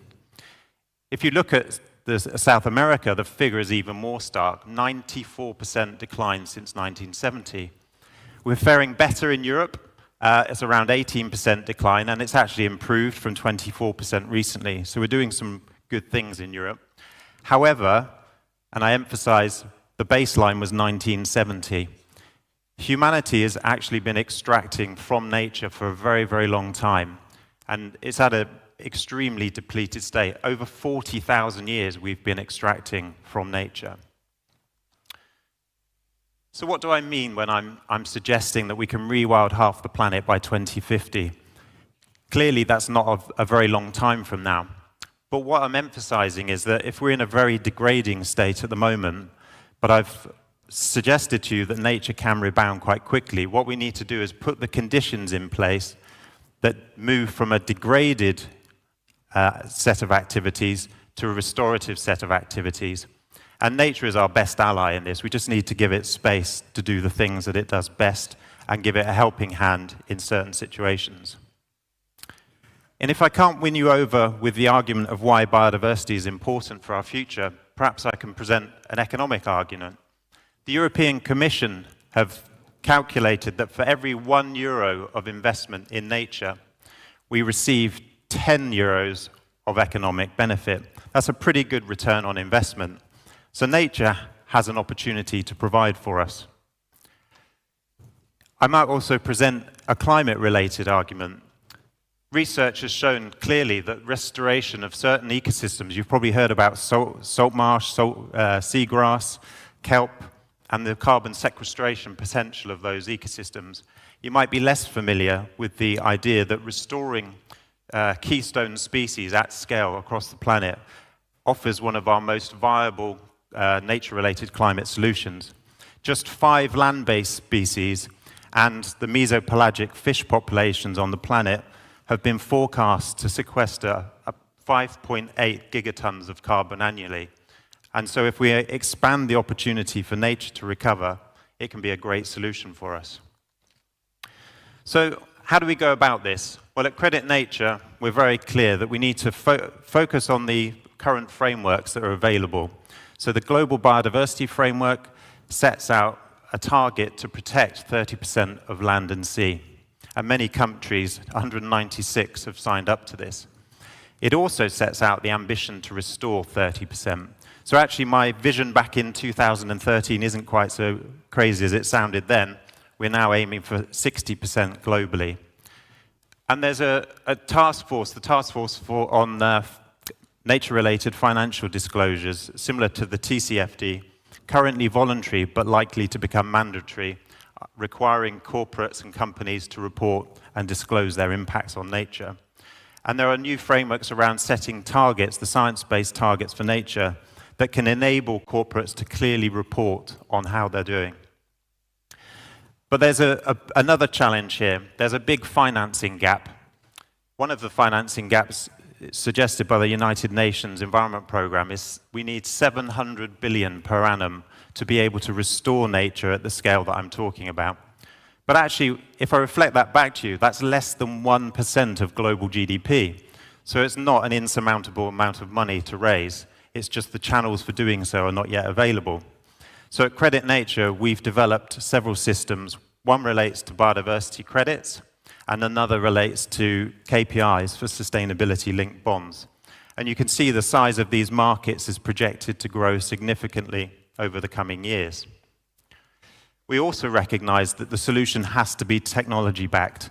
And we're working with Microsoft on an accelerator and have built a platform that takes in data from multiple sources so that we've got accurate reporting of recovery, whether it's from satellites, drones, from field surveys, questionnaires.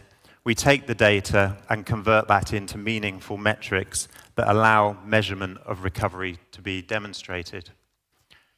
But we also recognize that this needs to be a science-backed approach. Dr. Paul Jepson and I have written a book on the science of rewilding, and many of the science-based activities that we've designed into our metrics are underwritten with the science that's currently available, Earth system science. But we're very clear, we won't benefit if we're just projecting our own successes. We need to have third-party verification of what we're trying to do. So we're working with a standards agency to demonstrate that our approach is independently verified and it's not just us saying it's good. I've been talking a lot about nature, but in the project work that we're doing, it's very much about people. People are key and central to everything we do. All of the project work that we're involved with require us to think about how can we help people recover their community? How can we offer them opportunities for enterprise? How do we act in the context that's relevant to them? So this is probably why we're actually oversubscribed with landowners, communities and farmers. We've got hundreds of thousands of hectares of interest in the UK and Europe. We've got millions of hectares of interest from Africa. But the money isn't yet flowing in the way that we need it to service the expectations of those communities. And with such a massive ambition, there's absolutely no way we can do it on our own. So we've been working with various initiatives, such as with the Scottish Government in the UK, to help them develop a voluntary biodiversity credit market, to help them close their 20 billion per year nature financing gap. We're also working with the World Economic Forum Finance for Nature Group, for example, who in the future are planning to host an auction of biodiversity credits to some of the multinational corporations out there willing to invest in nature. We're working with many intermediaries, and we're always looking for new partnerships as to how we can scale this offering at the levels that I've been describing, as well as working with pioneering corporations such as Robertson, a construction firm who want to invest in Nature Positive Future, and Aberdeen, a financial services company. So I'm hoping in this talk I've managed to inspire you to think about nature as an ally. We are nature, and everything that we invest in for nature will benefit us. So if you want to carry on the conversation with me, I'd love you to follow me on LinkedIn or send me an email if you think there's an opportunity to collaborate. Let's put nature first. Thank you.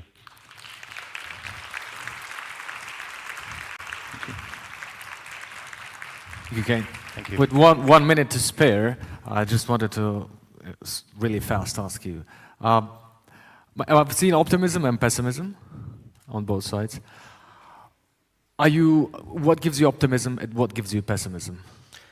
So the optimism I have is we are in conversations with lots of corporations. We're in conversations with banks, investment banks, development banks, asset managers, the whole of the finance community. We are learning the language of finance so that when we speak our language of ecosystems and biodiversity, we can explain to them that what we do, we've been doing for a long time. It's not as complex to us as it is to the financial markets. The same way bonds and credits are not so familiar to us. And the pessimism comes from?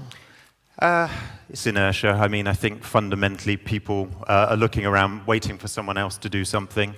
But as you can hear, we don't intend to stand still. We'll keep banging this drum. Yeah, absolutely. Thanks a lot. Thank you, Kane. Cheers. Now, we have exactly 39 minutes and 40 seconds to come back in this room after lunch. So can we do that? Can we really do that? Are you optimist?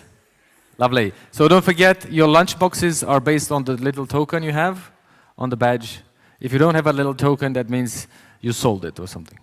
Cool. See you soon. 14:42 maybe? Thank you so much.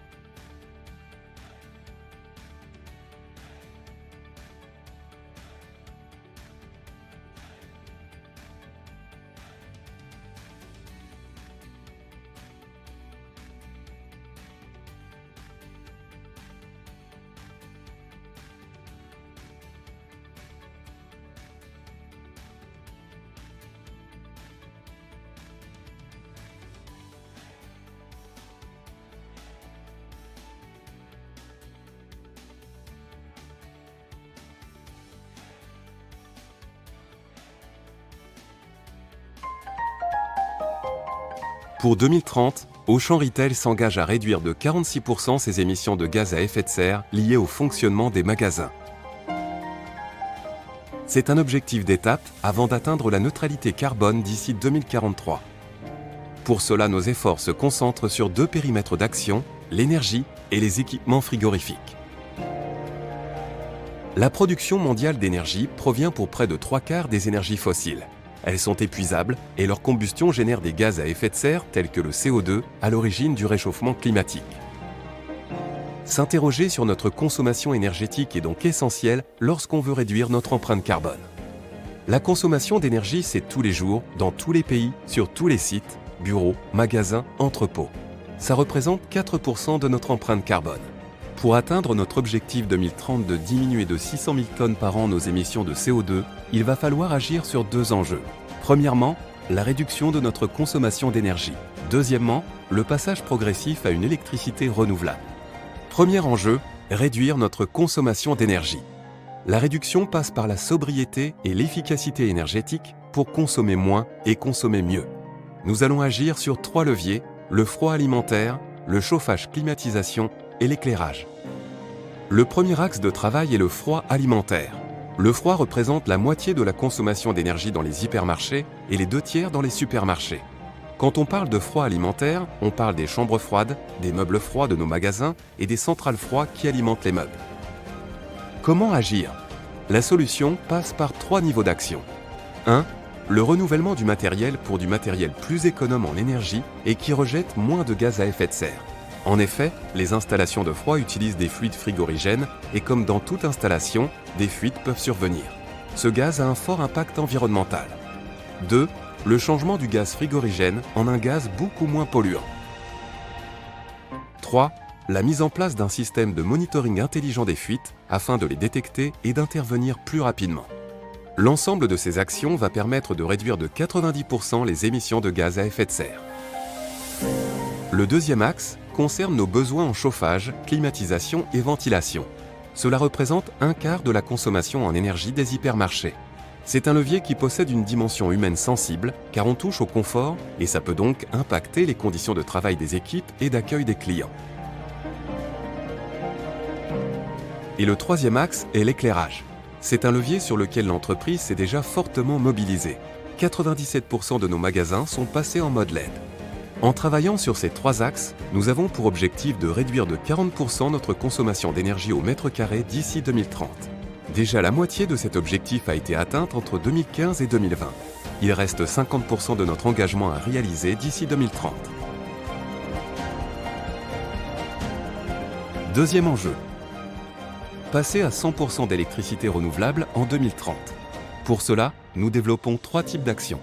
Tout d'abord, produire notre propre électricité grâce à l'installation de panneaux solaires sur les toitures de nos sites. La majorité des pays a déjà initié le sujet. Ensuite, acheter à l'extérieur de l'électricité renouvelable auprès de fermes éoliennes ou solaires pour alimenter nos magasins. La France et le Portugal sont en pointe. Enfin, en complément et de façon marginale, acheter de l'énergie garantie verte sur les marchés. Le Portugal, la Pologne et l'Espagne ont déjà commencé. Toutes ces actions nous permettront de réduire les émissions liées aux magasins. Mais pour contribuer à la neutralité carbone en 2043, il faudra recourir aussi à la compensation pour les émissions résiduelles. En conclusion, il y a 2 messages à retenir.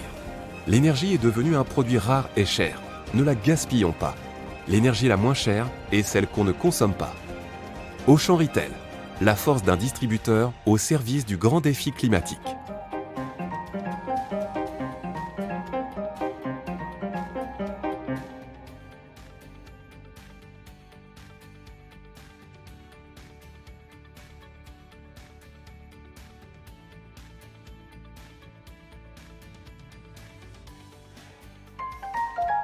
Pour 2030, Auchan Retail s'engage à réduire de 25% ses émissions de gaz à effet de serre en amont et en aval de ses magasins par rapport à 2020.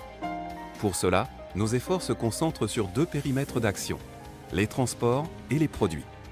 Le travail sur les produits est le principal levier pour réaliser cette diminution. Hors carburant, les produits alimentaires et non alimentaires représentent près de 75% de nos émissions de carbone. Ils incluent les produits des métiers de bouche, les produits à marque Auchan et ceux de marque nationale. Pour calculer l'empreinte carbone d'un produit, on prend en compte toutes les étapes de son cycle de vie, c'est-à-dire depuis son origine, comme l'extraction des matières premières ou la mise en culture, jusqu'à sa fin de vie en déchets ou en valorisation, en passant par sa fabrication, son utilisation ou encore sa distribution. En tant que sélectionneurs et concepteurs de l'offre présente dans nos magasins, nous avons un rôle clé à jouer. Les produits alimentaires représentent les 2/3 de notre empreinte carbone. Ce sont les aliments issus de l'élevage qui génèrent la plus grande partie des émissions de CO2. En cause, la déforestation pour l'alimentation et l'élevage du bétail, l'utilisation des engrais et produits chimiques. Face à ce constat, quelles actions mener pour réduire nos émissions liées aux produits alimentaires? Le plus gros levier met en œuvre des solutions basées sur la nature.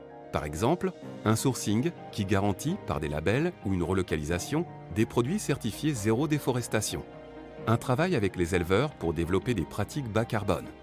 Un programme de protection et de plantation de forêts pour compenser le résiduel. Un autre levier sera d'accompagner nos fournisseurs pour favoriser leur passage aux énergies renouvelables. Enfin, le dernier levier est le zéro gâchis.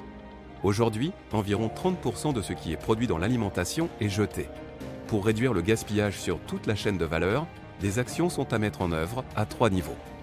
Avec les producteurs et les éleveurs, sur leur site, comme le font par exemple les filières responsables en France avec le porc, où tous les morceaux sont valorisés. Dans les magasins, les programmes comme le zéro gâchis et le Too Good To Go doivent être poursuivis et amplifiés. En magasin encore, et avec les clients cette fois, par des initiatives de gestion de la date limite de consommation et de sensibilisation à la réduction des déchets, le travail sur ces 3 leviers d'action ne sera possible que grâce à une co-construction structurée avec nos fournisseurs de marques propres et de marques nationales. C'est vrai aussi pour le non-alimentaire. Les produits non alimentaires représentent 4% de nos émissions. Tout comme pour l'alimentaire, un des leviers de réduction des émissions réside dans un engagement de nos fournisseurs sur des trajectoires bas carbone au travers de 2 actions concrètes. La prise en compte de l'empreinte carbone dans l'écriture de nos cahiers des charges et l'accompagnement de nos fournisseurs pour qu'ils réduisent leurs émissions. Le développement de produits éco-conçus grâce à une meilleure sélection des matières premières, une durabilité accrue et une amélioration de leur recyclabilité. Le travail avec nos partenaires va porter sur le gaspillage, l'efficacité des produits, leur durée de vie et une utilisation plus efficiente. L'idée est de produire un même service aux consommateurs avec le moins de matière et d'énergie possible. De nouveaux services pourront alors voir le jour, comme la location, la réparation, la mutualisation, la seconde vie. Ce sont de nouveaux métiers à intégrer, c'est tout un business model à inventer. Nos objectifs 2030 sont ambitieux. Moins 25% d'émissions de gaz à effet de serre pour l'alimentaire et moins 9% pour le non-alimentaire. On l'a vu, travailler main dans la main avec nos fournisseurs est indispensable. Mais ces efforts n'auront d'impact que si nous informons et engageons nos clients dans le choix d'une consommation plus responsable. Auchan Retail, la force d'un distributeur au service du grand défi climatique.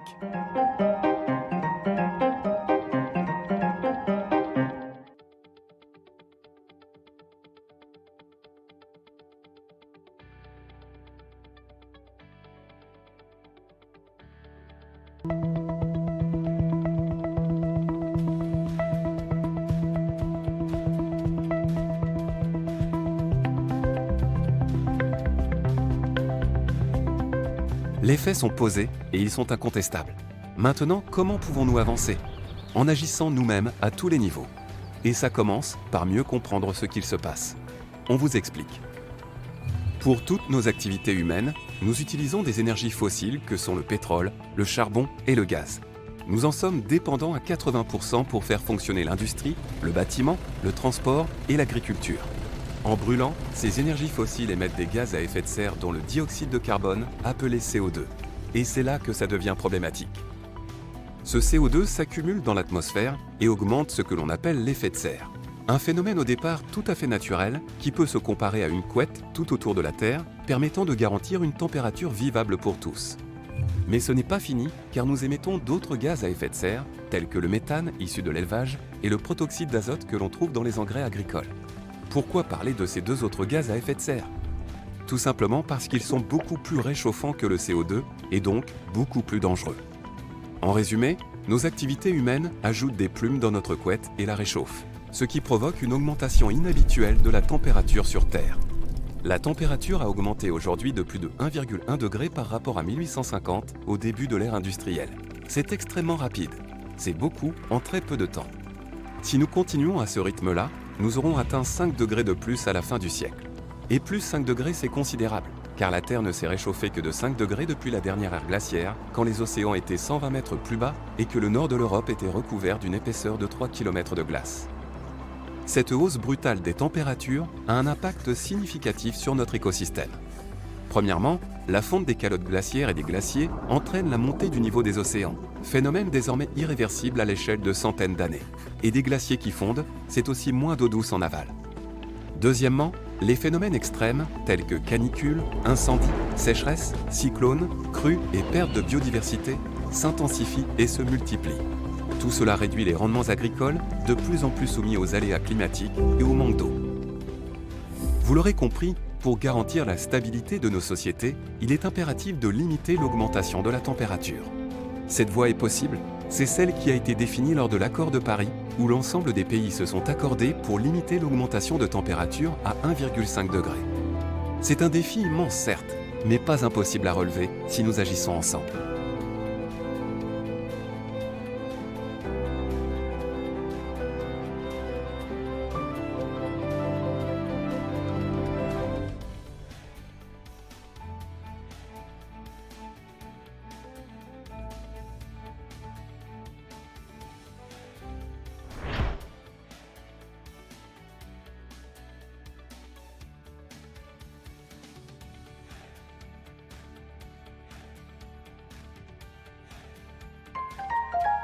Pour 2030, Auchan Retail s'engage à réduire de 25% ses émissions de gaz à effet de serre en amont et en aval de ses magasins. Pour cela, nos efforts se concentrent sur 2 périmètres d'action, les transports et les produits. Concernant les transports, acheminer les produits depuis nos entrepôts jusqu'à nos magasins nécessite de consommer du carburant et donc génère des émissions de carbone. Si ce transport représente une faible part de notre empreinte globale en 2020, il pèse quand même 340 000 tonnes. Dans un premier temps, notre objectif est de diminuer les émissions de 1,5% par rapport à 2020, et ce malgré la croissance de nos activités. Il y a en plus un enjeu d'image fort. Nous souhaitons pouvoir revendiquer l'utilisation d'une flotte de camions plus respectueuse de l'environnement. Nos actions se concentrent sur la logistique entre nos entrepôts et nos magasins. Et pour nos produits à marque propre internationale, sur les flux entre nos fournisseurs et nos entrepôts. Nos émissions de CO2 liées au transport proviennent principalement du carburant diesel, utilisé très majoritairement par notre flotte de camions classiques et réfrigérés. Nos premières actions portent donc notamment sur le changement d'énergie. Nous voulons passer d'un transport intégralement diesel aujourd'hui à un mix énergétique intégrant un maximum de solutions biofuel, c'est-à-dire des carburants faits à partir de biomasse et sans énergie fossile. Et en parallèle, nous voulons nous préparer à l'important changement technologique qu'apportera l'hydrogène. Nous travaillons aussi à des solutions moins polluantes pour le transport depuis les sites de production. Moins d'aérien, plus de ferroviaire et du maritime moins polluant. Et pour les livraisons du dernier kilomètre chez le client, nous testons des alternatives avec des véhicules électriques. Deuxième type d'action, l'optimisation de notre logistique par la mise en place d'outils de pilotage, pour mieux remplir les camions et pour optimiser les trajets et l'utilisation des moyens de transport entre les entrepôts et les magasins. Enfin, troisième type d'action. L'intégration systématique de la dimension impact climat dans nos schémas directeurs logistiques qui nous guidera dans nos choix.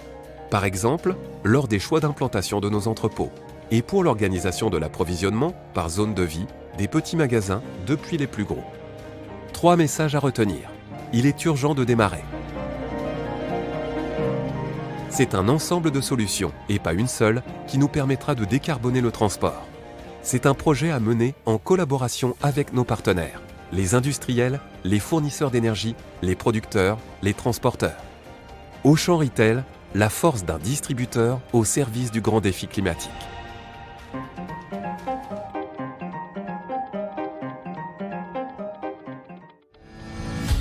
At MasterCard, we are focused on a world beyond.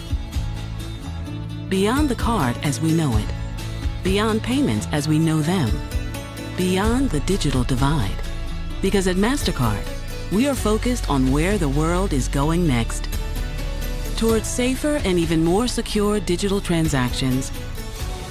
where contactless technology is within the reach of everyone, and money moves effortlessly, in real time across borders, where buy now, pay later plans give people more choice and flexibility, and multiple payment options make new choices possible, where fraud and security concerns are reduced and every transaction can be trusted, where we leverage our technology leadership to develop digital-first, data-driven innovations and enable new networks beyond payments, and where people everywhere connect to the priceless possibilities in life.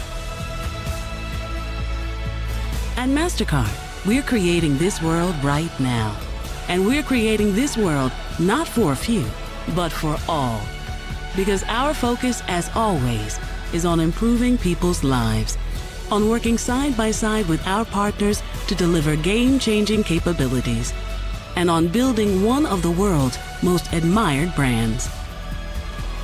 At MasterCard, we are focused on a world beyond and on all the people who live there, because that's a world that's truly priceless.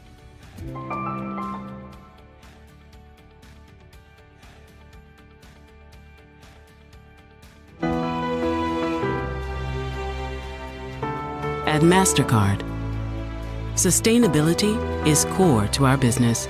It's about us doing well by doing good. It's about powering an inclusive and sustainable digital economy that benefits everyone, everywhere. And it's focused in these 3 areas of impact. We're working to create prosperity by connecting 1 billion unbanked and underbanked people and 50 million small businesses to the global digital economy by supporting 25 million women entrepreneurs through critical services, education, and access, and by ensuring people own, control, and benefit from their own data. We're working to protect the planet by committing to net zero emissions and operating on 100% renewable energy, and by activating collective action to regrow 100 million trees through the Priceless Planet Coalition. And as always, we're working to empower people, supporting our own people, advancing equal opportunity for all, and investing $500 million in Black communities to help stand against racism and advance opportunity. Because when people thrive, companies, communities, and economies thrive. Sustainability is something we live and breathe every day, guided by decency, integrity, and respect, from our board of directors to our college recruits.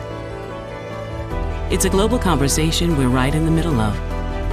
When I thank the entire MasterCard organization for its remarkable emphasis on inclusive growth. And it's one meaningful action after another to create prosperity, protect the planet, and empower people everywhere to create a world that's truly priceless.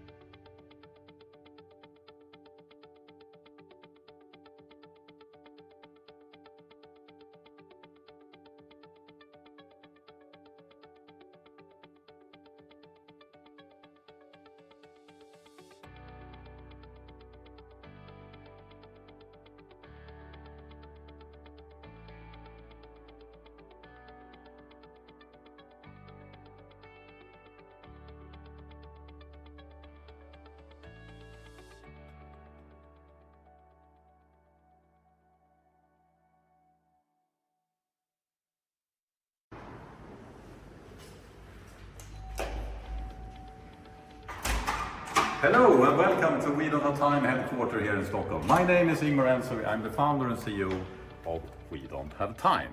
This is our main office in Stockholm, but we also have offices in Washington DC and Nairobi. I'm just back from Climate Week in New York. It was a packed week with a lot of action, and I'm actually very hopeful after this week. And I'm going to show you why. One of the main reasons is that it's so many people fed up that we are not progressing more. It's a lot of people that are wondering why is not things moving in the right direction faster. And the conclusion, for everything from business leader to the Californian governor, they're very outspoken. It's because there's a fossil fuel industry out there working against change. And for the first time, everyone are acknowledging this. So I would say the fossil fuel industry became toxic in mainstream businesses. And the reason why we must call that out is that they are not progressing enough for the climate. And in fact, they are working against progress. One thing they try us to believe is that we're not progressing. That is impossible to change. But that is not the truth. And I will now show you what I'm talking about. This is what you see here is a graph, it's a picture. It's kind of well done. It's shared throughout social media. Gets hundreds of thousands of likes and shares, etc. So if you look at this, people are getting very upset. It's a graph over the electricity production last year. And according to this graph, if you look at it very fast, renewables are only 14% of the total share. But this is not true, because this graph is actually deliberately lying to us. You also have hydroelectric, that is renewable, and for some reason it's not put together. So if you add renewables plus hydroelectric, you will be almost at 30%. And we also we need every energy there are out there in order to make it. So we also need fossil-free energy like nuclear. So if we add nuclear to it, we're actually at 38%. People don't know this. When I ask audiences about this, people are often answering about 10-14%. So we need to get people to know that things are moving in the right direction much faster. So in China, they're actually above the global average and are at 50% fossil-free electricity production. And that's a fantastic milestone, because once you have hit 50%, fossil fuel is never going to get back. And other things are moving so fast in the right direction. Solar and wind, electricity, vehicle, they're all growing very rapidly. This is last year's figures. This year, you have exponential, it's more than exponential growth. You don't want to be a car manufacturer producing old fossil fuel cars, do you? And for the very first time, investment in solar is actually more than investment in oil. So the investment are also going in the right direction. And this is incredibly good news as well. More and more countries, in fact 15 countries have already decoupled. They are growing their economy and their emissions are going down. United Kingdom, France, Germany, Sweden, United States and some others. And I'm not talking about emission within their own borders. I'm talking about emission including the consumption. So if you consume from another country, that will be included in the statistics. So this is very good news. We can do it. Not all countries are there already. If you see like China here, they are growing the GDP very, very fast, but they're also growing the emission, but not as fast. So we are moving in the right direction. It's just one big thing. We're doing it too slow. We need to speed up, but we're doing it. And that's the important difference. In order to solve the climate crisis and stay on around 1.5 degree, that is the safe limit, we need to halve the emission every decade. And we are nearing the point where we are flattening out the curve, but it's not enough. We need to cut it in half. So we need to push this further. So what are the world governments, what are the leaders doing about this? Are they helping? Are they speeding up change? No, completely not. They're doing the opposite, unfortunately. This is the problem. If you take UK, they're licensing hundreds of new oil and gas licenses. Right now, this summer, Canada, 12 billion offshore oil plant. Australia, 160 new coal, oil and gas. Norway, 19 billion investment in new extraction of oil. Sweden, we don't have oil, but what we are doing instead is that we are lowering the tax on fossil fuel, increasing the fossil fuel subsidies. And the subsidies are crazy because the more expensive fossil fuel becomes and the cheaper the green alternative becomes, the more subsidies are the governments paying. According to IMF, we're talking about $7 trillion per year. It's record high. And 7 trillion, that is 7% of the global economy. 7% are going to sponsor the very profitable fossil fuel industry, making their products cheaper. That's insane. So what are the US president doing about this? He said this before the election. Number one, no more subsidies for fossil fuel industry. No more drilling on federal lands. No more drilling, including offshore. No ability for the oil industry to continue to drill. Period. Ends. But unfortunately, the outcome is that the Biden administration, the first 2 years, has approved more oil and coal and gas compared to the Trump administration the first 2 years. So why is this happening? Is Joe Biden a climate criminal? No, he's not. It's just that the US president don't have enough power to go up against oil. So what he's doing instead is something brilliant. If you can't make oil lose, let the green side win instead. So he is funneling $1 trillion through the US Inflation Act, $1 trillion to the green solutions. So that oil will stay in the ground because it will not be profitable to pump it up. And this is what We Don't Time is all about. We are the world's largest climate solutions network, and we're helping everyone implementing and acting on the climate and all the solutions to win.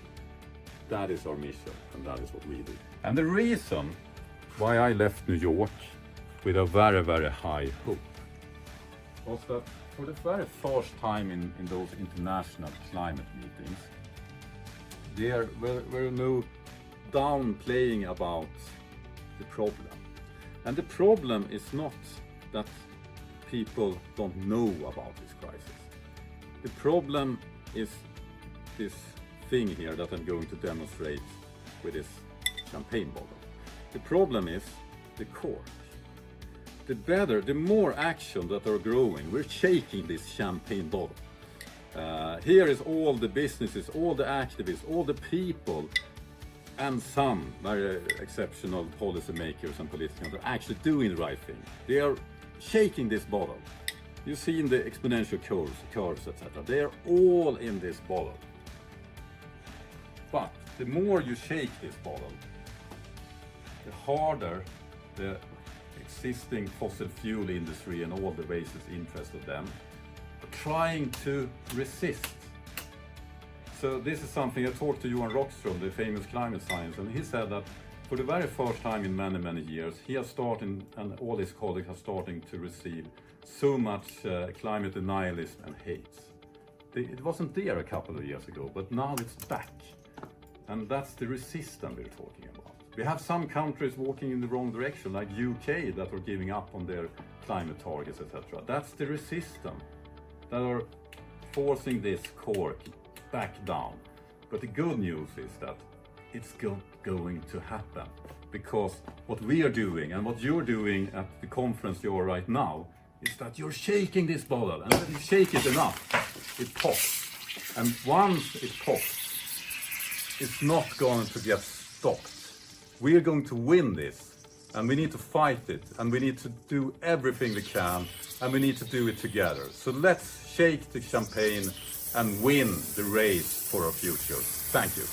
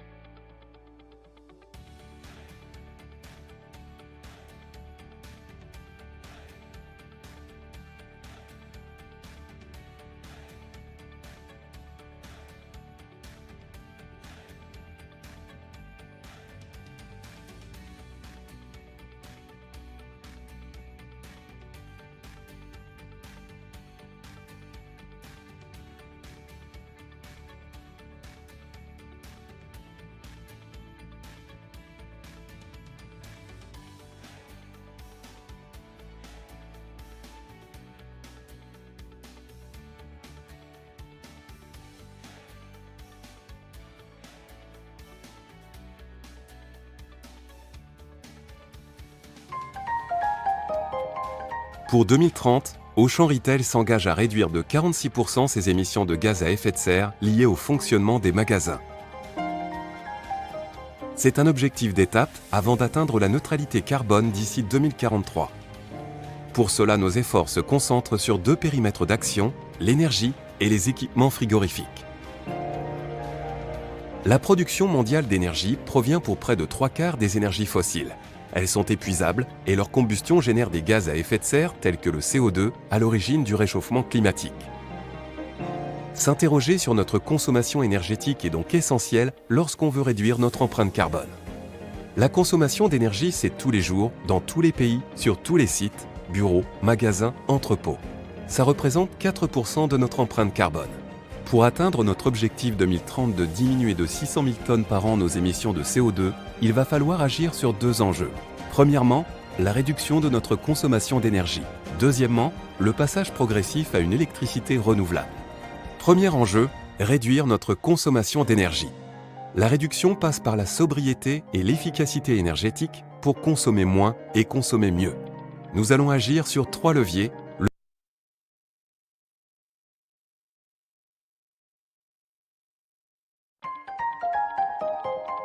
Pour 2030, Auchan Retail s'engage à réduire de 46% ses émissions de gaz à effet de serre liées au fonctionnement des magasins. C'est un objectif d'étape avant d'atteindre la neutralité carbone d'ici 2043. Pour cela, nos efforts se concentrent sur 2 périmètres d'action, l'énergie et les équipements frigorifiques. La production mondiale d'énergie provient pour près de 3/4 des énergies fossiles. Elles sont épuisables et leur combustion génère des gaz à effet de serre tels que le CO2 à l'origine du réchauffement climatique. S'interroger sur notre consommation énergétique est donc essentiel lorsqu'on veut réduire notre empreinte carbone. La consommation d'énergie, c'est tous les jours, dans tous les pays, sur tous les sites, bureaux, magasins, entrepôts. Ça représente 4% de notre empreinte carbone. Pour atteindre notre objectif 2030 de diminuer de 600 000 tonnes par an nos émissions de CO2, il va falloir agir sur 2 enjeux. Premièrement, la réduction de notre consommation d'énergie. Deuxièmement, le passage progressif à une électricité renouvelable. Premier enjeu, réduire notre consommation d'énergie. La réduction passe par la sobriété et l'efficacité énergétique pour consommer moins et consommer mieux. Nous allons agir sur 3 leviers, le froid alimentaire, le chauffage climatisation et l'éclairage. Le premier axe de travail est le froid alimentaire. Le froid représente la moitié de la consommation d'énergie dans les hypermarchés et les 2/3 dans les supermarchés. Quand on parle de froid alimentaire, on parle des chambres froides, des meubles froids de nos magasins et des centrales froides qui alimentent les meubles. Comment agir? La solution passe par 3 niveaux d'action. 1. Le renouvellement du matériel pour du matériel plus économe en énergie et qui rejette moins de gaz à effet de serre. En effet, les installations de froid utilisent des fluides frigorigènes et comme dans toute installation, des fuites peuvent survenir. Ce gaz a un fort impact environnemental. 2. Le changement du gaz frigorigène en un gaz beaucoup moins polluant. 3. La mise en place d'un système de monitoring intelligent des fuites afin de les détecter et d'intervenir plus rapidement. L'ensemble de ces actions va permettre de réduire de 90% les émissions de gaz à effet de serre. Le deuxième axe concerne nos besoins en chauffage, climatisation et ventilation. Cela représente 1/4 de la consommation en énergie des hypermarchés. C'est un levier qui possède une dimension humaine sensible car on touche au confort et ça peut donc impacter les conditions de travail des équipes et d'accueil des clients. Et le troisième axe est l'éclairage. C'est un levier sur lequel l'entreprise s'est déjà fortement mobilisée. 97% de nos magasins sont passés en mode LED. En travaillant sur ces 3 axes, nous avons pour objectif de réduire de 40% notre consommation d'énergie au mètre carré d'ici 2030. Déjà la moitié de cet objectif a été atteinte entre 2015 et 2020. Il reste 50% de notre engagement à réaliser d'ici 2030. Deuxième enjeu. Passer à 100% d'électricité renouvelable en 2030. Pour cela, nous développons 3 types d'actions. Tout d'abord, produire notre propre électricité grâce à l'installation de panneaux solaires sur les toitures de nos sites. La majorité des pays a déjà initié le sujet. Ensuite, acheter à l'extérieur de l'électricité renouvelable auprès de fermes éoliennes ou solaires pour alimenter nos magasins. La France et le Portugal sont en pointe. Enfin, en complément et de façon marginale, acheter de l'énergie garantie verte sur les marchés. Le Portugal, la Pologne et l'Espagne ont déjà commencé. Toutes ces actions nous permettront de réduire les émissions liées aux magasins. Mais pour contribuer à la neutralité carbone en 2043, il faudra recourir aussi à la compensation pour les émissions résiduelles. En conclusion, il y a 2 messages à retenir. L'énergie est devenue un produit rare et cher. Ne la gaspillons pas. L'énergie la moins chère est celle qu'on ne consomme pas. Auchan Retail, la force d'un distributeur au service du grand défi climatique.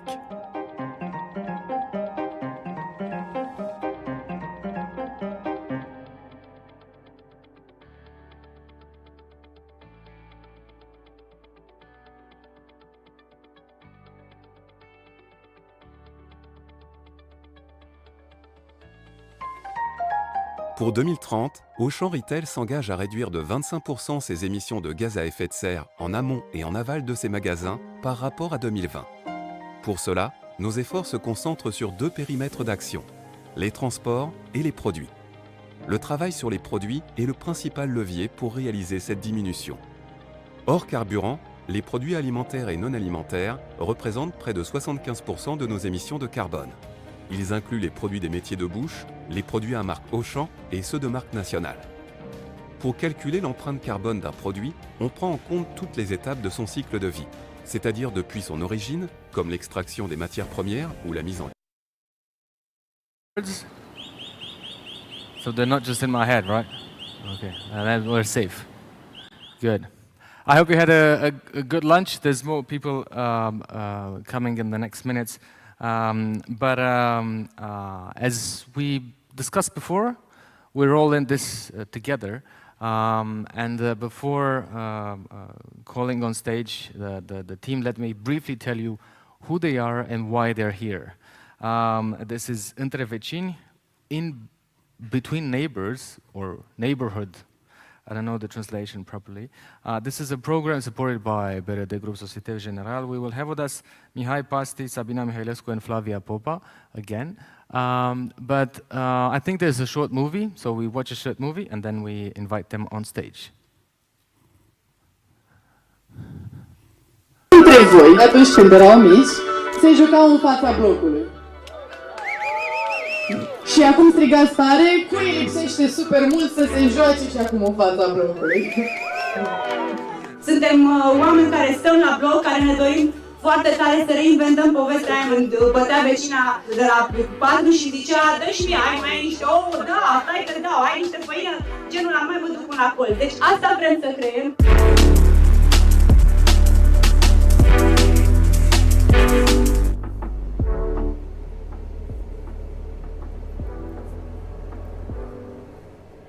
Proiectul Între Vecini este o super idee la care am făcut click într-o secundă.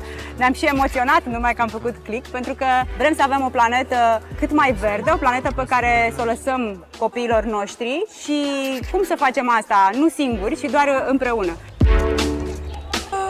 Să descoperim ce interese avem comune și cum putem să trăim mai bine, cu mai puține resurse. Ați văzut aici oameni în vârstă, au 84 de ani, au venit să dea și o mână de ajutor, au ridicat ceva, un băț, l-au mutat. Ce să vă spun? Multă sănătate și să continuăm aceleași proiecte și atâtea să ajungem la vârsta noastră. Să ajungem la vârsta mea, că deci eu nu fac 86 de ani.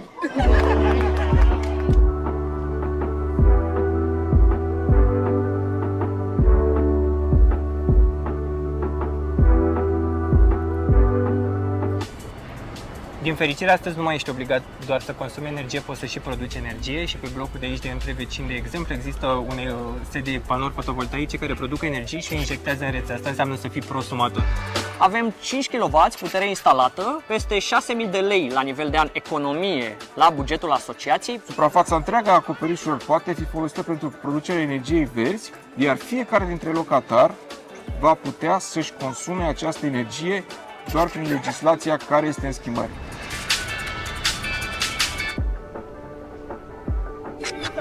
Hai vecini!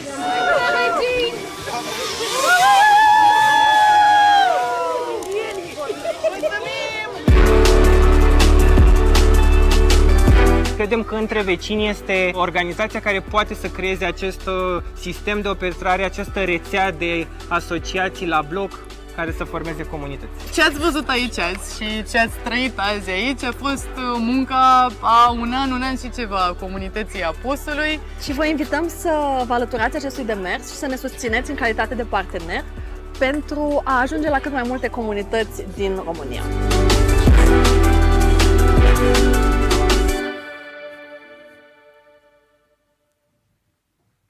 Mami, fă o supă din toate zarzavacurile, câte un pic din fiecare, un pic de mazăre, un pic de fasole verde, un cartof. Pentru că mâncarea în casă, gătită, e cu totul diferit. Și așa am fost firea mea, o fire mai energică, așa, mai... Da. Bravo dumneavoastră! Mulțumesc! Mulțumesc! La show! Să ajungeți și la vârsta mea! Da, Dumnezeu, să mulțumim, să rămână! Hello, hello everyone! Thank you for having us today here actually, because it's still day. What we discovered along our... You know, you can stay on the grass. You can stay here? On the grass. Okay, we're sitting down. So what we've discovered along our journey through life, and not only through life, but throughout our process in Intervecini, is that when people stop talking, either that they rush through life, or maybe they get sidetracked by technology, they start to lose their patience to listen. And then they lose their flexibility in hearing others' opinions, and in time they lose their energy to engage in meaningful conversations. What we've seen is that this can lead to high polarization and destroys a country's social fabric. And this can actually happen to get your friends and your family from becoming people close to your heart. Slowly, it can turn them into your enemies. And we've seen how bad it can get due to self-isolation during COVID. What we try to do at Intervecini is to help people rebuild this social fabric, to raise the level of trust between one another, to raise the level of trust in public authorities, and together to work for a common good. Intervecini is an operating system for change at the highest level, but at the ground floor, it's a positive reason for people to engage with one another. Sabina, can you tell us how Intervecini is rebuilding the social fabric of Romania? Yeah, so basically, as Mihai was mentioning, Intervecini is about connection, but also it's about being sustainable and contributing basically to a just transition and like a better life in the cities we live in. And we do this in two directions. The first one is the green energy direction, and we take homeowners associations and we put PV panels on their block of flats and we help them become prosumers. And this installation of PV panels is what kind of brings them together initially. And how we keep them together is the mechanism of meetings. We have throughout the year 10 activities, 10 community activities around the 17 SDGs, and these are co-created with the community. So basically, it can be anything from like an urban garden to a circular fair to financial education, anything that they're interested in and that they can do together in order to actually build a community. And I would like to invite Flavia to tell us about how they got involved with the project and why this is important for them.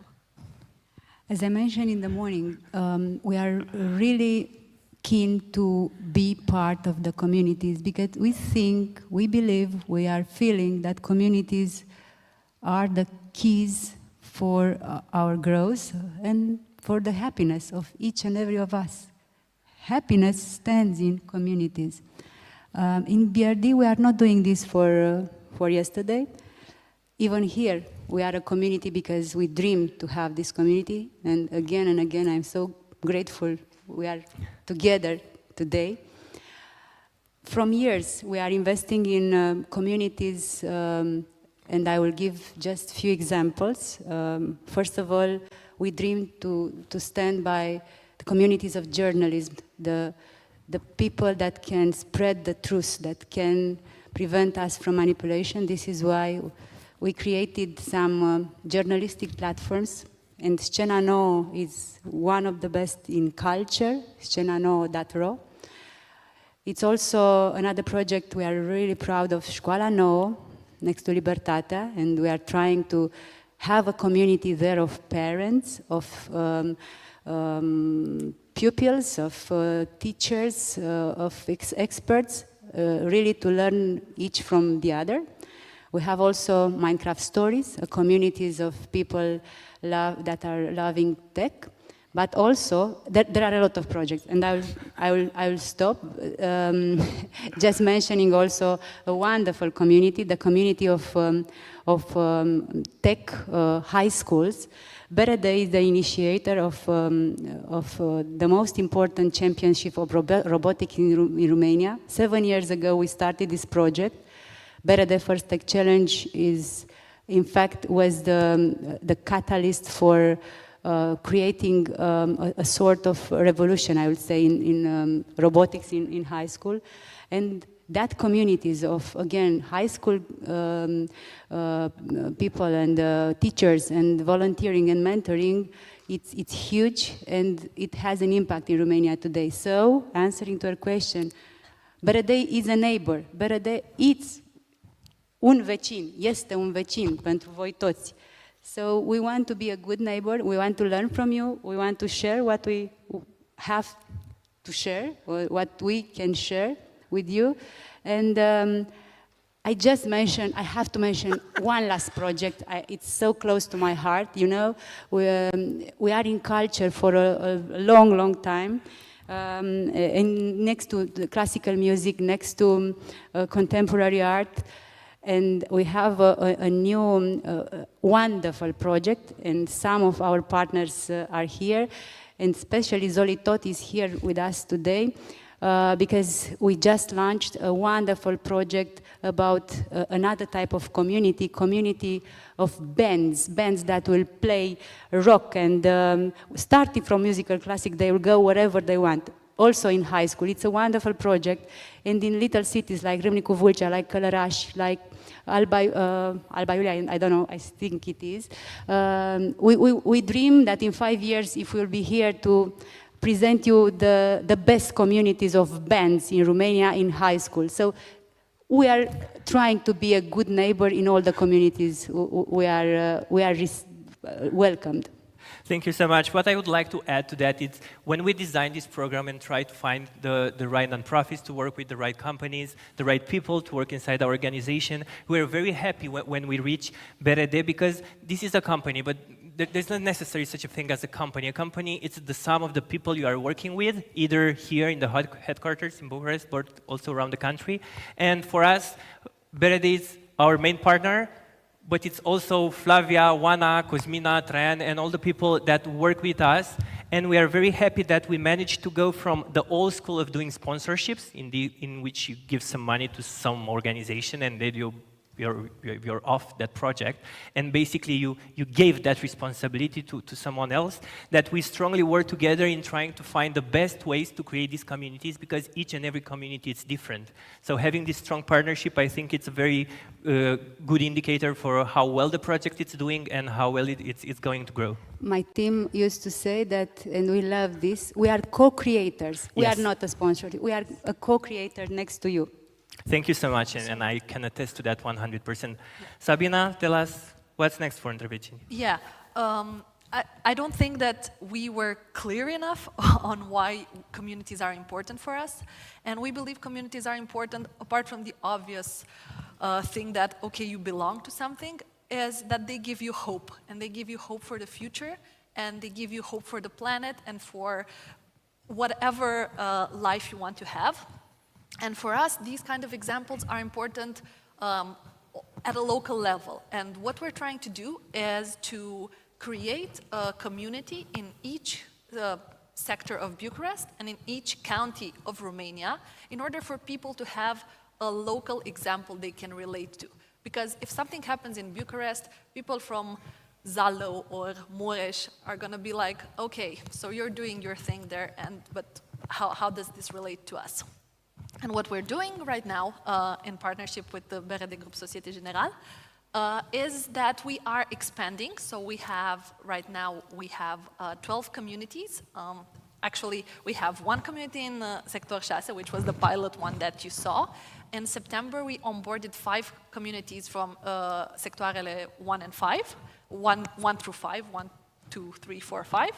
And right now we're launching, we have launched the applications for 6 other counties in Romania, which are the just transition counties. So if you know anybody in Prahova, Mureș, Hunedoara, Dolj, Gorj, and Galați, and you think that they'd be interested in our program, please tell them to apply, because we want to meet them and we want to help build communities with them. But also, if you know people that want to invest in this kind of project, we are really open to have you as partners, because I know people from Zalău that told me they expect us there.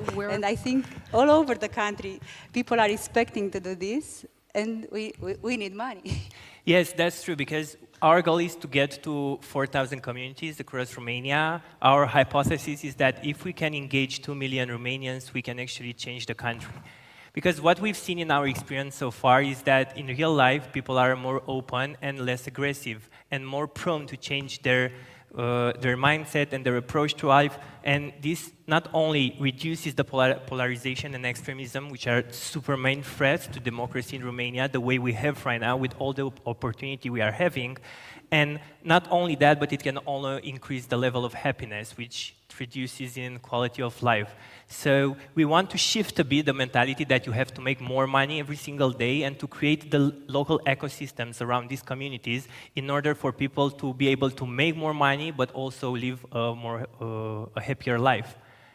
What we find out, and this is interesting in terms of biodiversity as well and the relationship to nature and sustainability as large, the activities that Sabina was mentioning, the communities have to develop and implement by themselves with our help, are around the 17 Sustainable Development Goals. What's interesting and what we've seen is that they map local businesses around them. They are very interested in community gardens around their block of flats to spend their time. And beyond that, communities and people develop a closer relationship to nature, which is very important not only in increasing biodiversity in these pocket parks around cities across all Romania, but also in mitigating climate change and creating a space that everyone can feel safe and they feel that they belong to. Good. So we will try until we will succeed. This yes. we can tell you. Thank you so much for having us. We believe that democracy wins when people talk to one another and when they trust one another. And we believe that this starts with a hello neighbor. Hello neighbor. Hello neighbor. Join Thank you us so on much. The grass. Thank you. Thank you. Thank you. Almost felt like a picnic. Almost felt like the mountains. So we actually talk a bit about the mountains and the valleys. I'm very happy to introduce in the coming minutes 2 nature-based solutions to the climate crisis in Romania. The first speaker of this session is Florin Stoican, president of Cogaion Association and director Oltenia de Submunte, UNESCO Aspiring Geopark, and also the founder of the Geopark Network in Romania, having a strategic partner, BRD Société Générale.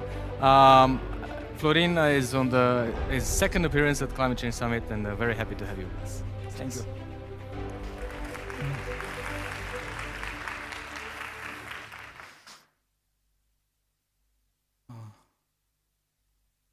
Hello.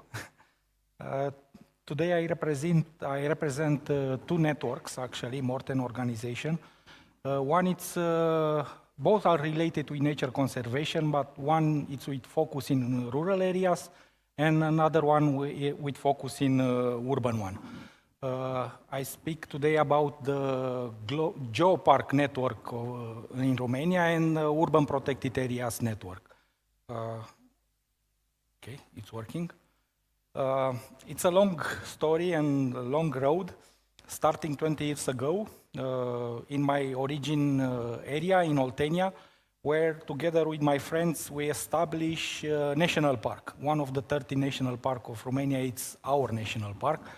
And till now is the only one made by an NGO.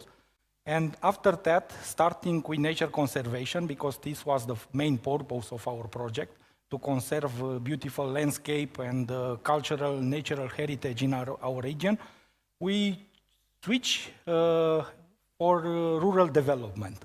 Why? Because at least in our areas in Europe, in test times, it's impossible to make nature conservation without taking in consideration interest of local communities and visitors of the area. It's the smallest national park from Romania, only 5,000 hectares, but it's very diverse and it's beautiful, has a lot of canyons, caves, virgin forest. 30% of the forests are virgin in this national park. It's a limestone island around beautiful landscape areas, and we start to protect. After that, we begin to involve the local communities in our projects. We start with ecological education. We still have now the Junior Ranger program in our region. Till now, 5,000 kids are participating in this program. And some of them, they are already come back in our team to help us in a geopark project. This is the next step. Why? It's interesting questions and it's a long answer. First, because we want to do more than nature conservation. Second, because the principle of nature conservation in Romania through national parks, natural reserves and other protected areas is not working very well in the way to involve local communities. It's a top-down approach where the state are coming with the enforcement, governmental decision, laws, and some authorities. But the return of investment in nature conservation for local communities and visitors is not appear yet. And because of that, we try to look around in the world to see what the model it's fit well to our status and to our desires. And we identified that the UNESCO Global Geopark, it's one of the best model, and we start to work in this way. First, with evaluation of the area. The area is 15 times bigger than the national park. And we focus not only to biodiversity, but we focus also to geodiversity and cultural diversity. We want to put together all the assets of the area. And if you look on the map, you see that in our region, maybe you know, if you are Romanians, about the Horezu Monastery and the Horezu Pottery.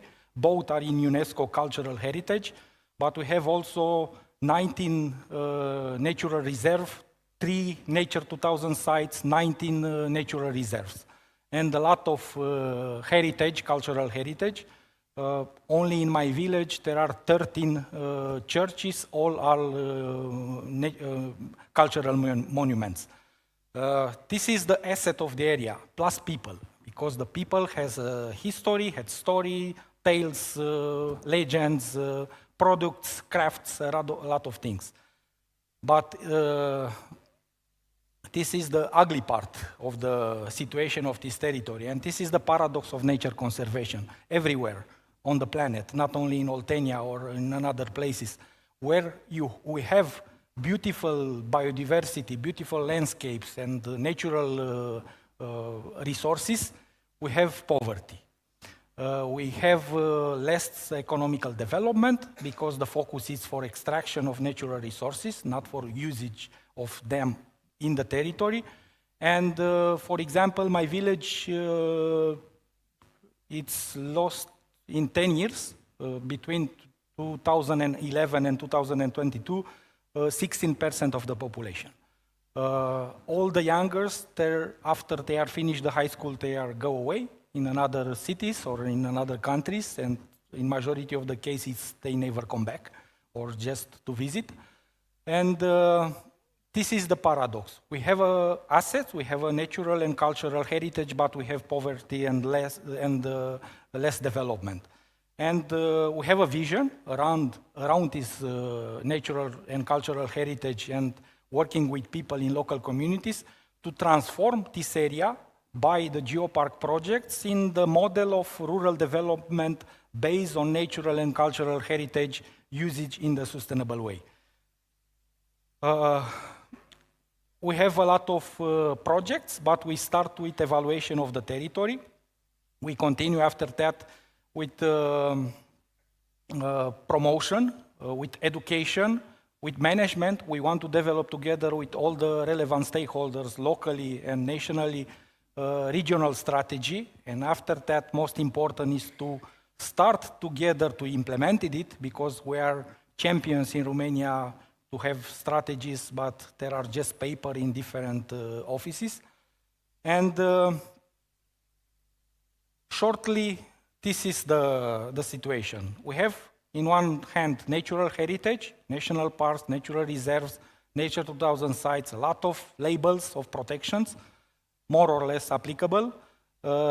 In the other hand, we have people and cultural heritage. Some of them, they already have a labels, but they are not used on the real value of the labels. And we want to construct around this heritage. We want to construct a network of trekking trails, biking trails, climbing programs, events, festival, a lot of things. We want to help local communities with development of some labels for local products and services to give plus values to these products in the area. We want to continue to educate more people locally, but not only local people. And in the middle, this is the geopark concept with the UNESCO label. And we want to switch the direction of development of the area. We say development, but it's stagnation more or less, for the ecotourism and for the sustainable development. And we already work as a network in Romania. We already have in Romania 2 geopark, UNESCO geopark, part of the global network. One is the Hațeg geopark, first one in Romania, and by this geopark, the concepts are coming in Romania. And second one, it's from 2 years ago, Ținutul Buzăului, the second geopark in Romania. And there are 2 aspirants geopark. One is Oltenia de Sumunte and another one is Carpatera. It's in north side of Brașov County. And there are another 2 ideas, one in Dobrogea and another one in Maramureș. And there is a place for more areas. We already start to work together to develop a strategy to extend the concept in Romania and not only in Romania. And we already work in the global networks. For example, Geopark Networks has now almost 200 geoparks all around the world in 48 countries. And we work also in a European program. It's hard to explain what is the main purpose of this program, but the idea is to regenerate 1 million hectares of land, involving 1 million people.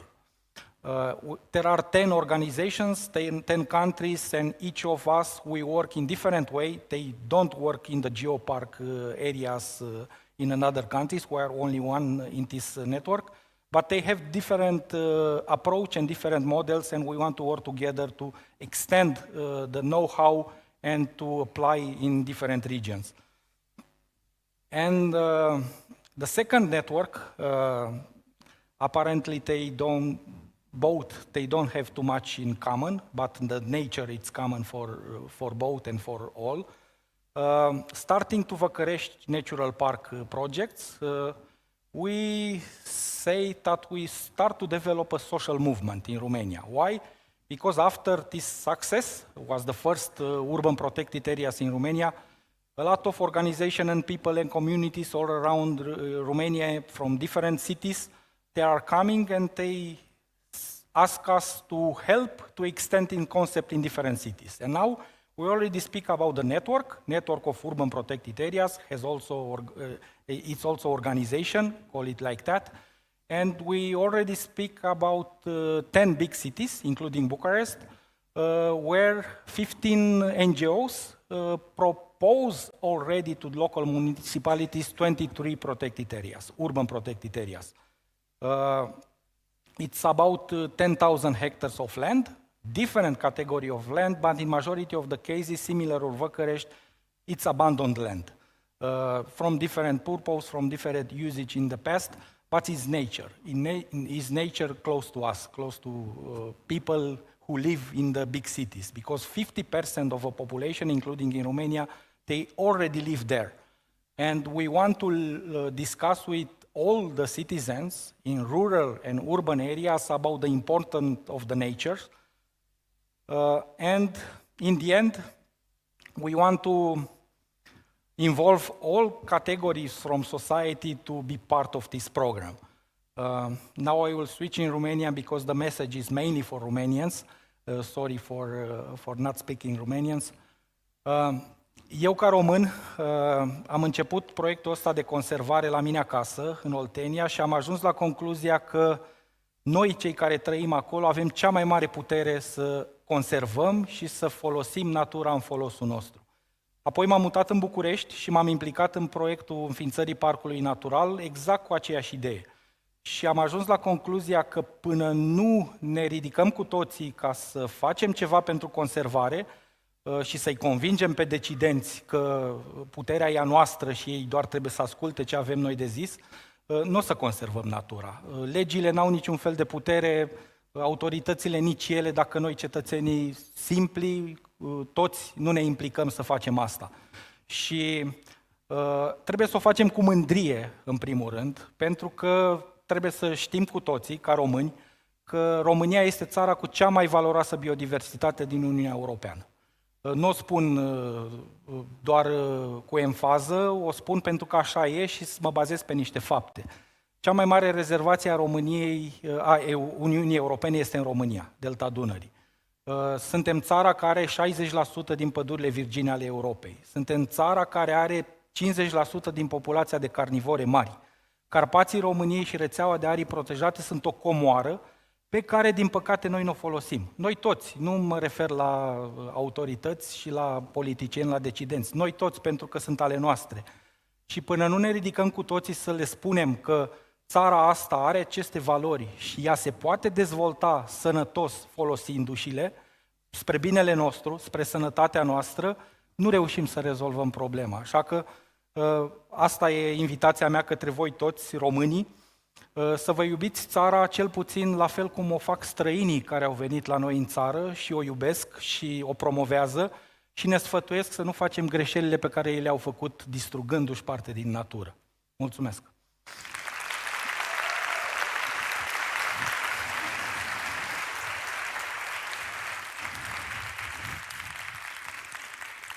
I can leave and he can come back and you applaud him again. Thank you, Florin. That was very inspiring, also for the Romanians in the room, but also for the less Romanians, but equally Romanians, but also for the people watching us on Twitter or X and YouTube. There's a global audience that we have also from the west coast of the US all the way. Now, if you have been in the green stage earlier on, you might have seen our next speaker and what he is doing. A leading Romanian high-altitude climber, Alex Gavan, uses the best stage possible, the summits of the world's highest mountains, to advance environmental and social causes. He reached 8,000 plus meter summits in the Himalayas by fair means without supplementary oxygen and high-altitude porters. But for him, climbing mountains outside is climbing mountains inside. He feels we are the custodians of this planet, not its owners, not its conquerors, and the role of being a custodian comes with great responsibility. He has been involved in many, many environmental projects, from the cyanide-free mining to protecting Romania's virgin forests, the Bucharest Natural Park, or saving the Transylvanian Alps dwelling asprete, probably the world's rarest and oldest fish. Now, Alex, like many of us, and I'm happy to be involved as well, trying to create a greener future to the Green Belt initiative. Let's see how this could be possible. Let's take a couple of minutes to watch something, and then we'll have Alex with us.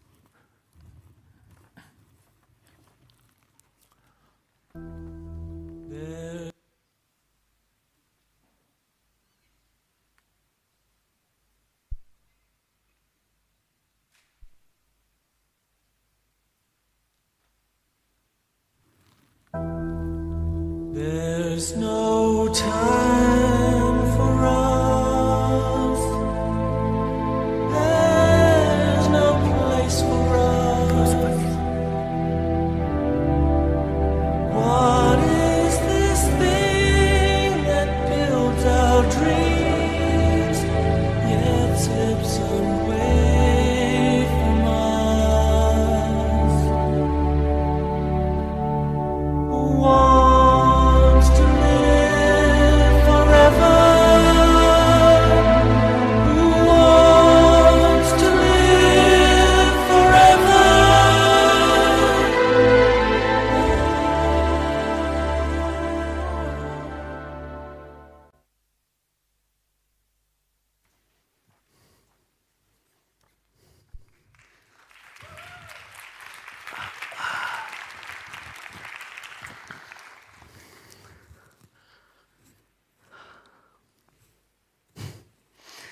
4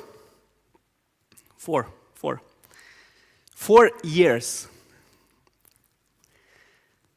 You guys, the residents of Bucharest, could have a longer life expectancy by 4 years. 4 years of your life. This is the official conclusion of a 2020 report of the National Institute for the Public Health. This would happen if the authorities were to meet the already set targets for combating pollution. You guys could have a longer life expectancy by 4 years.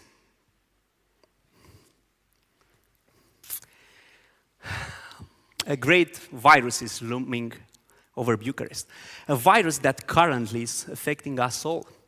A virus that slowly but surely, indiscriminately, is just killing us all. It's the pollution.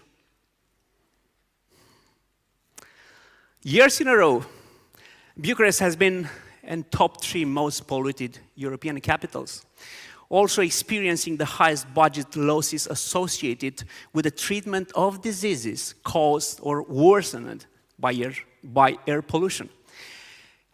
And this is with a staggering annual loss of 6.35 billion euros. In Romania, each year 29,000 people die due to air pollution. And we are the EU country with the highest social health costs associated with it. After years of warnings, Romania is in an infringement procedure and has already been condemned by the European Justice Court because of the poor air condition in Bucharest and in other cities in the country. Of course, certainly in Bucharest, we can truly sanction major polluters, but I have a bitter smile here, because just thinking of the authorities that for years have shrugged off their shoulders on illegal waste burning, while it was clearly visible from the very house of the parliament, officially and defiantly, they were stating that they cannot find the source. It was quite a media scandal at the time. Of course, we can use more public transportation, and we can improve it. We can ride bicycles more, ideally, of course, if we were to have proper bike lanes. We can even restrict the access of cars within the city centers, as other European capitals do. And of course, we can also implement grass roofs, green roofs on the buildings. We can even have a plan. Which anyway has been awaited for far too long. But we don't. However, all those actions, along with others more, taken within the city, will just not be enough to prevent the tens of millions of euros in fines that we'll have to pay to the EU till we'll fix it. And with all this trouble, will be paid, of course, by the Bucharest City Hall. And that is from your own very pocket. That is from our own very pocket. And you know what the great irony is. Right now, just now, the forests around Bucharest are being systematically decimated. The last remnants of the legendary Vlăsia woodlands, and that's from the time of Vlad the Impaler, pour les connaisseurs, are daily under Chason assault. In 2020, over 500,000 trees have been cut down in Ilfov, the county that is surrounding Bucharest. 581,287 to be precise. And this was in over more than 700 authorized logging sites. If we were to take a look from high above and try to see the forest surrounding the city, what would immediately strike us is rather the absence of these forests. And just the legal operations annually amount to the equivalent of around 5,000 timber tracts, a significant quantity given the few forested areas left in the county. Although, with only 16% forested area, Ilfovit is considered a zone with a deficit of forest vegetation, according to the Forestry Code. And such forests, the forests around communities, play a particularly significant social role, especially those around major urban areas. And they offer us, the people, an infinite gift by reducing the dust and particles in suspension, carbon storage, of course, lowering greenhouse gas emissions, decreasing noise, and of course, mitigating extreme temperatures. These forests are fundamental for a healthy environment and for climate change mitigation. Equally, these forests are crucial for creating a harmonious landscape, as well as for recreation, sports, education, and forest bathing, which I so much love. And of course, the value for biodiversity is simply priceless. And even according to the current legal framework, the primary function of these forests, it's a social one. This is through the forestry plans as well. And this is taking over the commercial logging in priority. But unfortunately, in reality, this is simply not the case. With all the pollution in the city and the disappearance of the last forest around it, we're simply running out of air. We're running out of air. I drawn these images just in the backyard of my home, a truly paradise. I do some of my expedition training there, biking, kayaking, running, lots of wildlife, deer, foxes, rabbits, sometimes even wild boars, and of course plenty of beautiful birds. And this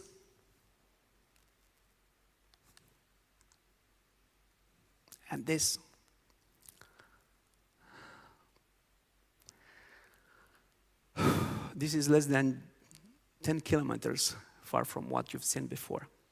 Simply no comment. And what could I add more? What could we add more while looking at this? It's just two futures, guys. Two futures that are standing just in front of us. Two futures that are already happening. Two futures that we are already living simultaneously.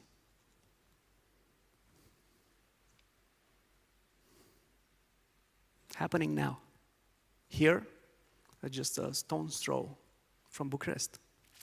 So, the question is, which pill would we choose? Which pill would we choose? I really believe we are the medicine, and the medicine is being grateful. We won't have clear air in Bucharest as long as we don't take the medicine. Till the last drop, till the very last bite. And we won't have clear air in Bucharest as long as beyond any anti-pollution measures taken within the city, there isn't a surrounding green belt around it, hosted by Ilfov. You know, the city's development, the city's future development is closely linked to what happens and to what will happen in Ilfov. Forests means oxygen, they mean life. And a city, any city, cannot be healthy as long as its people are sick. And at the same time, healthy people cannot simply thrive in a sick city. It's just basic logic. You know, following the already established Bucharest Natural Park, the Green Belt will just be the next big thing in terms of Bucharest green lungs, the next major step in terms of quality of the life in the city and its metropolitan area. And of course, in the ever getting hotter times that we are living, it will be just a huge, big, natural, free air conditioner for the capital. Green belts are already widely used in many parts of the world. Copenhagen, London, Melbourne, San Francisco, Sao Paulo, covering nearly 800,000 hectares. The largest in the world is in Ontario, Canada. And it includes forests, wetlands, pastures, and farmland. But probably the most, or one of the most inspirational, comes from Vienna, where 150 years ago, those people realized that they really need to take care of their greenery. So they started to protect it, and now the Vienna Green Belt almost totally encircles the city, serving maybe as a great example for what the Green Belt, Bucharest Ilfov Green Belt might be. So we choose. We took the medicine. And then under the umbrella of the Together for the Green Belt civic platform, we gathered the most prominent of the NGOs and public figures in the country, drafted the bill, and submitted it to the parliament last spring with the sole goal of fully protecting the entire forests remaining in Ilfov. That is basically the cornerstone for the creation of the Bucharest-Ilfov Green Belt. We managed to bring to the table all the relevant political parties, and at this moment, no less than 65 senators and deputies are co-initiators of this bill. Never before these parties stood like this together behind an environmental project in Romania. And actually, we rather see it as a public health project that involves, as part of a systemic solution, a significant environmental component, a significant environmental part. Last summer, and that's a wonderful news, the bill was adopted by the Senate with unanimity of votes. Unanimity. Think last time when they voted something in unanimity.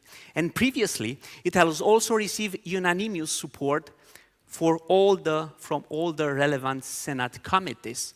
And now the bill is under debate in the Chamber of Deputies, the decision-making body. And last week, we received a favorable opinion from the legal committee, once again with unanimity, pentru că ne place să fim premianți. And the plenary vote is set to be for the first half of November. Of course, creating the Green Belt will also involve a lot of tree planting, and as well as opening the forest to the people for their well-being. At the same time, Together for the Greenbelt civic platform have almost finished, and one of the last signatures we just got 2 hours ago to another panel, have almost finished a 7 points solution-focused memorandum of understanding with all the political and executive decision makers whose support is simply crucial to have clean air in the city, as well as, of course, extending this concept to the rest of the country. Among the signatories are the main stakeholders, as I will tell you, the mayor of Bucharest, who was here previously supporting the cause, and also the president of the Ilfov County. The Greenbelt is just a project to be treated with utmost priority now, because otherwise the future will impose it on us anyway, and the health, the economic, the environmental, and the ethical price will have to pay. It will be simply thousandfold.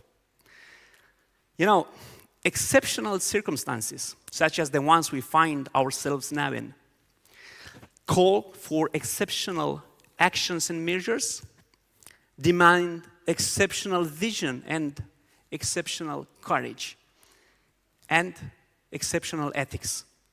And all of this can only be done, of course, while driven by exceptional love. I dream to the moment when trees will be regarded and will be recognized as citizens. They are us, we are them, and thus one. My beloved, we are at the steering wheel of the most boundless and priceless of the ships possible, our life.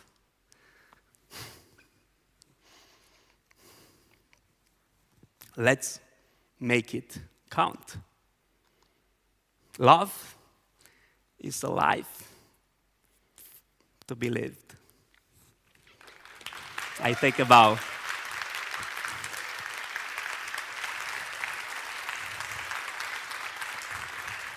Ah, non. Merci, Mont. There. Thank you. That was Alex and the Greenbelt, which is one of the most important projects for the future of this city, and I dare to say, not only. We move now to a topic that we have briefly touched upon earlier with Ingmar Jurgens. We talk about regional cooperation to accelerate change towards a sustainable future. This session is going to be moderated by Janko Daramush, Head of Sustainability at Fulcrum Asset Management. He has worked on sustainable investing for some time now, and has been a lead author, for example, in the CFA Institute certificate in ESG investing. Jitka Hobova is Chief Operation Officer and member of the Board of Directors of Corbenci Banca, Societe Generale, and is the coordinator of ESG at KB. And Ingmar Jurgens, who you met before, again, CEO of Climate & Company, one of the pioneers of carbon finance and one of the most experienced experts in the fields of climate economics and sustainable finance. Janko, you have the floor. Thank you so much. Thank you very much. It's a pleasure to be here again, and a wonderful room. So, in thinking about the topic today, I was reminded that people say American fairy tales begin with once upon a time, and Soviet fairy tales begin with there will come a time when. And I think there's something potentially when you think about regional cooperation, it would be quite easy to just sit here and we'll just imagine some sort of future that may or may not happen. But I'd like to paint a slightly different picture to set the scene about some of the things that we're already seeing. So when I was in Paris, when the Paris Agreement was signed, we thought we'd be on track for an absolutely catastrophic 4 degrees of warming. That was the best guess of where we're headed. The policies we now have probably lowered the temperature by about 1 degree to 3 degrees. The policies that have been announced might take it yet further down to below 2. That's all to play for. Some of the worst case scenarios perhaps have been ruled out. Policy is moving slightly. It's partly because the economy itself in regions, both emerging and developing, is slightly decoupling. It's starting to be possible to grow the economy without proportionately growing the emissions or even having them go the other way around. And indeed, Romania is one such example. And it's not just because of the industrialization, it's not just because we've offshored production to other countries. These are signs of hope. I think the finance industry is starting to move, not fast enough, but not standing still either. The asset management company I work for is putting a lot of investments into sustainability, starting to select only climate-aligned companies, to vote against directors which are sort of falling behind on climate as shareholders. So there's some sign of hope, I would think. But at the same time, a lot of work needs to be done, and this is why we have such an interesting panel today with practitioners who have on-the-ground experience within a leading bank, as well as a man of many talents across different parts you've heard before. But I'd like to explore first some of the issues around individually in some of the areas you're working on, what you're seeing in terms of highlights and lowlights, and then we try to sort of paint a picture and put the pieces of the puzzle together a little bit. So I'd maybe start with you, Jitka. Tell me a little bit about the highlights and then some of the biggest challenges you're facing on the day-to-day integration of sustainability. So before I answer your question, I have to confess that I arrived by plane. Because by train it was too difficult, too complicated, and by my electric car it was too far. So I really increased my carbon footprint, but it is very low. So it is sustainable also about that we have to find the right balance. And regarding your question, I would like to, let's say, share 3 highlights. The first one is our governance, because governance for ESG is the crucial part, I have to say. Governance in Komerční banka, we are universal bank, part of the Société Générale, and each 5th citizen and each 5th company is our client. And we have the AA MSCI ESG rating, so we are top rated company regarding the ESG, just to give you a quick update. And sustainability is really incorporated in the standard processes at every level of the organization. You saw also in the morning deputy head of Société Générale, and it is really driven by the top management. To give you example, I am also responsible for the buildings, so I have to learn myself how to calculate the carbon footprint. And we were quite successful because we were able to decrease our carbon footprint by 44%, driven by very bold decisions. For example, we moved 2,500 people, my colleagues, myself, to the very modern building, but outside of Prague. So not so popular, but we were able to sell the building. We also introduced, for example, the end-to-end workflow process. And again, my colleagues are working from home, and we sold the buildings.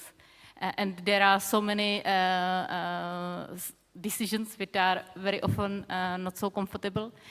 And last, finally, I would like to share that we are quite successful in financing the energy transition of our clients. Our commitment is to have half of our investment loans categorized as environmental and social friendly. We are very close. We have quite wide range of products, including, for example, that our cards are fully receivable, I mean the payment cards. That sounds very exciting, but let me challenge you just a little bit. It's obviously the financing part, offices and all of that, that's important for every company, but of course what banks lend to, what they finance is more important. Yes. Would you ever turn down a client if, say, their carbon footprint was too high? Yes, as was presented, we have entities publicly written commitment not to finance the extraction of the and upstream of the oil and gas business. Yes, true. And how difficult was it to push such a decision through? Of course, it is not easy because we are a corporation. We have to find another business. And maybe what is more challenging is somehow to speak about ESG area among the general public, because in the Czech Republic, this sustainability is, let's say, a quite distant and fairly abstract problem with huge social impact. So we are trying to also do small, meaningful things like that we supported fashion show, where the fabrics is made from CO2. That's very interesting, and I sort of echo that. Maybe people in the room will also agree. There's something about how we talk about sustainability, even in Romanian. Sustenabilitate sounds a bit foreign and weird. Don't get me started on ESG. Never mind CSRD, TCFD, all of that. So if anyone has ideas about what best resonates with the public, please come talk to me afterwards. I'm very interested in how we think about that. We can come back to the challenges in a little bit when we move to the regulation side, I think, in the global context. But turning over to you, can you give me a sense of the little bit, the things you're most excited about? You've already painted a picture of an ecosystem vision. Pick out a few elements where I think you are seeing, movement, genuine movement happening. Yeah, very happy to do that, and it's good to be here. I pick an international example first because I think that's sometimes where we can add value here, I think, by talking about the things that are not so obvious to everybody. So in 2021, we did an assessment of the state and trends of sustainability disclosure regulation around the world. Mind you, that's already 2 years ago, and the outcome was incredibly encouraging, where in most major economies, and a lot of emerging economies around the world, there's a lot of activity in that field. And I find that extremely encouraging. Now, very specifically speaking, hearing the governor of the Chinese central bank saying that mandatory carbon disclosure is important, that was definitely a highlight for me, right? Because against this backdrop of continuous China bashing, it's kind of also important to remember that there may be loads of things that we really don't like about China, but there's also loads of things that are actually moving forward there. And that's important, right? Because from a competitiveness perspective, we need some kind of level playing field. We cannot do it alone. And so what I'm telling you today is we're not alone. Yeah. The second bit would be Brazil. It's incredible. We have a strong Brazilian team just because we have Brazilians working on our team, and we are working closely with the upcoming G20 presidency. I think there's so much where you can actually turn this around and actually invite Brazilians to come to Europe to tell us a bit more about how to do it in terms of also, again, carbon disclosure, for example. And I could go on and on about these things. I mean, the last thing, one of the biggest economies in the world, California, bigger than most EU member states in terms of economic value anyway, they just adopted mandatory reporting. So even, I hear everybody talking about the ESG backlash on some, dubious governors from places like Texas. And yeah, I mean, I like Texas. I have friends in Texas. Nothing wrong with Texas. But I mean, we always report about this. There seems to be a negativity bias out there, isn't there? We always see this backlash. What I'm seeing is California just adopted that regulation. Maybe I'll stop there, but I mean, just to sometimes it helps, right? Because it helps us in the conversation we're having with our companies here, right? Where we say, look, you're not alone. We know it's challenging. Let's make it work, as I said earlier today. But I think it's also important for them to know that it's not just ask of Europeans to do something, but that the rest of the world is actually moving ahead as well. Thank you. That's quite fascinating to hear. And that echoes with some of the things we're seeing in my day-to-day job. As a shareholder, you talk to companies all the time. And sometimes there's this boogeyman or boogie person, I don't know, about the barbarians at the gates who are always willing to hoover up companies, to take them private, or companies will just go elsewhere to other markets. They'll leave listed stock exchanges in Europe and go elsewhere. And your point is quite interesting, right? Well, if you go there, there's regulation as well. There's disclosure standards, there's listening, carbon markets, right? China is setting up a carbon market. Brazil has one. India is talking about one. All these things are slightly converging, maybe not fast enough for sure, which may actually probably be a segue into exactly the point around the setbacks, right? You've given some of the highlights. Lowlights probably is not the right word here. Maybe tell us a little bit about some of the challenges you're finding, because you wear many hats as COO, don't you? Yes, I would like to share that in the banking sector we are required, as also you said, to have precise reporting and precise assessment of environmental and social risk, which is clear, but it is not easy because we need data, we need client data, but we don't have the data. So I would like to share, and I think that this event is mainly about sharing regarding the regional cooperation. So if you would like to follow me on my LinkedIn LinkedIn profile, I will be more than happy.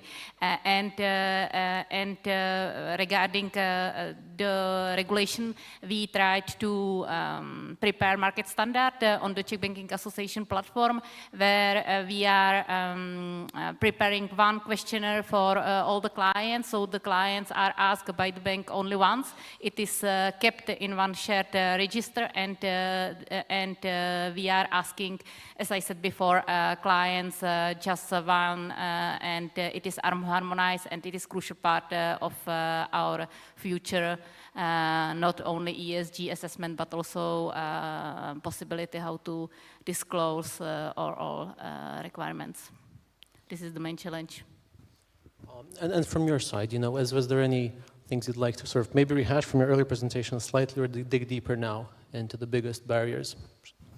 Biggest barriers. Yeah, I mean, I developed this habit of sharing positive stories because I see so many of them and we don't hear enough about them. But if I think of something that that astonishes me at the moment, is this big backlash against anything that's climate. Actually, to open a bigger picture, what absolutely astonishes me that a German conservative politician, Herr Weber, is teaming up with a neo-fascist party in Italy to prepare a joint campaign that is anti-woke, anti-climate, and I don't know, anti-democracy, question mark. So that just really gives me the jitters. You know, if I have, you know, an Italian and a German, that sounds like a joke, teaming up against, you know, against the things that we see, I thought we believe in. So that's not going so well. But I think there's another thing that we didn't, maybe all of us, I don't know, didn't do well enough, and that is get the complexity out. Maybe not try to convey every single detail of the regulatory setup, but focus on the essentials and try to translate it into language that people actually understand. I think we absolutely failed. And then we suddenly have this big thing coming. And if you're a big bank with lots of competent people like Jitka, you can probably deal with it. If you're a small company out there, and suddenly you get 5 different types of requests from the automobile companies that you are delivering parts to, that is an absolute nightmare. So that's why I want to, like, if I turn it around into what does this mean, that's my call for action. Let's do a better job in explaining it. Let's do a better job in understanding what the specific challenges are, and then work with people. Again, we heard a couple of examples. I know you are also working with your clients. That's what we need, the big guys to work with the small guys to make it work. But we didn't do a terribly good job at that in the past, I think. We were quite successful via the ATM sharing. Do you know the ATMs? You are withdrawing the money, and we are sharing the ATMs with other banks. So there is more ATMs for our clients free of charge, and we are saving energy and cost. This is exactly the examples which somehow could be attractive also for general public. And that people actually understand, right? Yeah, I like it. We have more ATMs free of charge. Well, this is quite interesting. I sort of sympathize with the idea that people have not always been friendly to the complexity of it, and sometimes can be jarring, right? I remember I was supposed to fill in a regulatory disclosure for one of our strategies, and it was Halloween, and I had 666 rows in the Excel file I was trying to fill out. So you don't always make friends by having that complexity. At the same time, your point on the backlash, there is this narrative that's being spun around the idea that pretty much the entirety of the climate change agenda is in some sort of sense a top-down imposition.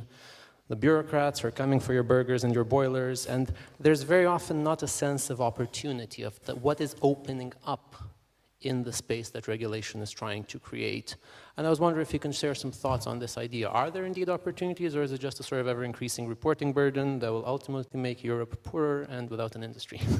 I can start with, I shouldn't say 3 quick points because I'm surely only going to remember 2, but I mean, okay, now I said it. 3 quick points on this being. So first of all, I worked in my life for the last 25 years on climate, but on both impacts, adaptation, and mitigation. What I observed that we're continuously talking about the cost of mitigation, and we're not talking about the cost of climate change, at least not in the same room. But I mean, everybody here that's in business, you don't have to be in a bank, used to doing a cost-benefit analysis. Yeah? So the benefit of doing something about it is combating climate change, of somehow keeping it around 2 degrees, somehow making it possible for Ed's daughter and for my daughters and for all your children to actually live on this planet. I think that's an important benefit. We sometimes lose sight of that. In Germany, we have an endless discussion about the cost of the energy transition. But what is the cost-benefit ratio of the energy transition is the right question to ask, I think. Secondly, it's a market trend. So when SMEs in Germany were telling me, look, we don't want to be under this regulation, we don't want to disclose. We tried to explain to them that it doesn't matter whether they're in the regulation, because their banks are. So the banks will come to them. Yeah, a lot of investors who just simply want to know their potential reputational risks, they will knock on your door.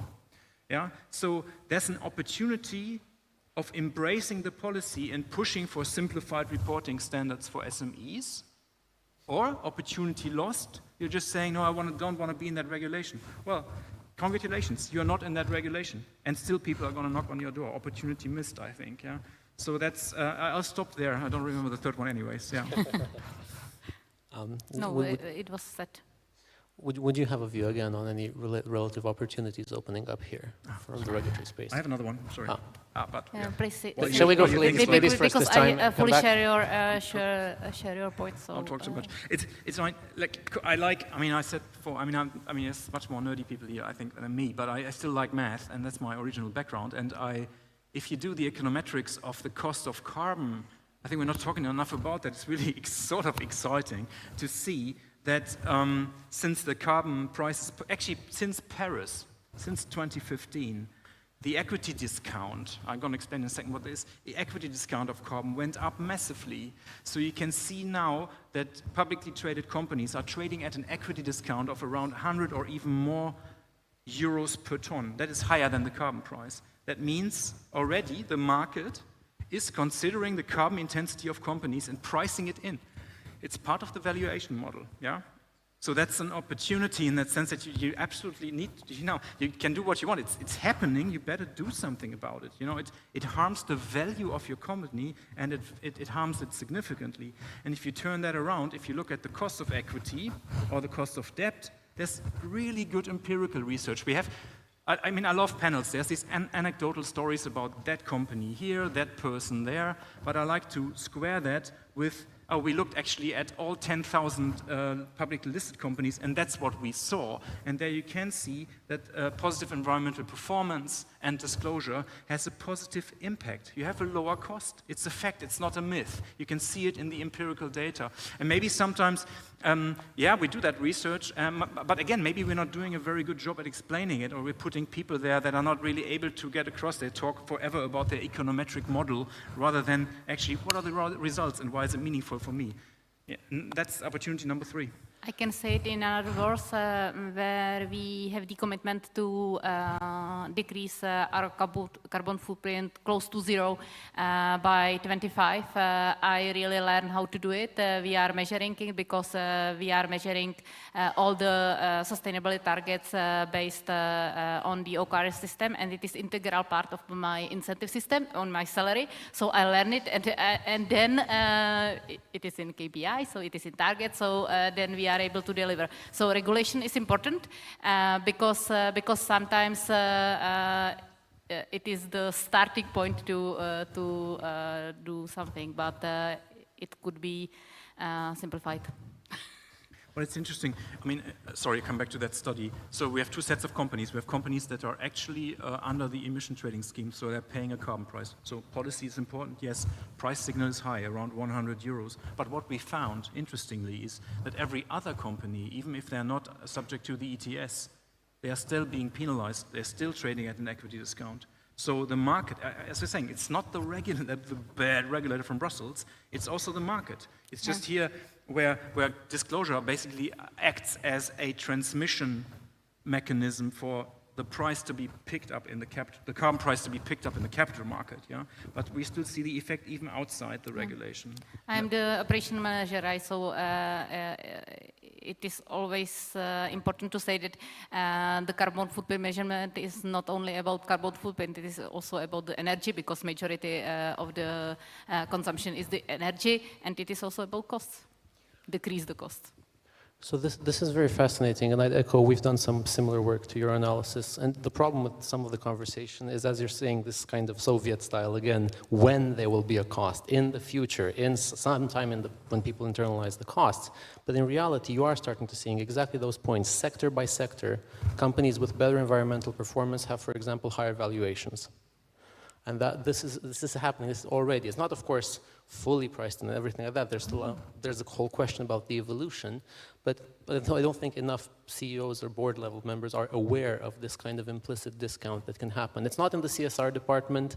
It's not in the reports with little hands and little leaves inside. This is exactly what I wanted to say. It is very important that the sustainability is really embedded to the each and every level of the organization, because not the separated CSR department is saying something.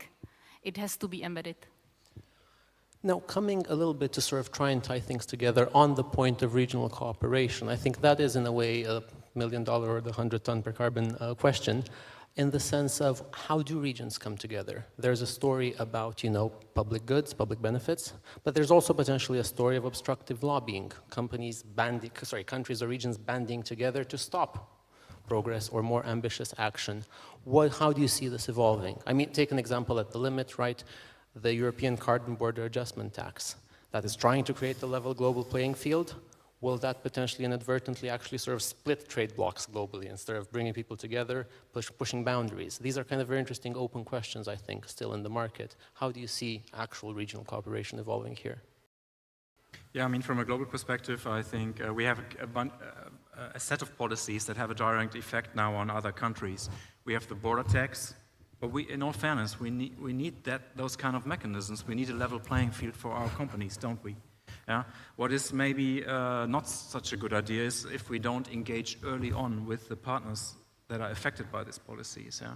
I think we could have done a better job at early on reaching out to our partners, and basically our partners not being abstract countries, they are being companies that are active on the world market, that are selling their things, they're selling their products to Europe, thereby actually keeping prices low in Europe. That's a good thing, right? I think trade is a good thing. But I mean, kind of helping these companies, for example, to be able to comply with CBAM, I think that's the kind of thing that is needed to mitigate it. Should we abstain from doing things like CBAM? No. My team proposed it, to be honest, we proposed it in 2008 when we did the ETS reform. I was at DG Enterprise at the time. We didn't get it through because at the time we didn't have the data yet. We didn't even know how to measure equivalency of carbon content at the border. Today, 15 years later, I think we're there. And now we just have to, I think, lend a hand to those that are affected. A second example would be the deforestation-free products regulation. It's great to talk about the energy sector and industry. We heard it earlier, 30% of the emissions are in that food land use system, and we haven't done anything about that. Yeah? It's about time we tackle deforestation. Now we have that regulation, again, the same impact. We're regulating access to our market, and now we're reaching out to partner countries and stakeholders to make it work for them. I come back to my theme of we need to make it work, but that absolutely includes also our partners upstream. And if we do that, I think we can actually continue with these kind of policies. Yeah, because we have the trade-off here between the competitiveness of our own companies and making it work for our partners, because it's a global challenge. And I think coming slightly to the financial sector, I think there is again, a potential movement talking about antitrust, talking about these ideas that it's actually not okay or even legal by some suggestions for institutions to cooperate across regions on something like sustainability. How are you seeing that from your side? For example, because as I said before, we have the market standard how to collect the ESG data through the market, and it was approved by the regulatory office. The same with the sharing of ATMs, because we are thinking it is sharing of the infrastructure, it is not the competitive offer. offer. And at the same time, we have something very similar for the identity. We have banking identity. It is based on the standard payment authentication, and you can enter the portal of citizens, and you can see there not only the passport authentication you can sign, you can see the cadastry, you can see the license, for example, and you can enter the state administration through this application, which is prepared by banks. This brings me to the fact that it's important to share also the technologies, because, for example, we canceled 200 of branches because we believe that our clients are able to manage the banking services through our new mobile app, and it is real stuff. And for example, in the coding, we are following the standard of the green coding, which means that we are skipping or avoiding the blind codes, which is very demanding for the energy point of view. Can I chip in on that one? So I think we talked about it in the break. I mean, the woman I love best, besides my wife and obviously my daughters, is I think the head of the competition authority in the UK. And that is because she just, I mean, the competition authority just said, yeah, we allow you to cooperate. We don't consider it collusion as long as public goods are being provided. And I mean, that's like a bit, you know, engagement is such an important part of this. Engagement, because engagement, again, it's not hardcore regulation, but it's trying to make it work for financial institutions to engage, but to talk with other investors and other banks about that. The UK just said, yes, you can do that. I'm still waiting to hear from the German supervisor, and I don't know about Romania, but that's important, right? We need to create the conditions for cooperation. And that was one of these really brilliant examples where the regulator said, here you go, we need you to cooperate, so do it. I'd add and echo that. Just very interesting, sort of the own experience as a shareholder. For better or worse, oil and gas companies have been my main area of shareholder engagement. And it's interesting that if you're just individual people talking to the company individually, they can always say, well, you're just one person, right? But it absolutely helped that we were able to come together as a bunch of investors, and we're all in the room, and there's now $1 trillion in assets or more. And then you can't say, well, it's only you talking. There is an element, and I have seen some companies move because of that reason, right? So I think that's an interesting point. Now, I'm mindful of time, and I can see the towering figure of Ciprian over there. So in conclusion, I was reminded of one of the points that Ed made around when you're stuck in traffic, you are the traffic. And one time I was stuck in traffic, and I saw a taxi in front of me, and it had something on the bumper sticker, which has always stuck with me since. It said, patience begins where patience ends. And I submit to you, so does optimism and hope. And with that, I think I'd like to thank our panel for today. Thank you very much. Thank you, BRD, for the invitation. Thank you. Thank you so much. Now we stay in the same topic to some extent, but we change the overall topic, but we change a bit the perspective. The next session is called Women in Climate, and this session is moderated by Carla Morales-Lee. She's co-founder of the Warrior Group, who will introduce our speakers, and our speakers are Georgia Elliott-Smith, Managing Director with Element 4, Rebecca Burgess, outgoing CEO of the Hunger Project, and Antoinette Vermy, co-founder of the Gallifrey Foundation. Carla, as I was telling you, is co-founder of the Warrior Group and part of the steering committee of She Changes Climate, as well as UK ambassador for the Hunger Project and a fellow at Zinc VC. Very happy to invite Carla and Georgia, Rebecca, and Antoinette on stage. On stage? Yeah, lovely.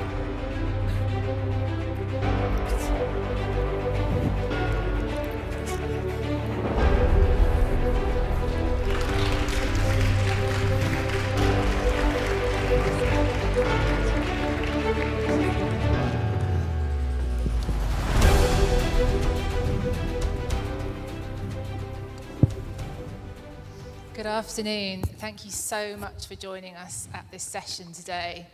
I must say it's fantastic to see a mix of genders in the room. As you can imagine, often panels entitled Women in Climate have a very specific audience. But what you will hear from us today is that if we are to solve the climate crisis, we must hear from everybody and fast. It's an absolute delight today to have, I must say, some friends of mine on stage with us. She Changes Climate, if you've not heard of it, is an incredible campaigning organisation. And in one way or another, we've all got to know each other a lot through COVID, actually, through our connection to it. So Antoinette is the co-founder of She Changes Climate. And Rebecca, Georgia and I met at COP26 in Glasgow, when She Changes Climate held one of the most incredible events I've ever been to, which was the takeover of an old warehouse, 4 floors, completely filled with women who are campaigning and changing the world across every issue from soil to fashion. And so today, what we're going to talk to you about is really about the need for inclusion in solving the climate crisis. And I today am coming with one of my many hats that I wear, which is a UK chapter lead for She Changes Climate. Much of the work that I do at Warrior Group is to really move past the discussion of diversity alone to inclusion. I'm sure in this audience right now we have people who are tackling everything from rewilding to human trafficking to carbon emissions. And in all of those issues, we need to include voices less heard in order to innovate and chart a new path forward. And so in this session today, we're going to be hearing from Antoinette about She Changes Climate's work and why diversity for decision making is absolutely vital.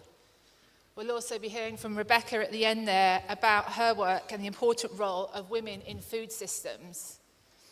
And last but no means least, the fantastic Georgia Elliott-Smith will be talking to us about how women in the UK are changing the construction sector. So welcome everybody. Thank you. Antoinette, it would be great to hear a bit about She Changes Climate. What does it do and how is that linked to the climate crisis? So, thank you. First of all, thank you, and nice to see everyone here, and as you said, a nice gender mix. So, She Changes Climate began, I actually work in marine conservation, that's my main role. And about 3 years ago, we discovered where the UK were hosting COP26, that the entire high-level team was all male. And whilst we may have just shrugged our shoulders, it basically opened our eyes to a problem that is much bigger, which is who is missing at the table, and why are they not there, and who else is missing. So we began a campaign which was two-pronged. The first was to reach out to the COP26 president and presidency, and to Boris Johnson, and to say, you really need to include more women, very naively. And then the other part was to look at all the voices that were missing and find out how we could be a conduit for those people who are the most impacted by climate change and yet do not have the opportunity to really speak about the issues that are affecting them and thus affecting us. Basically, everything's connected. So often I used to say, and you may have heard it, and COP's so boring, who the hell cares about that? But what happens at COP affects all of us. Absolutely. And why is, we hear about diversity as almost the right thing to do. Right? So we should have more women, we should have more people of colour, we should have people with neurodiversity at the table. But actually, why is it so important for decision making? Because obviously major decisions are made at COP. Why is diversity important through the lens of that decision making? I'm going to give you an example of a case where diversity wasn't included, and that was in an earthquake in 2000 in India, where millions of homes were destroyed, and a number of NGOs, banks, everyone came in to help rebuild the homes, and they were very, very happy with them. I think they built 400,000 homes. When the families arrived, there was no kitchen, and there was no yard for their poultry, their livestock. It basically was because no women had been included in the decision process. So this is not just, it's an economic problem, but it's so much more important than that.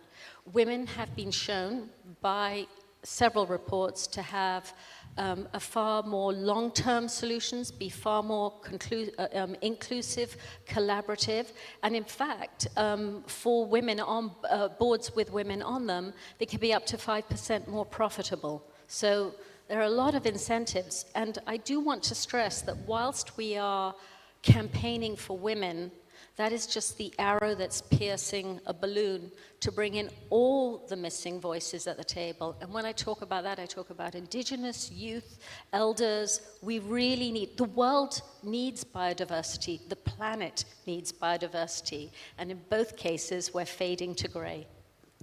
And I think diversity of thought is the other diversity that we need, and that so much speaks to it. You know, one of the criticisms, I guess, of the inclusive movement is, what about the men? You know, how do we not exclude men? Because, you know, I often say, and I'm not sure people believe me, but I often say that if all boards were made up of women, I would be campaigning for men to be on them. And I really, really believe that, because I truly believe in diversity of thought. But for the men who have supported She Changes Climate along the way, what have been some of the things that you consistently see them doing that people within their own organisations and campaigning organisations could also model? So I think it's really important that all of us can take action. And I often talk, I'm about to be a grandmother, and so my son is like, he's the whole diaper world is new. It's like a new frequency. And his eyes have been opened to parenthood, something that he never paid attention to before. I'm sure many of us can relate to that. And the point is that once you open your eyes, it's almost glaring when something is missing.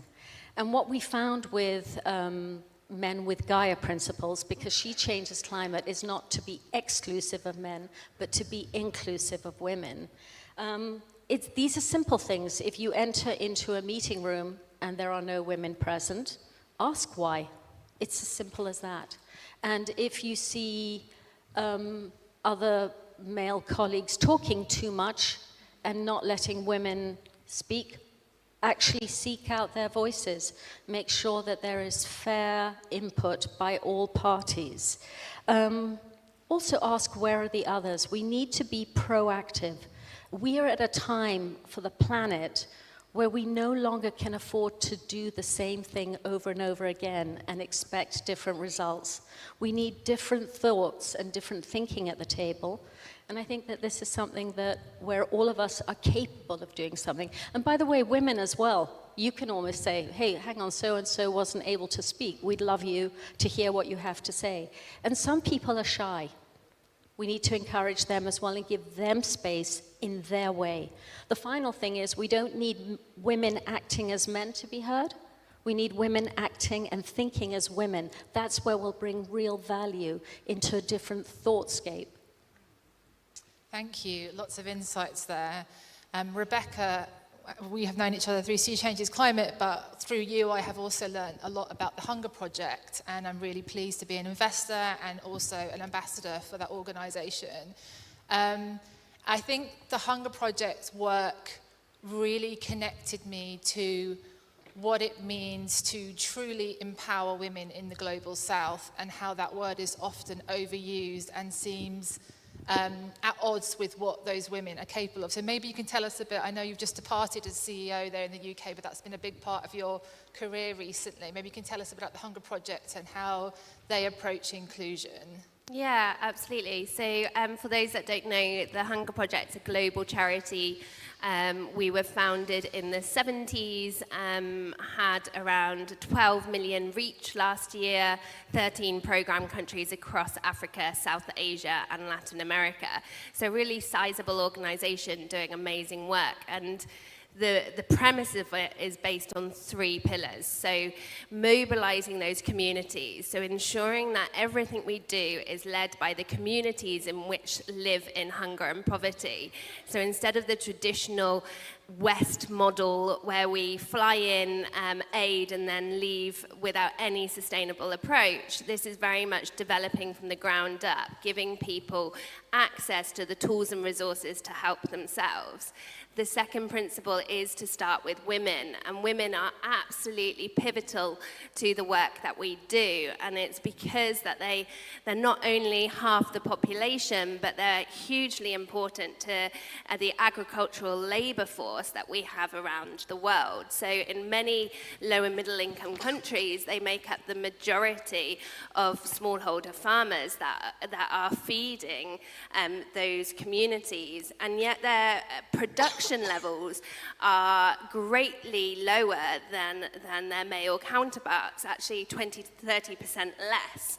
And that's to no fault of their own. It's through the systemic gender discrimination that women still face around the world, whether that's violence, lack of education, lack of access to the market, to credits, to loans, to training, and more broadly still issues like gender discrimination and child marriage. So there's still really big issues that we tackle at the Hunger Project. And the third pillar is engaging governments and private sectors to really make that sustainable change. So ensuring that they're investing in those communities for the long term rather than the short, quick wins that we might have seen in previous decades.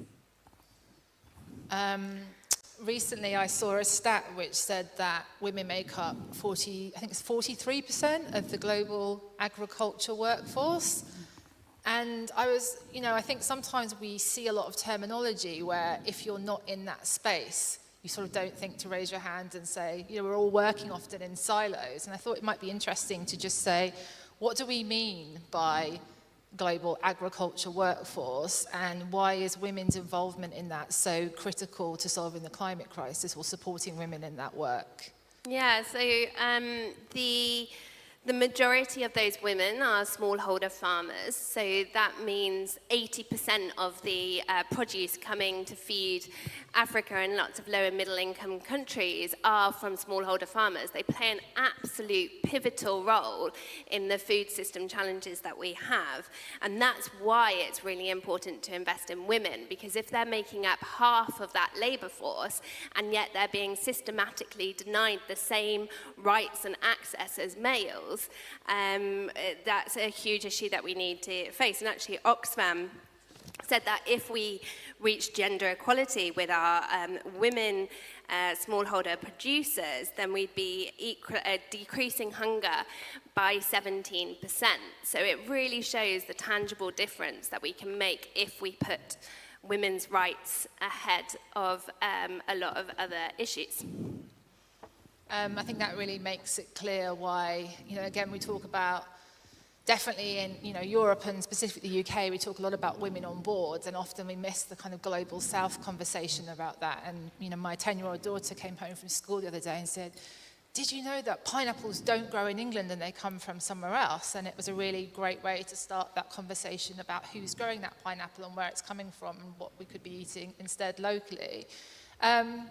So listening to you and hearing about how the inclusion of women isn't, again, just the right thing to do, but vital to our food systems, there have been so many stories that have come out from the Hunger Project that have really stayed with me about, again, what it means to empower women.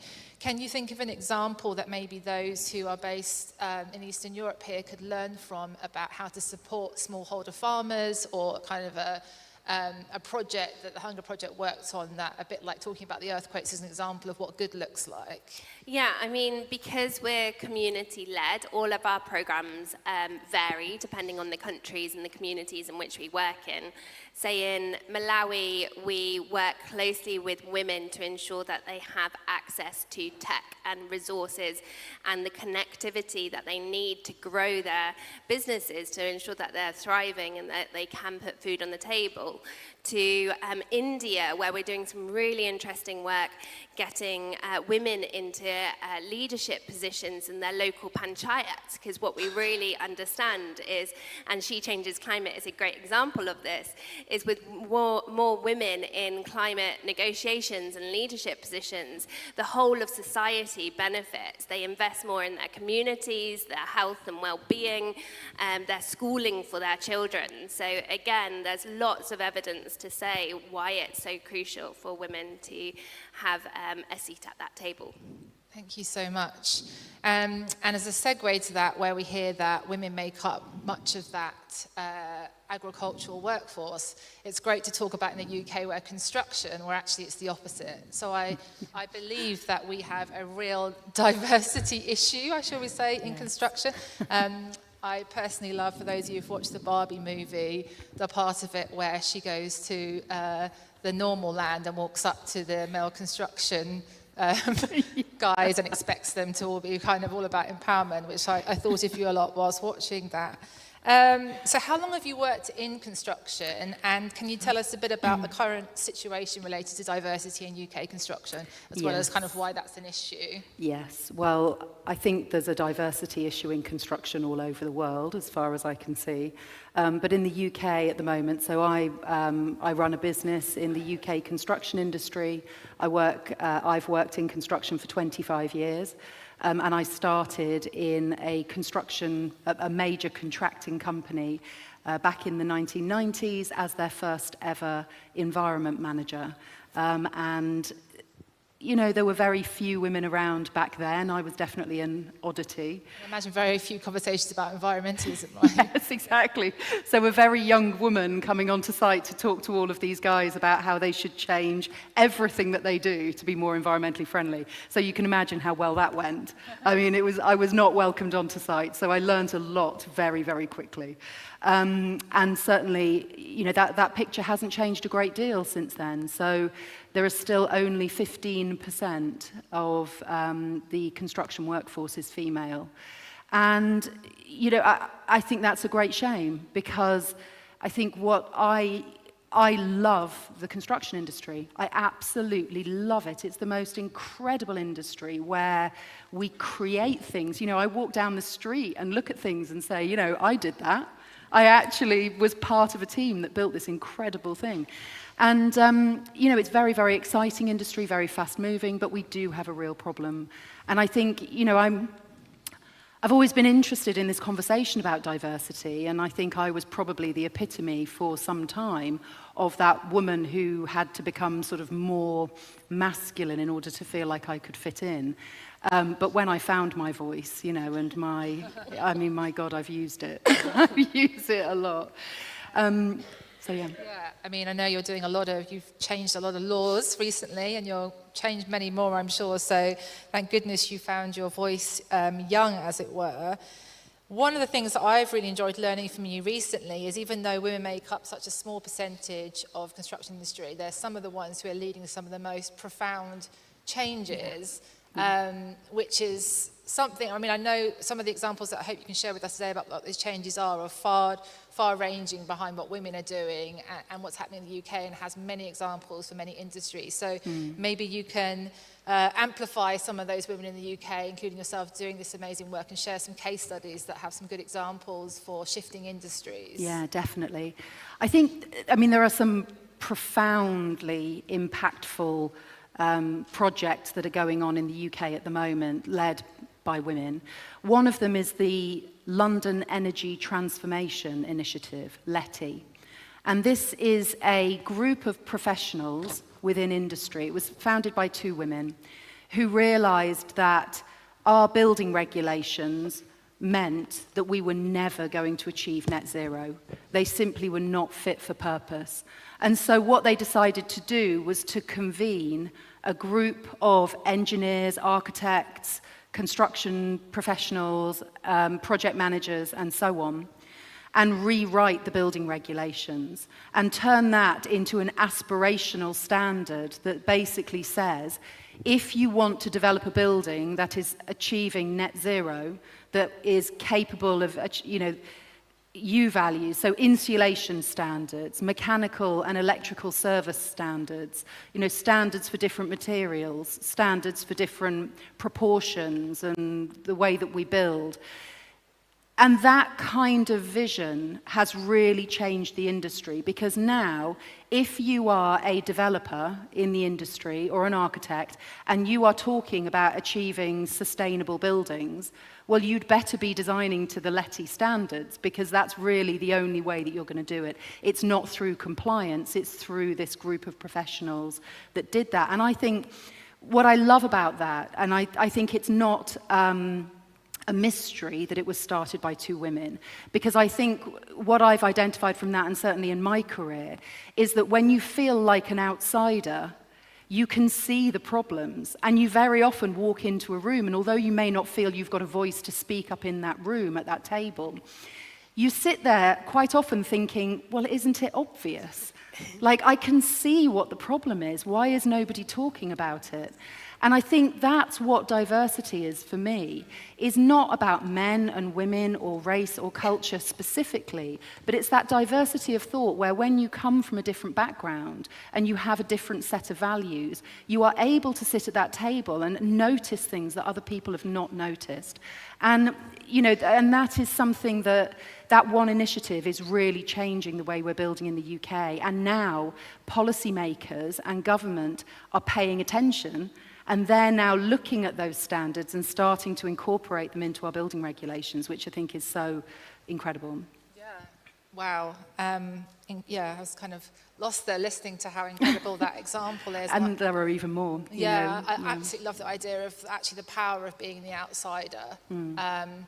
I think one of the things that we found from our work at Warrior Group, which is very much about bringing that diversity of thought to organisations, whether or not it's about thinking about the future of food or sustainable transportation, finding someone from an underrepresented background that can bring that new thinking, is that often the culture isn't always open to thinking differently. And one of the things that I've been so impressed with your work, and also She Changes Climate, is unfortunately it seems to be that there's a time in which people have to take forward the torch and do the work and get to a critical mass that people pay attention to it. And that's why we talk about warrior women who often do a lot of that, which you three definitely are.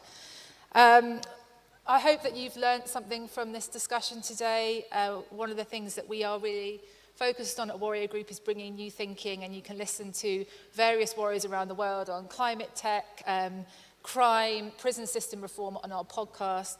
I hope you'll connect with these amazing women and support their work via LinkedIn and other channels. Thank you so much for joining today.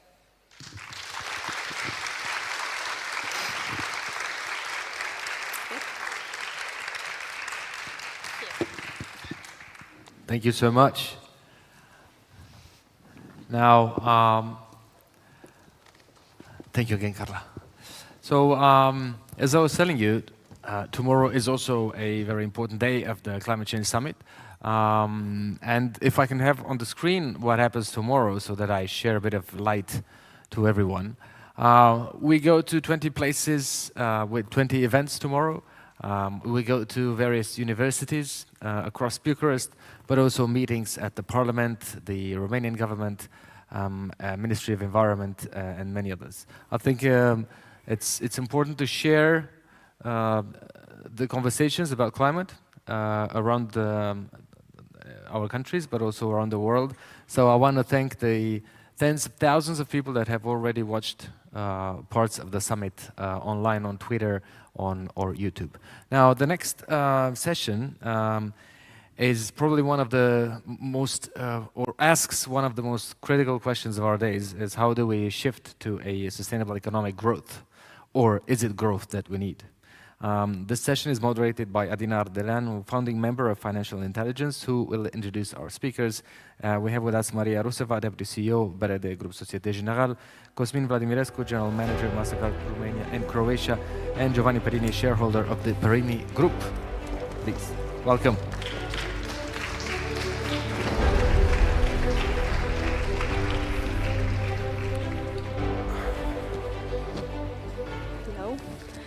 Hello, everybody. It's nice to be here again on the Climate Change Summit stage. I've followed the event during the day, and we are here talking about economy and how is it transforming to a sustainable growth. One quote stuck with me today, that we must start from ground zero and understand the present in order to act on the future. Our present is not a very happy one right now. We are among multiple crises. We have wars, we have economic downside, inflation, climate change.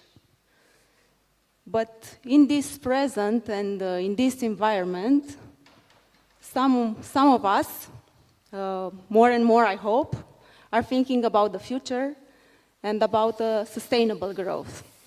And I would like to ask Giovanni Perini, shareholder Perini Group, one of our speakers. I heard that, I hope I heard well that Ciprian mentioned the speakers. If not, I will mention you all again and welcome you. Maria Ruseva, Deputy CEO, BRD Group Societe General.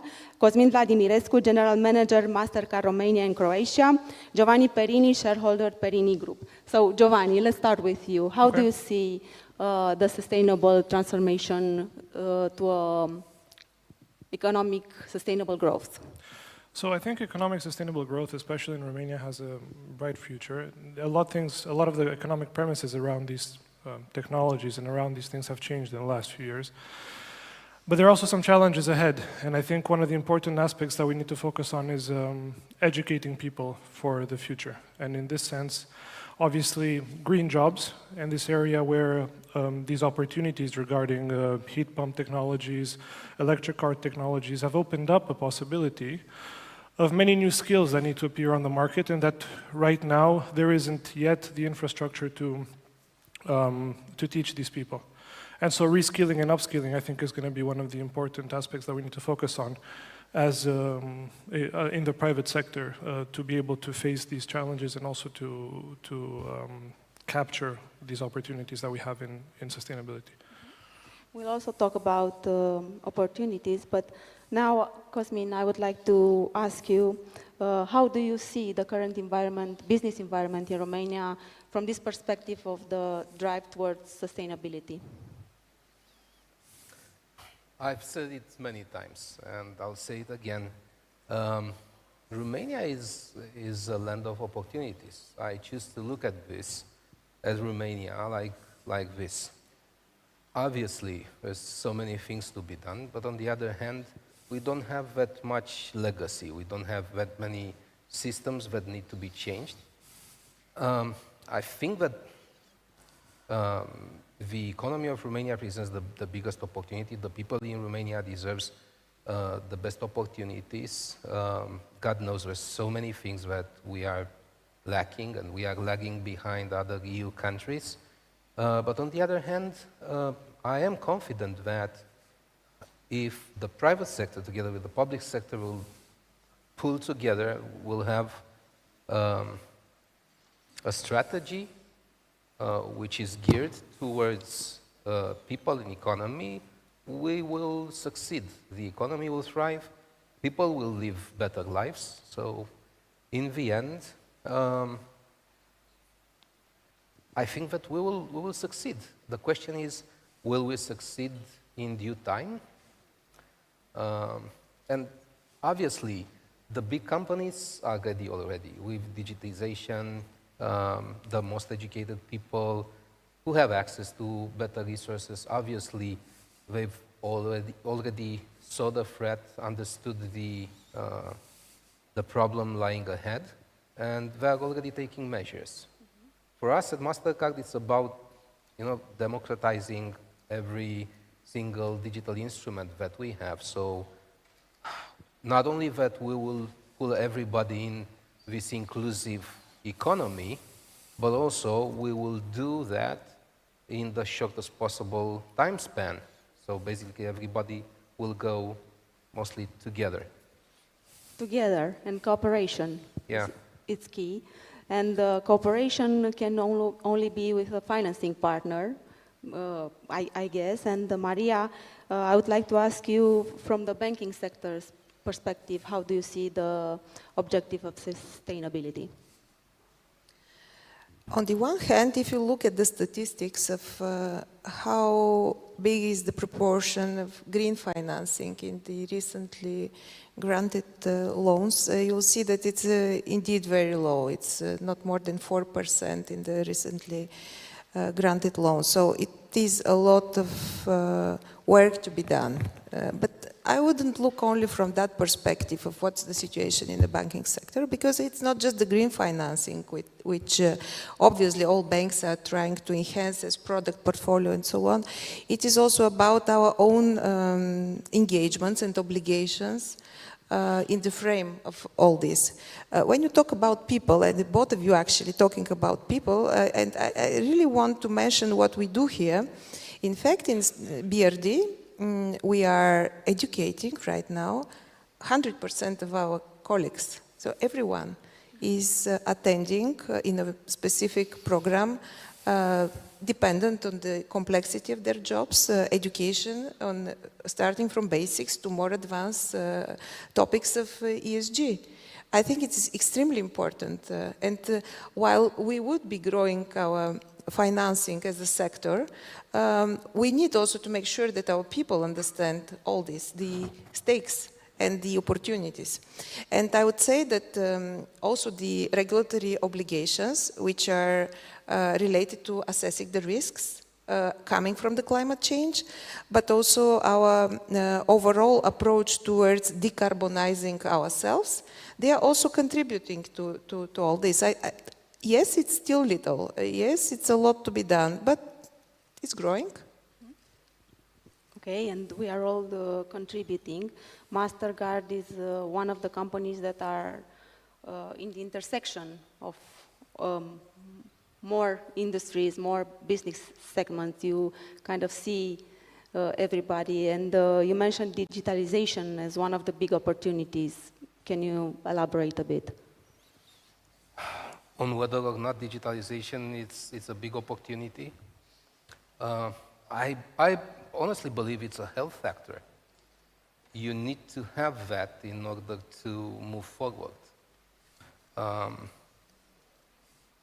mean, this is such a broad topic, and we at MasterCard, we think of ESG as being the single most important thing on our agenda. And honestly speaking, I hate myself for not having the storytelling abilities of a guy like, I don't know, George Lucas or Quentin Tarantino, because this is a story which needs to be told in a way that would make the entire world to stop and listen and take action. And honestly, for me, my main objective for today and for tomorrow is to make you leave this room as ambassadors for change. Do you feel digitization is just, obviously, it's right now, it's the backbone of ESG. Is what we can do and what we have to do is just that we need to find the right mix for every company or person joining this digital economy, so they will get access to all the ingredients, be it artificial intelligence or supercomputing or automation, you name it, right? We've developed plenty of tools, well beyond our usual playground, let's say. We have cybersecurity solutions. We have all these services and platforms which not only address financial institutions, but merchants as well as governments, as well as people. We just need to find the right mix. Place or pace? Sorry? Place or pace? Place or the what? The right? The right mix. Mix. Yes, sorry, the right mix. The sound is not... Yeah, the sound's not that good on it's not on the that good stage here. We cannot hear each other. But do you feel that this topic is catching up in Romania? Okay, I know in the private sector it's a huge topic. In the state, it's catching up the topic, but we are not at the levels that we as citizens would like, maybe. How do you feel? You want me to answer that? How many days do I have? So, listen, we are not nowhere. We've started doing something, right? There is digitization in the public sector. Obviously, the just getting started, all right? Can they do it by themselves? No, obviously not. They have so many things on their agendas. So they need help. They need us to help them. They need us to remind them that we're not just some guys stamping a bulletin every 4 years. We are there to remind them that we need this, right? And some of the measures, I have to say, many people won't like them, but they are what needs to be done, all right? So today, I just arrived from another meeting like 7 minutes ago. I Ubered here. I spent 40 minutes in traffic, right? Right next to me there was a tram. I was curious and I looked at the number. Era tramvaiul 24. That thing was empty. 3 cars, 10 people in it. I was stuck in traffic for that long that I could count the people in the tram. This is rush hour. But Bucharest is rush hour throughout the entire day. Why? Because we need infrastructure. Because they don't have a schedule that you can rely on. So, because we had a meeting, I'm a journalist, and we were invited to the Ministry of Energy a couple of days when it was huge traffic, and a couple of colleagues were late exactly because of that, because they couldn't rely on the schedule of the bus or of the tram. The subway is always on time, right? And I'm taking that every single day, and it works just fine. But I get that. I mean, I live right next to a public school. Every single day I'm walking my dog at 7:45, and I see all these people coming in, rushing in from traffic, trying to get their kids to school, all right? There's nothing but love in the parents' eyes. They genuinely love and care for their children. They are doing whatever they can to bring them to school in due time. There's a discrepancy though, right? They are driving these big diesel engine SUVs, right? Stuck in traffic for 2 hours every single morning. And I can't blame them, right? They're trying to do the right thing for their kids today, but they're killing their future, or the future of their grandkids. But they don't have options, they don't have infrastructure in the places where they live, so they have to come into the heart of the city to bring their kids to school, and that adds up to the traffic. Sticking to opportunities, and we'll go to the challenges in the next question. Maria, top opportunities in the finance sector towards sustainability. According to the UN assessment on the financing needs worldwide, there is more than $1 trillion USD demand. So there is a huge opportunity. The point is that we need to structure it in the right way, to propose the right products, to make the possible efforts to fit the demand and the supply. And in Romania, I would say there are plenty of opportunities. If you start from the very basic ones, like the energy efficiency, I think it's so wide and so basic and so obvious. And there are products which we are developing for that. For example, in our bank, we are having a specialized consumer loans related to such type of needs. Not only the energy efficiency, but any mobility which is green, the electrical vehicles, but any other electric devices which are better than the described by you, SUVs and so on, diesel ones. So we have these products. There is also the opportunity to have a greener fleet if you are a company. And we have offers on our leasing company, but on our ALD, which is the fleet management company, where we have a specific offers for green mobility. I will go further. There are opportunities on the municipalities. You can grant a loan to a municipality today.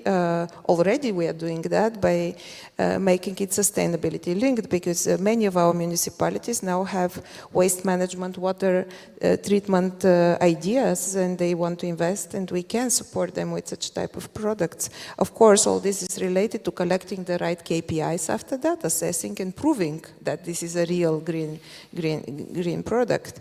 Even on the asset management side or on the wealth management side, we have structured deposits in the meantime, which are with indexes which are ESG oriented, the same for the asset management funds which we have.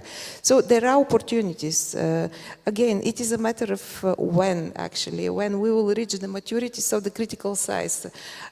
But banks here are also involved in educating.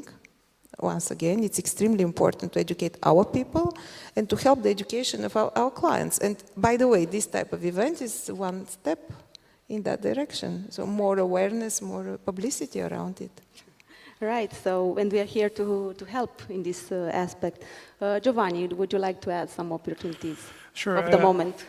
I think to what Maria was saying earlier, I would also add that two key premises I think have changed in recent years. One of them is the technological premise around sustainable technologies and around products that promote sustainability, and also the economic premises around them. So the cost to produce, the cost to operate have changed in such a way that things that just weren't on the table 5, 6 years ago now have become a real possibility. And so now can be included in more traditional mainstream business models. If I were to give an example, in our engineering division of the group, we weren't really seeing many consumers choosing heat pumps, for example, heat pump solutions for heating buildings 4 or 5 years ago, because the economic premises around these products and the technology was not still convincing to consumers. Today, we already see even large-scale residential projects choosing these products in the detriment of gas-based power solutions. In the automotive division of the group, for example, again, 4 or 5 years ago, it was very unusual to see a consumer choose an electric vehicle as a primary vehicle for them, because the driving autonomy of these vehicles and also the charging infrastructure in Romania did not make these a viable option for many people. Today, those premises have changed. And now you're seeing a lot of people choose these as primary vehicles. And I would encourage also members of the audience in your respective industries to analyze things that perhaps you have analyzed in the past years and that just didn't make business sense back then, and see if now maybe the technological or the economic premises haven't changed, so that now they can become a viable possibility. And you can be the first to also, because there are opportunities, but there are also challenges. Of course. Can you start? There are, of course, challenges to this, and apart from what I mentioned earlier with this need to educate and to prepare, I think there's also a real challenge. I think it was Oren Harari who said a quote along the lines of, the continuous improvement of the candle did not lead to the electric light. And we call this an energy transition, but in many ways it also has to be a leap, because the continuous improvement of the efficiency of, let's say, a gas-powered heating solution, it consumes less and less gas, it's not going to lead to a gas-free heating solution. The continuous improvement of the efficiency of petrol engines is not going to lead to an electric engine. The operating principle of these products and of these technologies is fundamentally different. And so being fundamentally different, also our habits will change fundamentally around these products. And understanding this leap and this change of mentality, how we build things, how we operate, how we go about our lives, is also, I think, a mental barrier that we need to get accustomed to, and each one of us individually needs to find a way to get accustomed to this new relationship that we have with these new technologies. I think that would be one of the challenges. The second I would identify, perhaps, is I think there is a risk in these initiatives, in these good-natured initiatives, and we have to be very careful to find a way forward in terms of sustainability that allows us to find a way to integrate and live in harmony with nature, and not turn nature into a museum, in a desire to protect nature, not to put barriers between ourselves and nature. So, I mean, for example, here we have a grass floor. If I were to want to protect this grass floor, I would probably take two approaches. A, I could choose not to step on it, and that would make sure that it remains intact, or I could find ways to interact with it that also respect its needs and allows it to continue to live. And I think the choice not to step on it brings us in that kind of environment where we're looking at turning nature into a museum, putting barriers between human beings and the natural world. So I think one of the challenges, okay, how do we move forward and live in harmony with nature, but in a way that allows us to be part of the natural world and live in harmony with it? Mm-hmm. Okay, Maria? Challenges? I would say banking is regulated, and therefore, what to say about challenges? Everything which today looks like a challenge in terms of regulation, tomorrow we execute it and it's working, you know. We are used to turn difficulties into well-executed projects, let's say. Yes, it demands resources and it is sometimes arbitration what you do. On the environment, and on the environmental topics, there is no need to arbitrate nothing. I mean, we have regulatory pressure, we have the consumers' pressure, we have our own reputation at stake. I would say that any challenge is actually opportunity, especially in that field. Wouldn't want to, I wouldn't go into the technical aspects of how difficult it is to collect data, how this data is not standardized, how the time when we need to report in a structured manner that data will be difficult for all of us. But okay, so we'll find a way. And I think it is, once it is valid for the whole sector, we'll find a way to structure it. And once it is a priority for the society, we are operating in, we'll find a solution. So again, for me, it is more opportunity than challenge. And the second point, and I think today we had also SG representative, one of our top managers of the group here on stage, who was talking about how we embed the ESG topic in everything we do, so-called ESG by design, as we call it in the group. This is our whole operation. We try to adjust to the concept of protecting environment, and not only environment, but be also fair employer, so because there is also the S component, you know, in the ESG. So it's a complex system which makes us responsible to everything we do. I think if we approach our own activity from this by design approach, everything we do it that way, yeah, the challenges are less important. So focus on solutions. Exactly, but with holistic view, I would say. Okay. Cosmin, do you want to add? You already started mentioning some challenges. To the challenges? To the challenges, yes. No. But very, very shortly, because we are approaching. I'll be brief. All right. Briefly. So there are no challenges, there are only opportunities. I can even drop the mic or carry on if I have 30 more seconds. Sure. So maybe I'm biased. Maybe I was raised to look at problems this way. And maybe I am biased because I'm working for MasterCard, and I still remember the day I joined, April 1st, it's not a joke, 2007, and the first thing they did, they shipped me to Brussels, to Waterloo actually, on a public speaking training. Obviously I played hooky on that one, so I'm not doing that great. Anyway, so the first plane ticket they bought, the company bought for me, it had something which I never saw before. And it was the carbon footprint. And I was, what is that? I had to look it up. I actually had to Google it. But now this is something that it's embedded into our DNA, right? And we have the products, we have the services, we have the carbon calculator, which empowers every single consumer to know precisely what's his carbon footprint based on his shopping. So we have the donation platform. We are making all these things possible. We are bringing 1 billion people into the digital economy. We are bringing 50 million companies. We are empowering 25 million women entrepreneurs in the digital economy. That's a commitment. We are planting 1 billion trees. We are doing stuff. So yeah, maybe there are some challenges, but there are mostly opportunities. You transformed the challenge of the previous question in an opportunity, because the final question was about what every one of your companies is doing towards this sustainable shift. And you already mentioned some very nice and powerful things. Maria, I know that also BRD has a sustainability strategy and with very, very concrete goals. Tell us a bit about that. I will just mention two elements. The one is our own carbon footprint, which our engagement is by 2030 to decrease by 50%, but our ambition is even earlier to do it by 25. So we are on a good track there. This is our own activity. Then related to the financing, we have in our strategy by 2025 1 billion euro of green or sustainability-linked financing. Fortunately, we have enough demand, though I said at the level of the whole sector is not that significant, but we are almost at 80% of the 1 billion in 2023. So we will be most probably exceed by far. Actually, we will adapt our, upgrade our ambition on the green financing. So these are the two elements which we follow closely.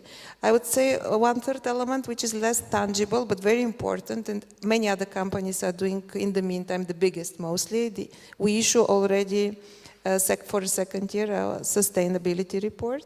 It's very important because it's a public information and everything we do is in there. It's also very clear, transparent. It's one of the top reports from the Bucharest Stock Exchange, as far as I know. Thank you.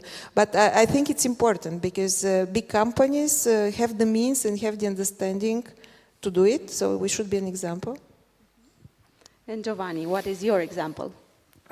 So also I would agree very much with Maria regarding the sustainability report. In fact, we've published our first sustainability report back in 2015, and we've been trying to keep track of these things ever since. I would say just briefly 3 dimensions that we try to promote a sustainable future. First is through our own business practices. So we try to reduce our carbon footprint as much as possible through our operations. So we do this by isolating our buildings as well as possible, by putting solar panels on the roofs of our logistics centers in our buildings, by changing, having all the lights as LED lights, by reducing the packaging that we use in the internal logistics of the company, by using reusable plastic boxes. So we try to be mindful of the impact that we have on the environment in our operations. Secondly, we try to promote a sustainable future through the products and services that we offer and the solutions that we offer. So by promoting and selling, by promoting the use of sustainable products, I think we're also trying to make our business partners more sustainable themselves. And thirdly, through the investments that we make. So when we invest in companies and also when we do startups, we have, I think, 2 driving questions. Apart from whether it makes economic sense for that startup to exist, we also think about whether that startup is good for the environment and good for the future of the planet, because this is some place where we're all on the same team. And I think we're all in different industries and we have different activities, but when it comes to the future of the planet and the future of the next generations of humans, we all need to come together to make it a reality.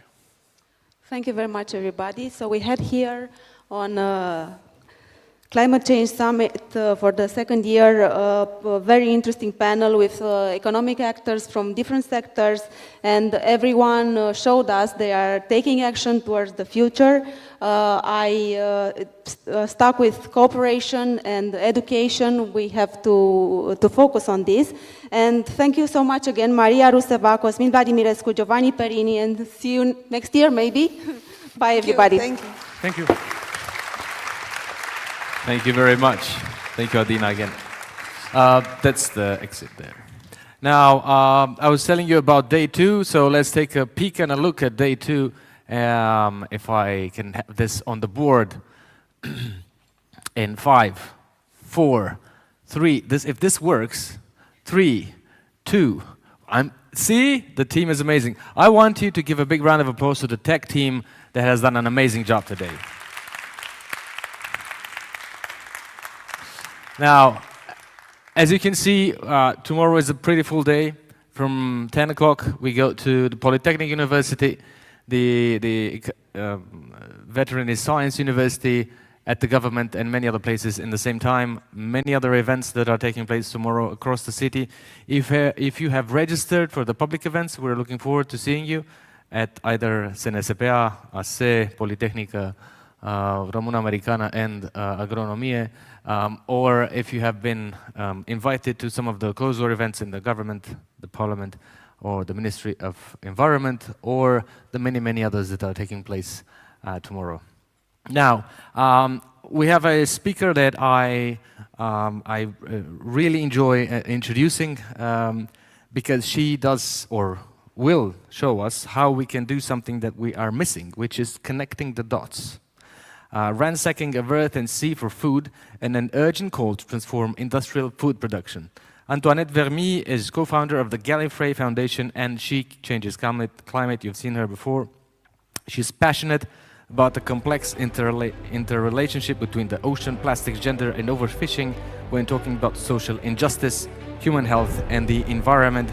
She has worked with migrant refugees to understand the impact of EU subsidies for fisheries on migration from Africa, or curated Voices from the Ocean, an educational podcast series. Ladies and gentlemen, let's give a big energetic round of applause. It's 5 o'clock, we can do it.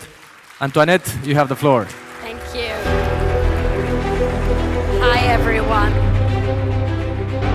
So, how are you all feeling? It's been a long day. I think probably sometimes a little bit depressing and sometimes a little bit hopeful. So I'm here to do a bit of everything for you because it's going to be a little bit depressing and hopefully a lot hopeful. So I just want to talk about what we're here to do. It's all about the climate summit. But is it all about global heating?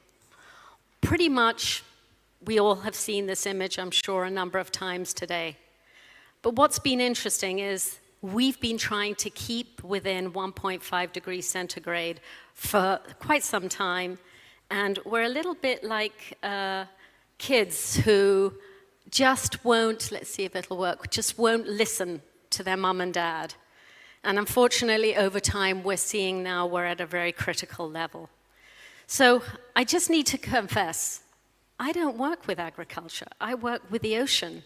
So I'm bringing an outsider's view to the issues that are facing agriculture and bringing my knowledge to it. And what I've learned has been really interesting. So I was shocked to find out that at least a quarter of our greenhouse gas emissions come from food production. That's kind of a lot. And I've learned a lot more about it. Is that, of course, we are as we start feeding ourselves and trying to be more efficient and effective, we're increasing the land that we've used for agriculture, we're increasing our livestock, and it's just getting more and more. The worst part is that we have to encroach into other land, and then we're eating into the habitat of the rest of biodiversity that was living there. This is on land. Let's take this now. Oh, sorry, that's leading to deforestation. But then now, I just want to talk about the ocean, which I do know a lot about. And unfortunately, we are extracting from the ocean literally nearly 95% of our fish stocks. And I'm going to just put this in a context to you, which I find very interesting. We extract from the ocean each year half the weight of the human population in fish, and we discard 40% of it before we even land it. Kind of not very, we're not managing this very well. All of this adds up to the bad news. Our carbon footprint is really big in how we eat. And that entails deforestation. These are probably things that we all know, but I think it's important to go back to the big picture. Land clearing, pesticides, herbicides, livestock expansion, and agricultural runoff. They're not just one after the other. They actually all converge to make far worse situations. The same happens in the ocean with industrial fishing, bottom trawling, open pen aquaculture, fish farming, shrimp farming, krill farming, and then, to boot, we throw in marine and chemical plastic pollution. Now, just out of interest, I just wanted to mention this to you because I thought this was quite fun. For those of you who have come here by train, that's really good and I applaud you. But if you don't eat bottom-trawled fish, you can spare the same amount of emissions as global aviation. But I'd rather you did both. Don't think I'm letting you off, so that's not happening. In my job, I have to make connections because it's very easy to worry about the fish, it's very easy to worry about these things, but we have to think about how our impact affects other people. And this is krill. It's happening right now. So, do you all know what krill is? It's this tiny little prawn-like creature that lives usually in ice-cold water, usually in the Antarctic. And we're fishing it for our omega-3 vitamin supplements, color for salmon farming, and for fertilizer. Wow. The problem for me is I don't really give a damn about that. I care about what lives, the marine ecosystem that lives there. And we're taking away from whales, from seals, and from penguins. And just to let you know that a few years ago, the Adelie penguin, which relies on krill and was the subject of a movie called Happy Feet, had a colony collapse precisely because they couldn't get to krill in time. The other thing about krill is they're a huge carbon sink. They molt, and that malting falls into the water and sequesters carbon. So does their poop. So basically, the more we remove krill, and this is just one example, but take that by fishing, by extraction. Anyway, we're removing carbon from the ocean when in fact we should be conserving it.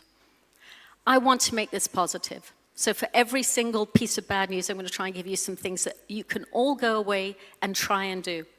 So easy here, eat more plant-based, eat less meat, less dairy, less fish. And also look for vitamin gel, vegan gel caps. I found them and they're quite easy to find, and you can also get plant-based omega. Easy things, and also whilst we're at it, let's look at our investments. Look at where we're putting our money in these areas as well. Why is this happening? Easy. We have to produce, overproduce because we're over-consuming. And much of that is down to subsidies. We are subsidizing agriculture today at 600 billion annually. Fishing is 32 billion. It's kind of, we're incentivizing the wrong actions. And this is where I want to go to the bigger picture, and this is something that I like to do. We're constantly focusing on carbon, we're constantly focusing on reducing it. But there are some other issues that are also equally important, and we need to be very clear that they are equally important. If we just go ahead on carbon and don't do anything about anything else, then we're not solving the problem. We solve for X and we really mess up A, B, C, D, E, F, G. So the next big part of the polycrisis is the biodiversity loss, and it's not looking good. We are literally fading to grey. The IUCN endangered red list of species in the last 15 years has doubled. And at the same time, in the last 50 years, we've lost 70% of our biodiversity. You know, biodiversity is important for nature. It's important for our whole survival. It's important for the way we think. It's important for our society. We need to really think about this because this is one of the reasons why we do what we do. How has this come about? Well, sadly, 96% of all biomass is us and livestock. 70% of all birds are poultry.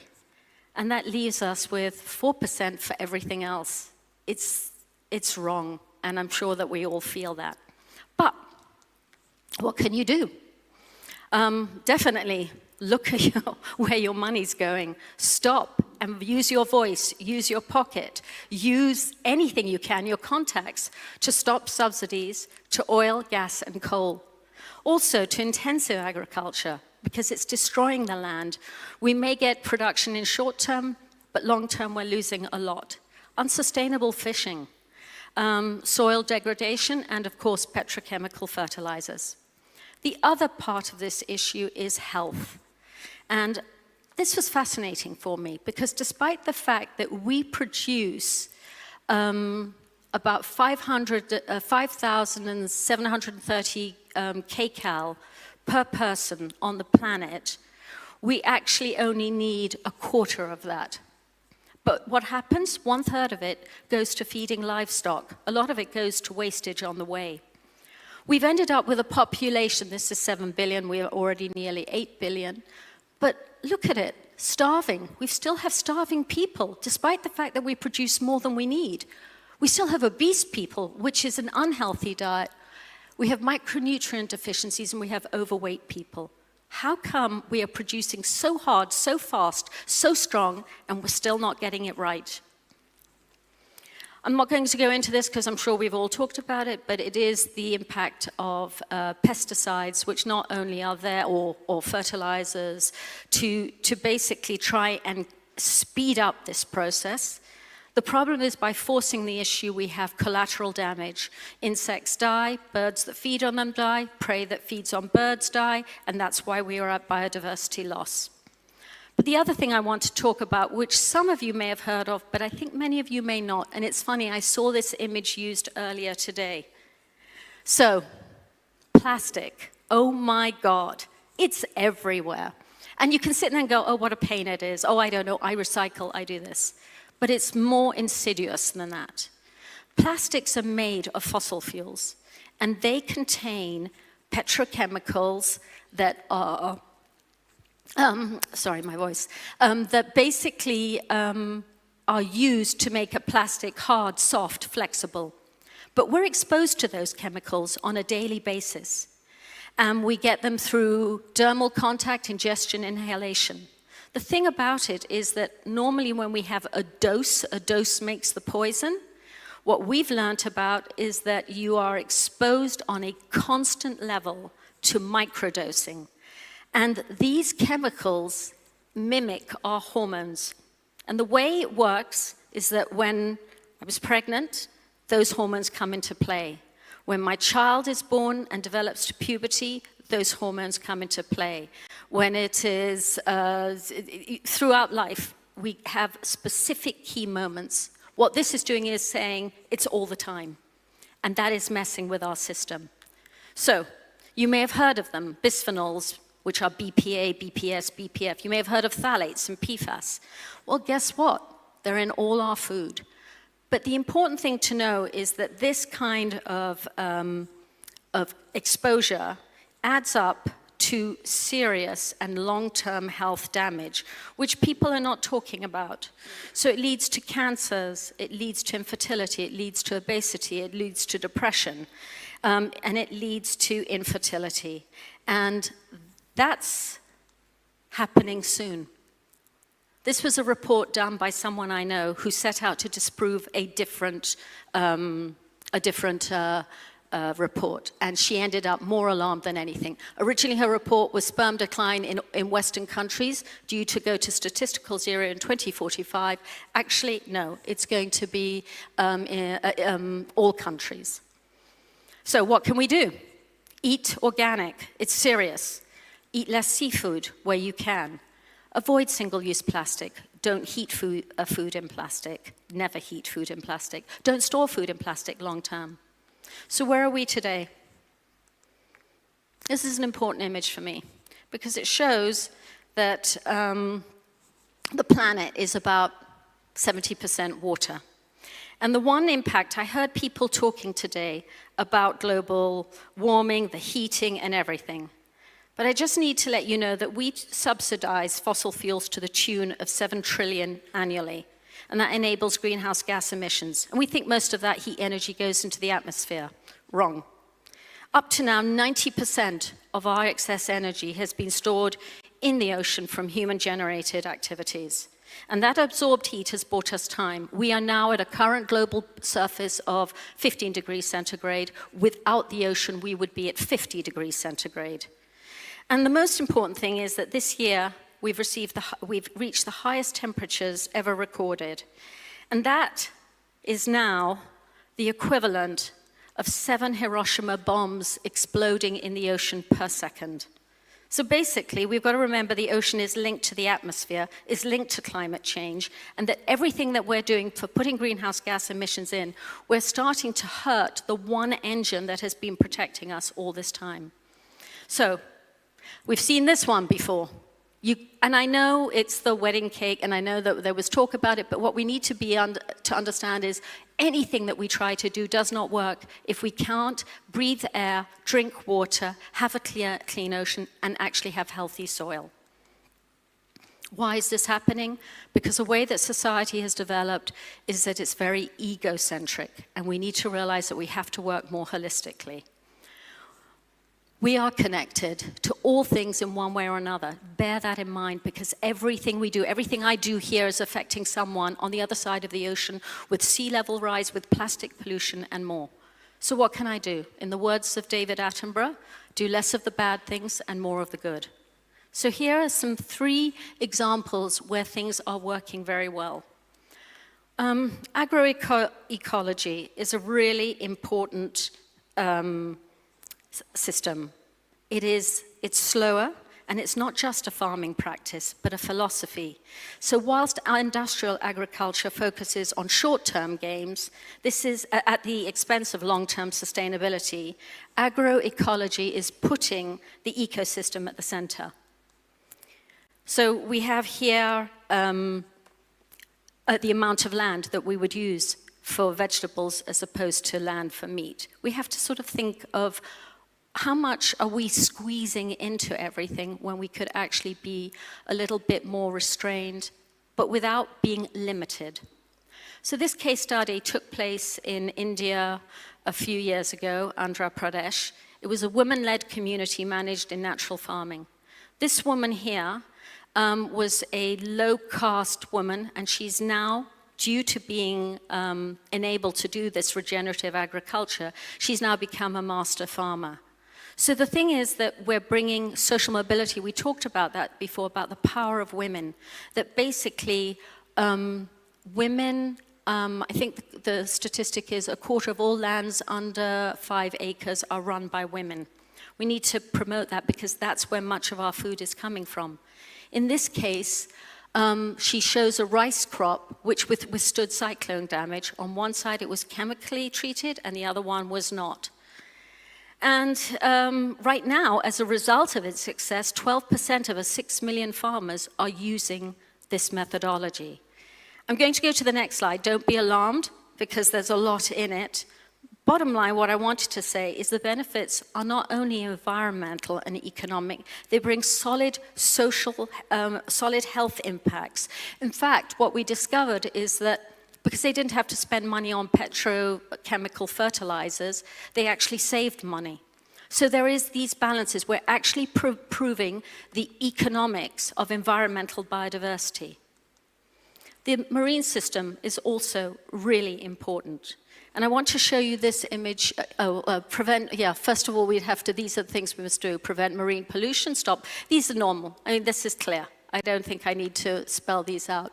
But the destructive fisheries subsidies are probably the worst, and protecting the ocean is the best. And here's an example where this has happened. So you can see that little square there, actually it's a huge square, is a marine protected area. And this was proved also during COVID, where fisheries couldn't fish. If you leave the ocean alone for a short time, it becomes abundant. And so why are there all those white bits concentrating around the edge? Because there's more fish. So if you leave it alone for a bit, you will reap rewards long term. We need to reduce our chemical and plastic exposure. I mean, really? This is why I am driven to do what I do, and it's what I spoke about earlier, about the endocrine disrupting chemicals. Think about it, children's toys, fragrances, food packaging, receipts. We need to be aware of these things so that you know what to look out for, to A, lobby to change it, remove, that's one of the things we're doing, is aiming to remove all of these harmful chemicals, but it's very important. The dots.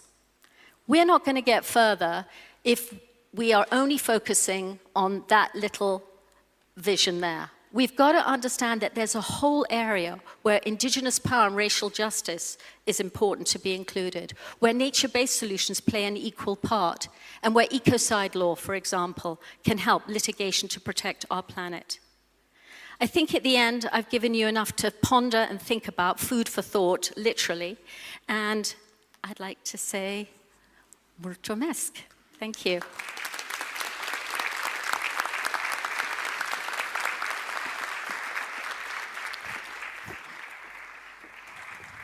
Thank you, Antoinette. I think, we've done it.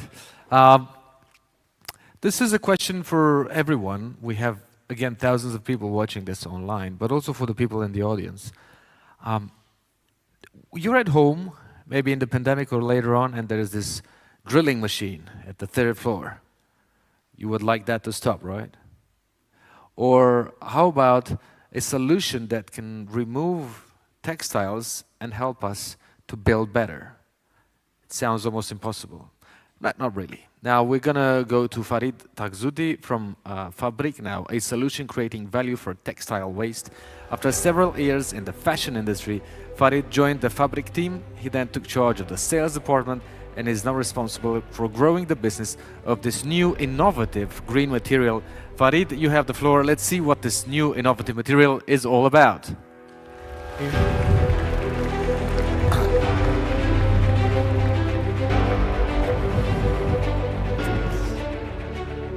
So, hi everyone, my name is Farid, I'm from Paris, France, and before we start, I wanted to say a massive thank you for the Climate Summit to allow us to be in front of you in this incredible stage. Also, a thank you for everyone that made this possible.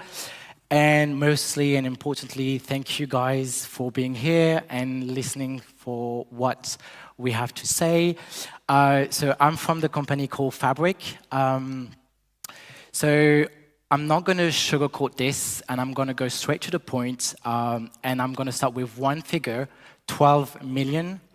So you've heard 12 million. That's the amount of old clothes that is thrown away per year in Europe.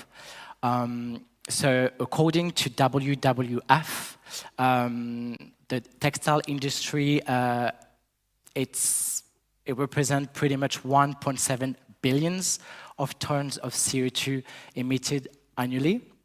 And this number accounts for almost 10% of global greenhouse gas emission. So facts are facts. The textile industry is a major contributor of global warming. And today, we know how to recycle cardboard, we know how to recycle plastic, glass, but there's too little that is being done regarding all clothes, and there's no real solution. I'm going to take an example to give you a perspective of France. That's where we're from. So in France, what's been thrown away each year, only 6%, so 6% is actually recycle or reuse. So we have to do better, we need to do better, and this is where Fabric comes in. So we are providing a necessary solution. So with our solution, we have achieved and developed a technology that allows us to tackle textile waste, that textile waste problem with our bricks.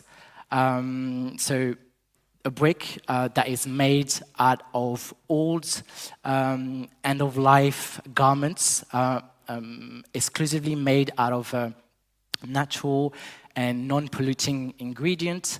And in one of those bricks that you can see, accounts around 4 t-shirts. So how technology that we have developed across the year have allowed us to have a new material that is structural, that is insulating, sound absorbing, and also thermal. What I want to add on top of that is that we are able to recycle all kind of material without separating them. So mixture of composition are part of our process. Everything that is on a garment, button, zip, anything else that is not textile can also be recycled. So we can guarantee with the Fabric technology that 100% of what's in a garment can be recycled. On top of that, you can choose the design and the aspect of your brick without adding anything to it. On top of that, we have a material that is recycled, but that can be recycled as well. So this has been made possible by our team. So it's 7 of us at the moment across technicians, designer, salesperson, but also engineer. So thanks to our efforts, we have been able to recycle up to 40 tons since the birth of Fabric. And I'm not the founder, but Clarice Malley is. She is an architect. So while studying architecture, she had one simple question: how to build tomorrow, but greener. So that's how Fabric and what we are doing right now has come to life. So, and for the past 5 years, we have created and developed product from brick for furniture, brick for covering walls, but also movable panel acoustic. Some of our already customers here. What I wanted to add is that we have already a market that is growing in France. We kind of invented this market. No one wanted or were asking for bricks made out of textile waste.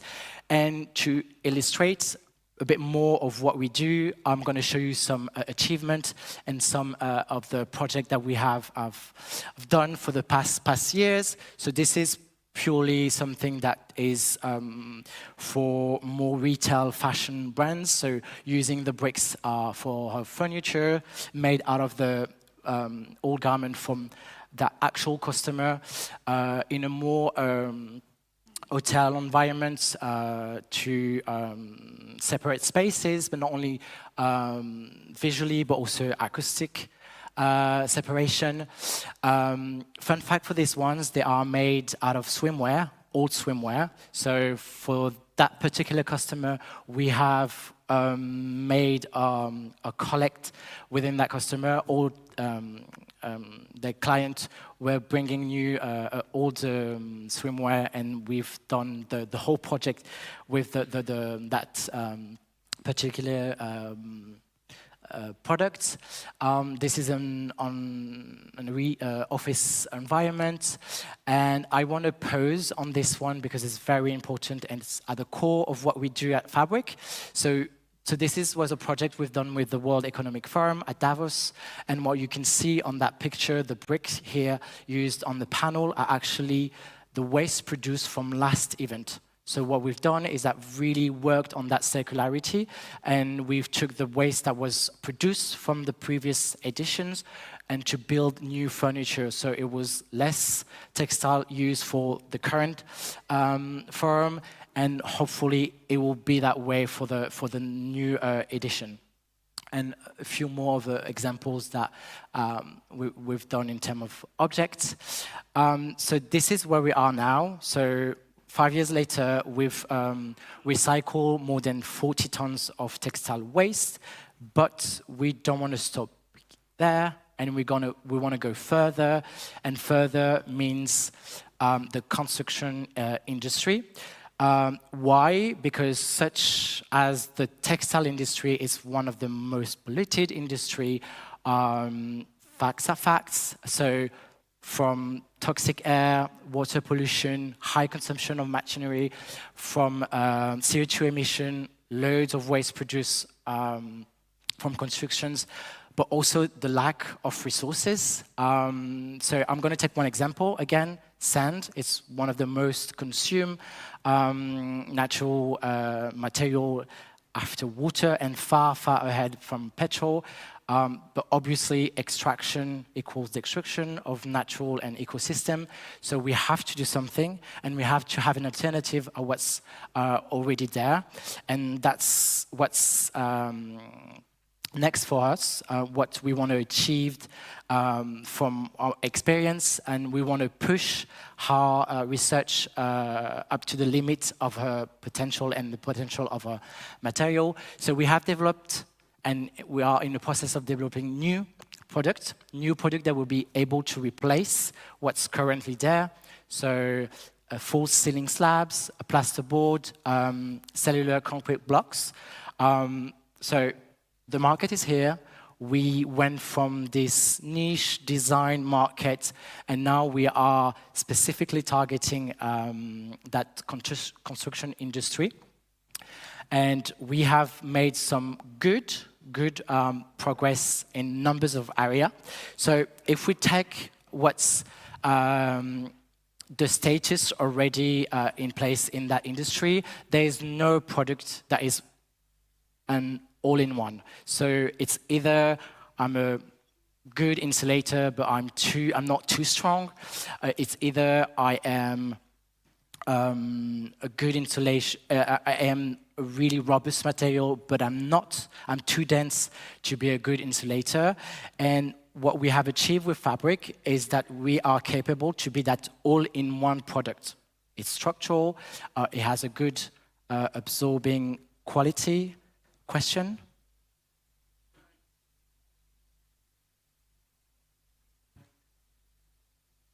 So it's not there yet, but it resists to humidity. So we have invented that all-in-one product. So obviously there's promises here. There's loads to be done in order to achieve what we want to do.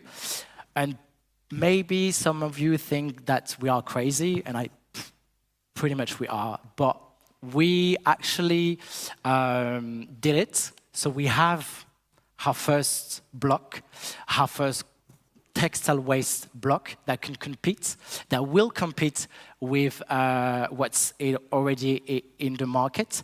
So this is it. Don't know why this is upside down.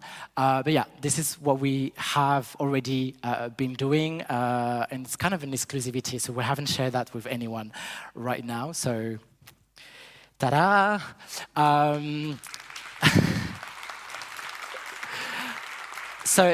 So this is our ambition, is to be an alternative to tackle the waste problem, but also resolve the lack of resources, and also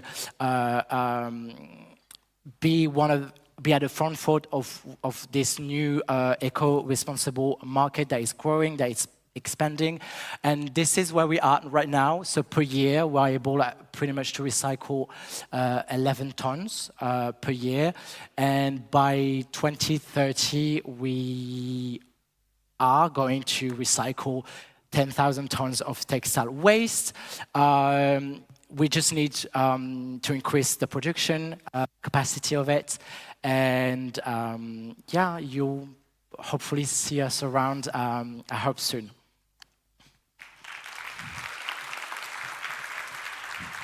Yeah? No, yeah, but this as well. Thank you. Thank you so much, Farid. Very good. Good. Thank you so much.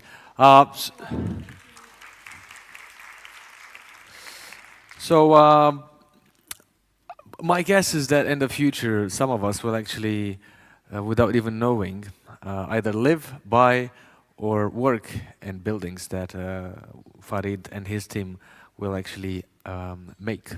Now, we move towards, last but definitely not least, but the last speech of today.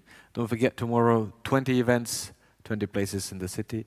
And the next speech has in itself a question that sometimes we should ask more often, which is how to transform good intentions into meaningful action. And I would dare to say, how do we move from desire to action?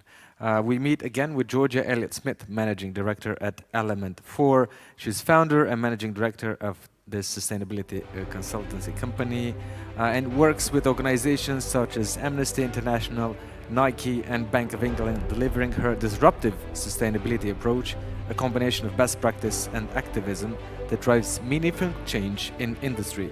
She has successfully challenged the UK government in the High Court over the UK emissions trading scheme's failure to uphold the Paris Agreement. She's an Extinction Rebellion activist and contributor to leading technical committees, including the UK Green Building Council and London Energy Transformation Initiative. Let's give a really loud welcome to our last speaker of the day, Georgia Elliott-Smith.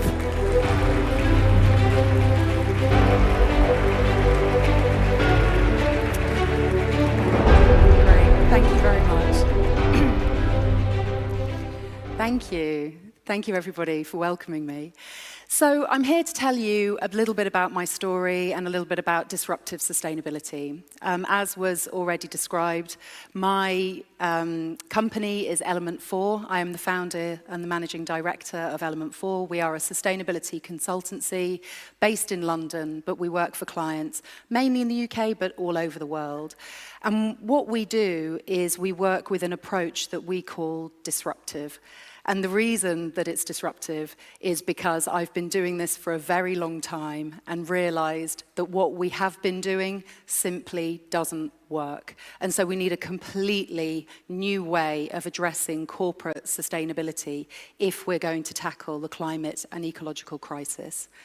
So let me take you back to the beginning of my corporate journey. This is me. This is me, the one in the red hat, by the way, just in case you were wondering. This is me doing sustainability. Okay, so I think first of all, we have a problem here about the word sustainability. And you'll have to forgive me because I don't know what that word is in other languages. But certainly in English, what it's become is a way of saying environmental management. But really, that's not what it is. What sustainability is about how you can sustain a successful enterprise into the long-term future. And what that means is that you must take account of things like environmental issues. But it doesn't just mean environmental issues. And so I think fundamentally we've got a misunderstanding about what this word means and what the people who do this thing have responsibility for. So here I am on this picture, aged about 20. I'd come out of university. I was the first ever environment manager for this major contractor. And I spent my time doing really important things. You know, I was reducing waste and I was training people to reduce pollution. And we were making sure we were protecting nature and stopping things like setting fire to rubbish on building sites. You know, things that were really toxic. And they were good environmental management, and we had some really good successes early on. You know, we reduced pollution from construction quite a lot. But we weren't tackling the fundamental problems within our industry. We were just doing little bits. And that's no real surprise, because there I was, a young woman fresh out of university with no real construction experience, with this responsibility to take on sustainability. So I'm sure many of you will work in organizations. Maybe you are the sustainability manager. Maybe you work in organizations that have a sustainability manager. The problem is that person is most likely to have low levels of experience in the industry, is likely to not be empowered sufficiently with a lot of budget, potentially, with a lot of decision-making capability within the organization. And they are given the responsibility to make a whole company more sustainable. Now, you know, talk about an impossible job. That's almost the definition, and we're actually seeing a real mental health crisis with sustainability professionals who go into the industry trying to make a difference and find that they really can't.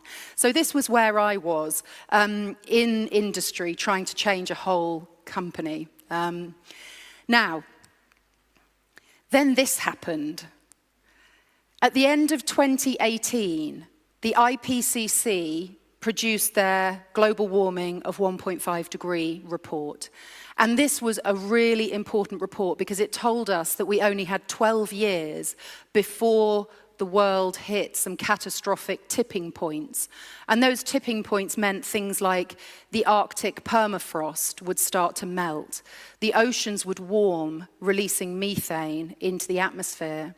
The Greenland ice sheet would reach a critical level of reduction, and that these were things that we then could not reverse. And once those things happened, we would then enter into runaway climate change that was way out of control, and we didn't know where that would go.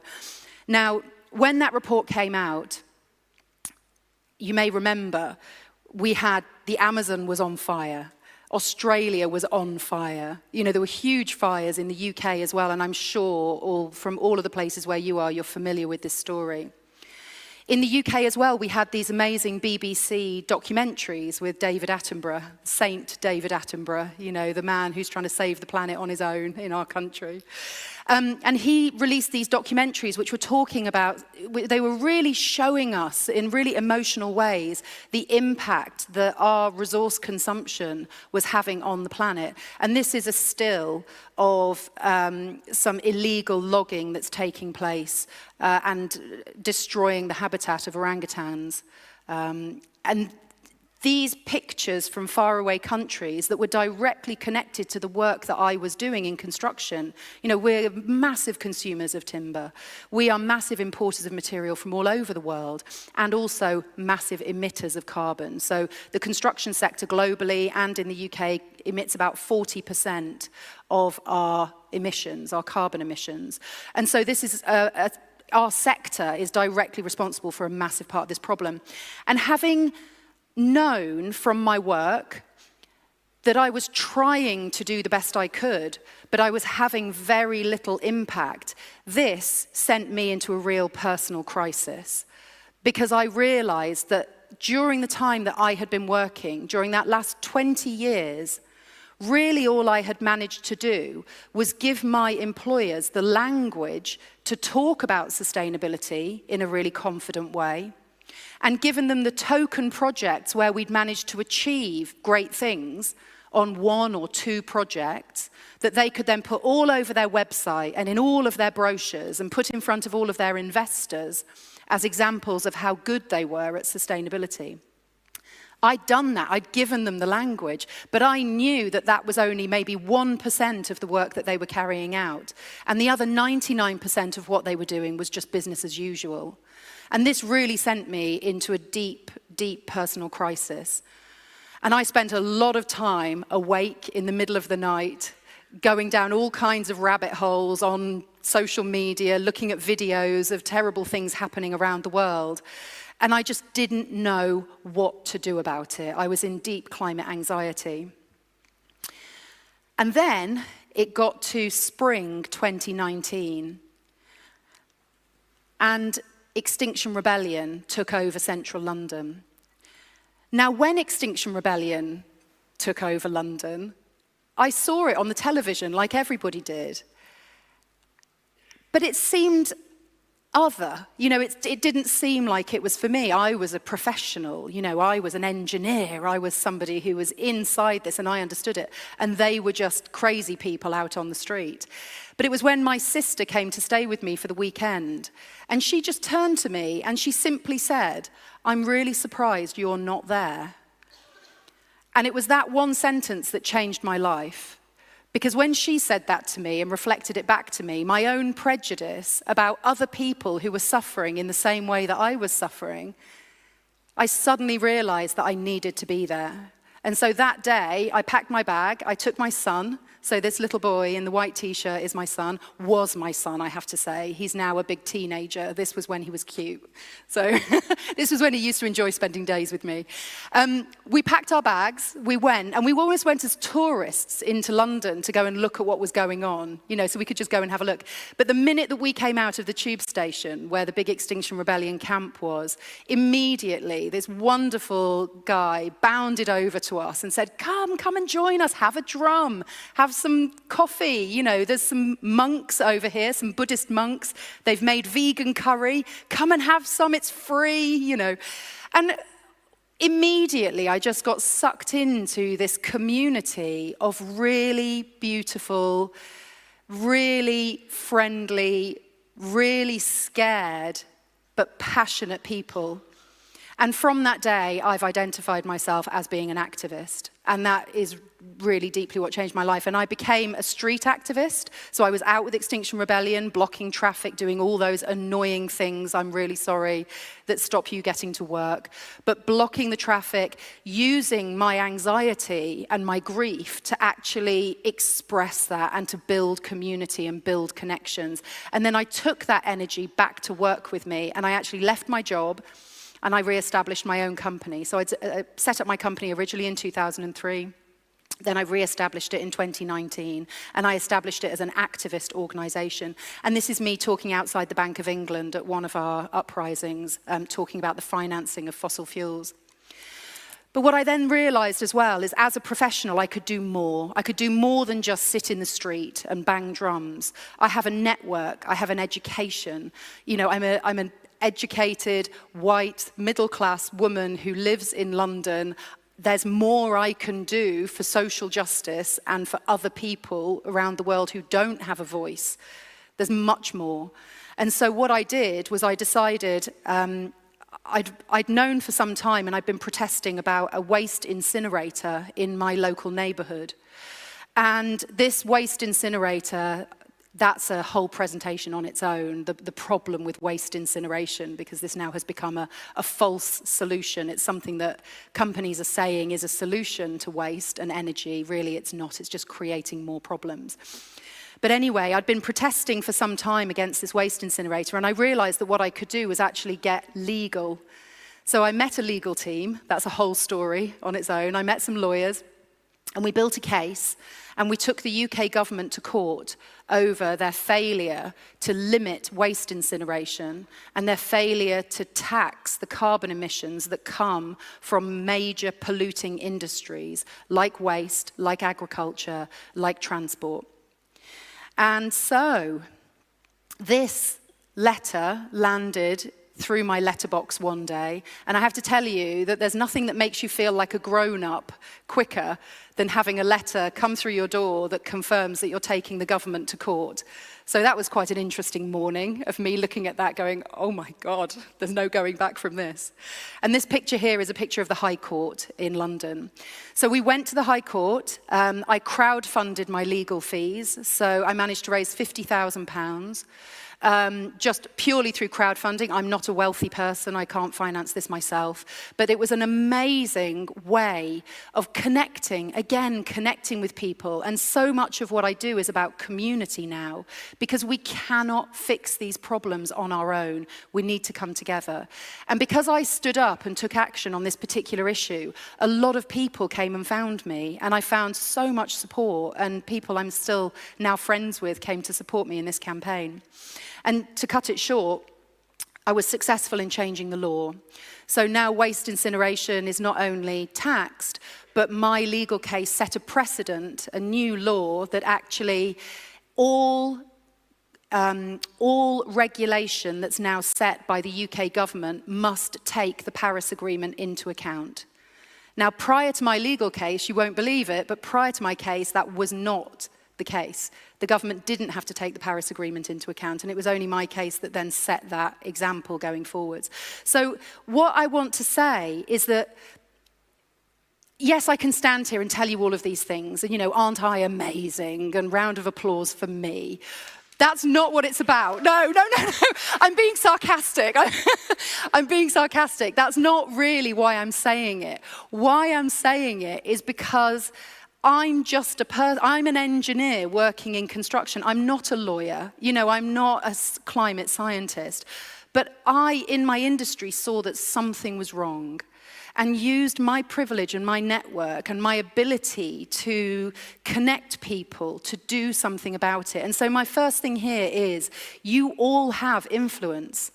And you may not know exactly what that is, and it won't be the same as somebody else's influence, but you have influence in your world, whatever that is, in your particular sector. You have knowledge, you have connections that other people don't have, and you can use that to do more than just the things that we're told we should do, which is things like carry a reusable water bottle, you know, buy recycled trainers, turn down your energy, you know, fly less. Yes, they're all good things to do, but they're not ways of changing things at scale. And what we need now is scale. So always think about how you can use your influence. So how to do this?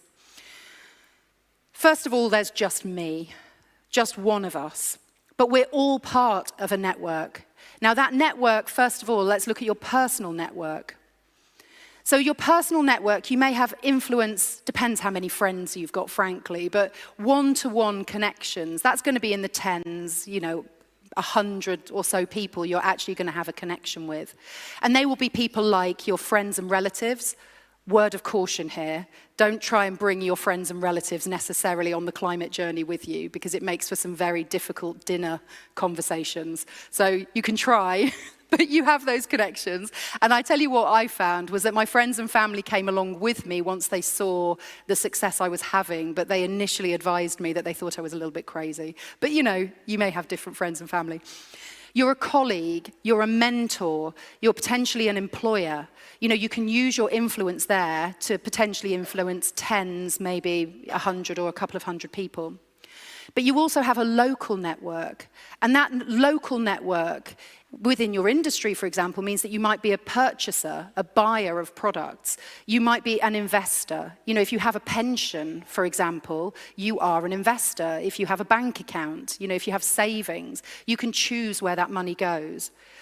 You may be a shareholder, you'll certainly be an advisor in some capacity to a network of people, and you're a social media user. And so you can activate that level of influence. Again, you know, that's another factor up of the influence that you can have.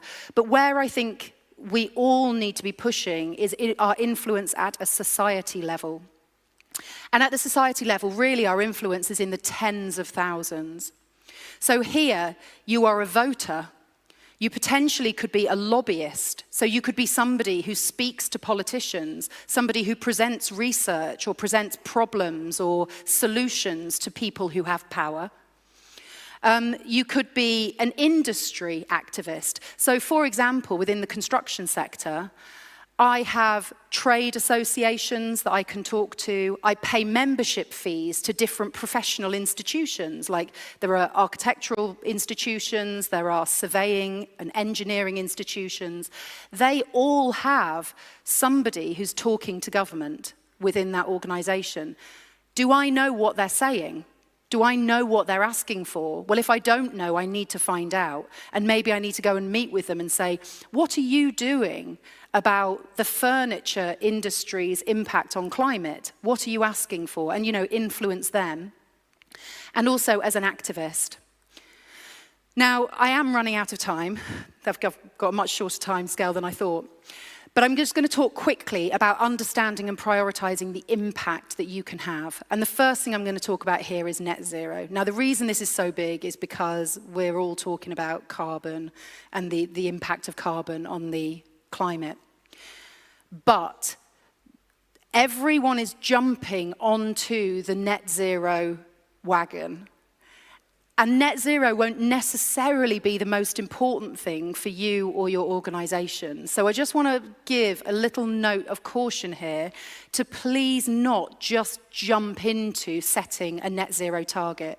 Because if you're an organization that has fairly low carbon emissions, you're wasting your effort and your energy on something that you have very little influence over. It might be that your influence is in something much bigger.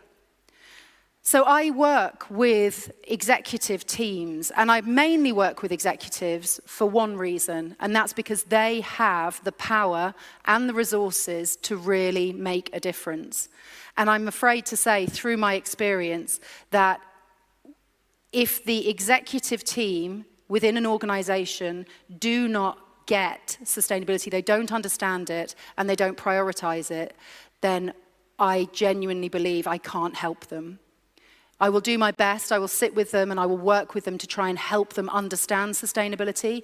But if they keep on going with an intention to greenwash and try to pretend that they're having more impact than they're really having, then we say goodbye. Because in the green transition, some businesses will die.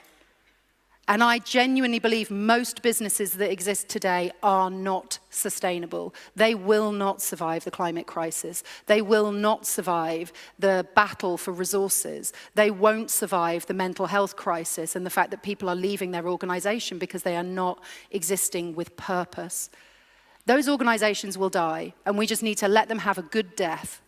And we need to move forward with innovative, passionate organizations who truly believe in the green future and are investing in it. They don't expect that a company pulls together a sustainability committee. Now, this happens all the time. You know, you may be familiar with this. You go to your boss and you say, I really care about the climate crisis. And your boss says, brilliant. You go and set up a team of people. You can meet after work or you can meet during your lunch break. You're not going to get any extra money and you're not going to get any extra training and I'm not going to give you a budget. But go away and form a committee and come up with some ideas. And then you can come back and pitch those ideas to us. And if we think they'll save us money, then we might let you do it. Hand in your notice today. Like that. No organization is going to change if that's the way that they're approaching this. You need resources and you need empowerment. Now, I don't have time to go through all the rest of my slides, I'm afraid. I was going to go through a huge amount of tactical things about how you do this. If you want to understand how we go about prioritizing our action in organizations, come and talk to me and I'll happily have a chat with you over cocktails. I think we're having cocktails. But I will just give you the headlines. If you don't know where to start, the way to start is by looking at the scale of impact. So we start with very, very rough. Don't worry too much about getting scientific about these things. You just need to look at your impact as an organization and you need to start thinking, where do I have a small-scale positive impact and a large-scale positive impact? What gives me a small-scale negative and a large-scale negative? And just start mapping it out. And you will find that there are a number of really interesting things that come out of this exercise. So most of what we do as organizations is small-scale, sadly. And then we go and shout about it, saying that we're doing great things. So the sorts of things that we do in our organization, buy renewable energy, brilliant. You know, we might go for a certification, like a B Corp certification. Well done, that's great. But really that stuff is just good housekeeping. There may be some negative things that we do. You know, we might have air-conditioned offices and so on. We've got to live with it. You know, that small scale, try to fix it if it's nice and easy, try to fix it if it's straightforward, but don't sweat it. Don't spend too much time and energy on it. Now, there are some organizations that have a large-scale negative impact, and those things might be things like negative lobbying. And those are things that you, as potential employees within those organizations, can start calling them out on and start calling into question. But I'm just going to spend one moment on the large-scale positive impact stuff because it's not necessarily what you might think it is. Participate in protest. Make your voice heard. As an organization, participate in lobbying and speak to power. Understand where power exists within your industry and seek to influence that power, because then you're not just changing your company for the better, you're changing your whole industry. So I gave the example in a talk earlier about writing some aspirational building regulations that have now become a new standard for design in UK building design and construction. That has changed a whole industry. And those people could have spent that time just writing a really kick-ass sustainability policy for their company. It doesn't matter how big your company is. You're still only tiny on a global scale. But if you can change your whole industry and the way that your industry works, that then has ripple effects out into other industries and into other countries. And finally, meaningful is the word that I live by. We can all effect change in some way, but the question that we all have to ask ourselves is, are we spending our time, our energy, our resources on change that is truly meaningful, and that we all have it within us? So thank you very much.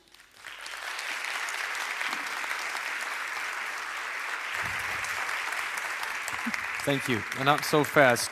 So you're the last speaker, so I cannot help it but ask you a question, at least one. Go for it.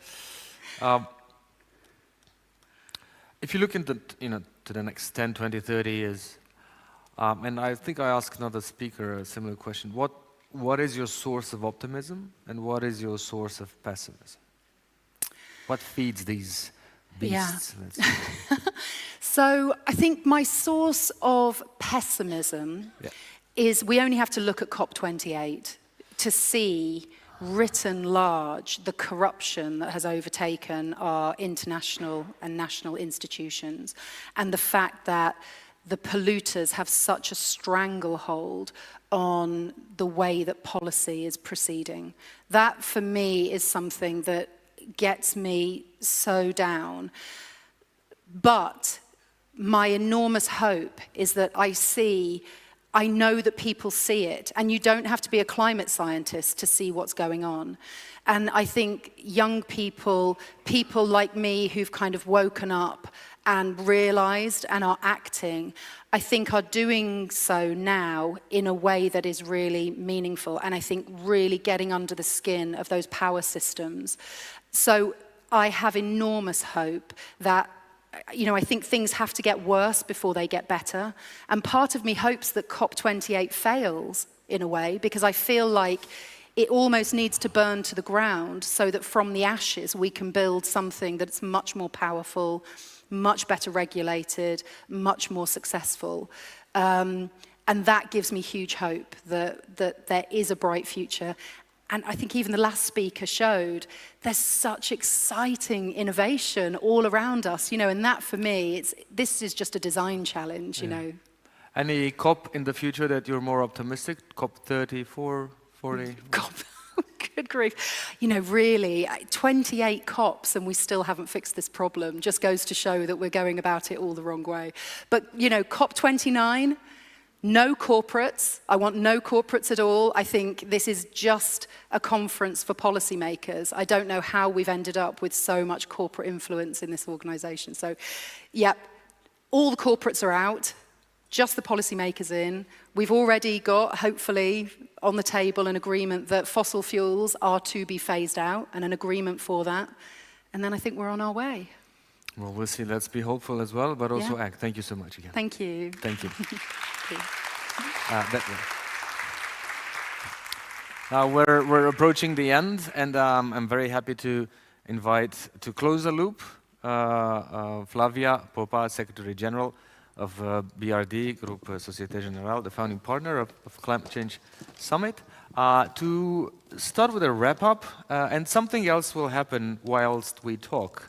And this is a metaphor of the tagline of this year, which is Solutions in Progress. So you'll see some things happening there, and we don't mind that because we're in a yard, if you like, in a shipyard of solutions. So how was today? How did you feel today? It was very fast, but also very long, so it depends. Yes, but it was really exciting, and I'm so grateful you guys still are here, listening and smiling. I think the energy we capture each from the other, it's wow, and we should keep it together. I would say, first of all, that I'm so happy that my colleagues, we are in BRD almost 6,000 people, and we have also today here affiliates, and we have colleagues from Paris, colleagues from Czech Republic. So our community, because community is one word that I would say I will bring here. I bring it here and I will take it with me. Our community is happy and it's proud of this event, and we are living with new ideas, and some of them, at least two, probably we'll present it next year, because two of the ideas you saw it here on the stage was initiated last year in this summit. I will thank my colleagues from Christina and Cosmina and Juana and Traian. They put me a lot of ideas here, what they will take from this event. And I will quote something that was really nice. The wise learns from the past, the brave learns from the future. And I will say, we have to learn also from the future and from the past, because what we understood today, it's that our planet needs to be loved. Some of us, a lot of us, we want to do this, but for sure we have to do it together, not separately. Yeah. But I also have a quote, actually, from Hans van der Loo. Mm-hmm.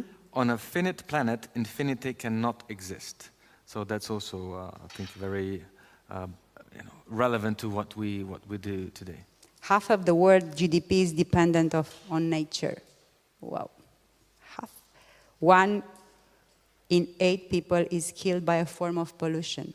So we have to find solution, huh? Isn't it? Oh, that's unpleasant. But sometimes we need unpleasant things to listen and to grow. Anything else you want to...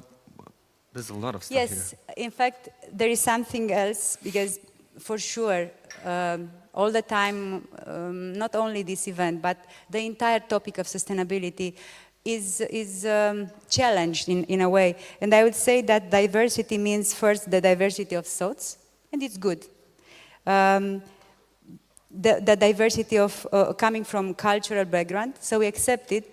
And what I will take it with me again, and I will push it in my communities. Let's be tolerant. Let's hear each other. Let's try to understand each other. It's better than vice versa, isn't it? Yeah, I think coming to what you were saying, or completing this, is the need for dialogue. Not just in a country, in a region, in a world where there's more untrustiness among people. There's less and less trust. We need more and more dialogue. Somebody asked us, like last year and again this year, so you do an event, so what? Mm-hmm. Yes, we are missing the very essence of societal progress, which is dialogue, inspiration, conversation, and we need more of that, not less of that. But I saw a lot of dialogue today, of course here, but also outside. And the neighbors. Exactly. Now, we do have a lot of dialogue tomorrow as well. If you join us again, I'm going to put the clicker to work, and perhaps I can get a bit of help from the tech team, which is also busy, obviously, doing not this one. But we take advantage to thank them. Now, the technical team really work a lot today.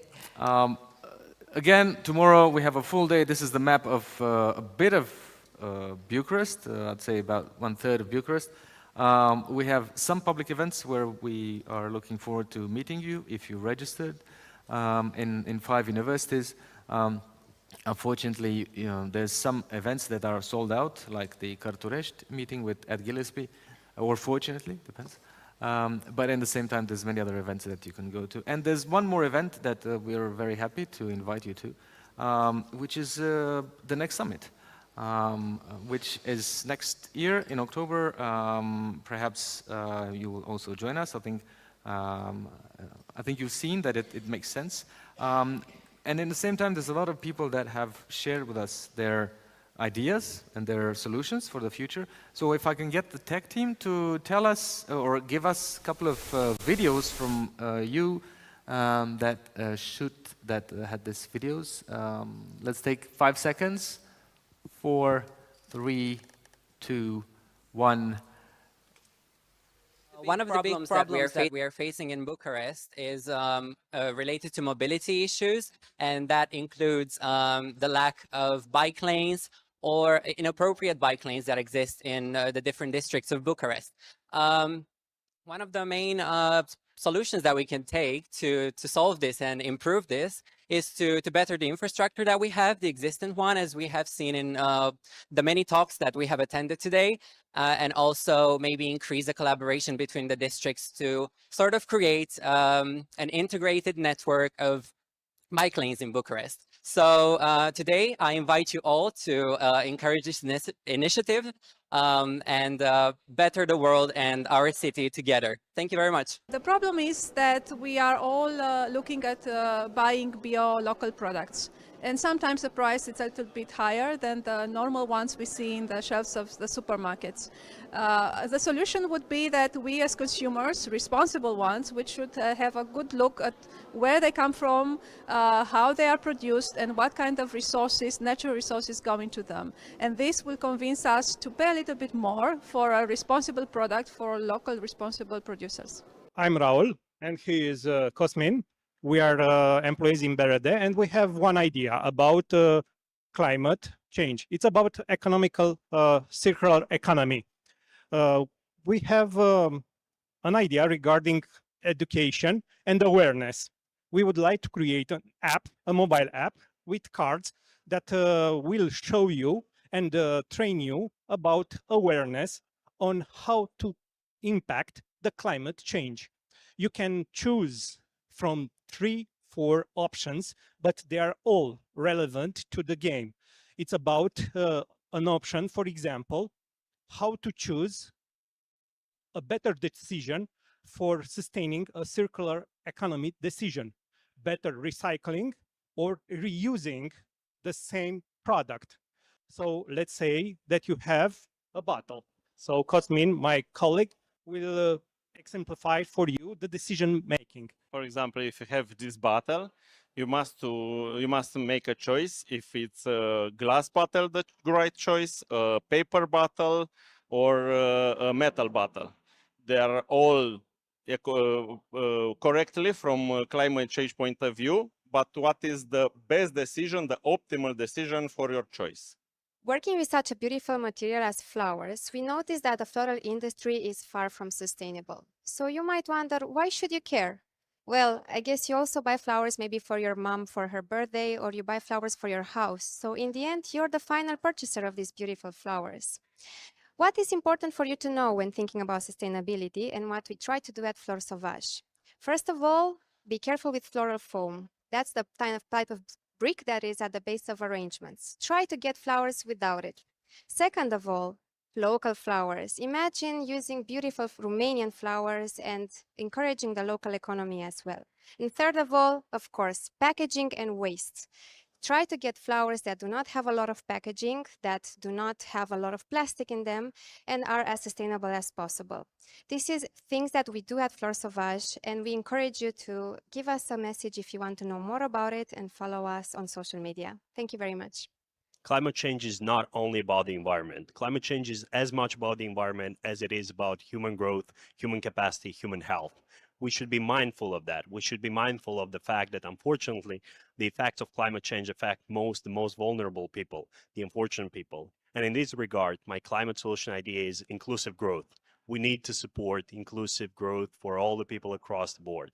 And in this regard, you should start caring about the environment as much as you care about people. You should engage in actions that lead to redistribution of wealth, that lead to a careful, mindful approach towards people and planet. So the problem is that the air that we breathe within our cities is very polluted. So we need to start doing things, and the idea that I have is to capture the CO2 that we have within our cities and give some value to it. I've seen a use case when a project that was made in Taiwan was creating actual diamonds from the CO2 that was captured from the cities, and they were selling it in order to create value and in order to I don't know, even make proposals. So we should start doing things right now. We should look more at this problem, and we should find solutions in order to capture the CO2 from our cities and protect in this way our lungs, our health, and our well-being.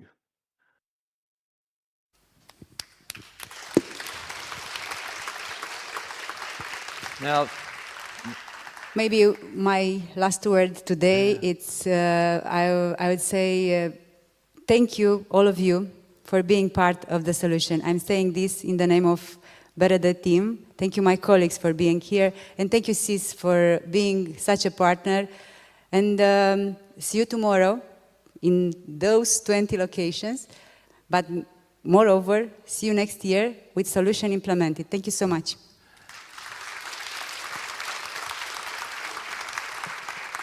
Can I have some light in the whole room, please? Let's have some light. I have 3 things to ask for you, and all 3 things require your hands, both hands. The first one is to welcome the absolutely amazing and to congratulate the absolutely amazing teams that worked a lot for this, the BRD team and the SIS team. If you can stand up or be visible so that we know where you are. Besides, I mean, you're all standing there. So let's give a big round of applause to these 2 teams.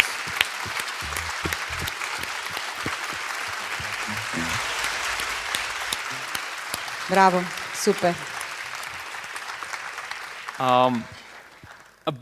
Now, the second thing that I would like you to do with your hands is, if you want, to also give a big round of applause to each and every one of you, not just for being here, but for being, the change makers that we all need for the future that is maybe sometimes a bit gray, but I think together we can make it a bit green, right? So it's to us, to all of us. Because we have two futures in front of us. Two futures. Yeah. Two futures, one is green and one is brown. Let's choose it. Yeah, and the third thing that I would very much like to ask you to do is to welcome this absolutely mesmerizing Madalina Pavel Orchestra with us today. So let's give a big round of applause.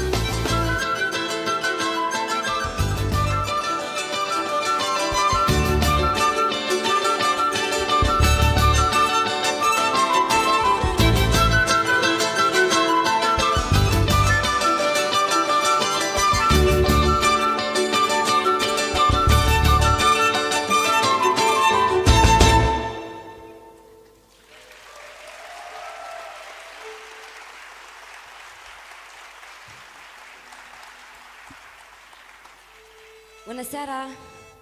Îmi pare bine de cunoștință. Eu sunt Mădă și orchestra și facem muzică lumească, așa-i spunem noi. E muzică făcută cu și în natură și cred că de asta am fost aleși să vă cântăm noi în seara asta.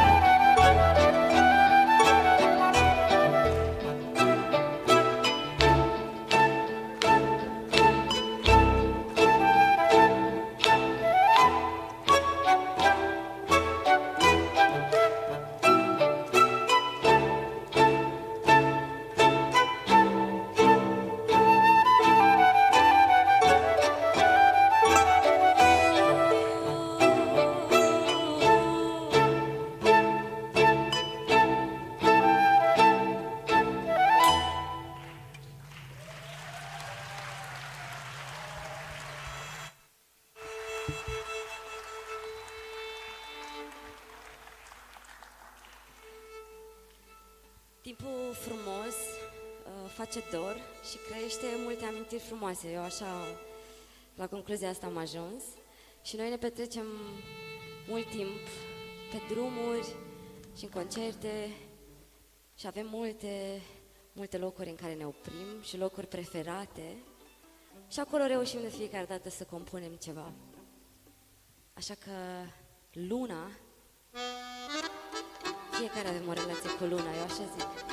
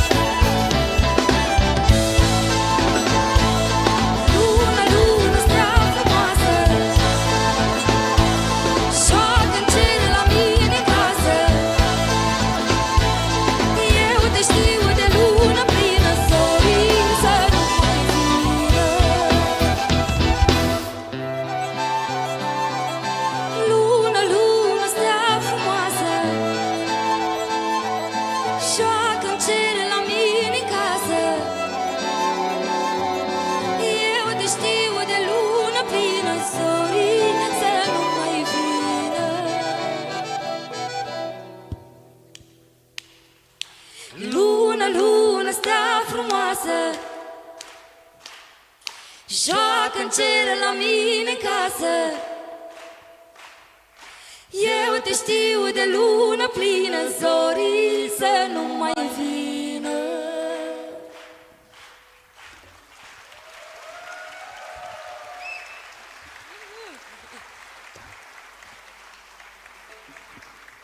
Mulțumim mult!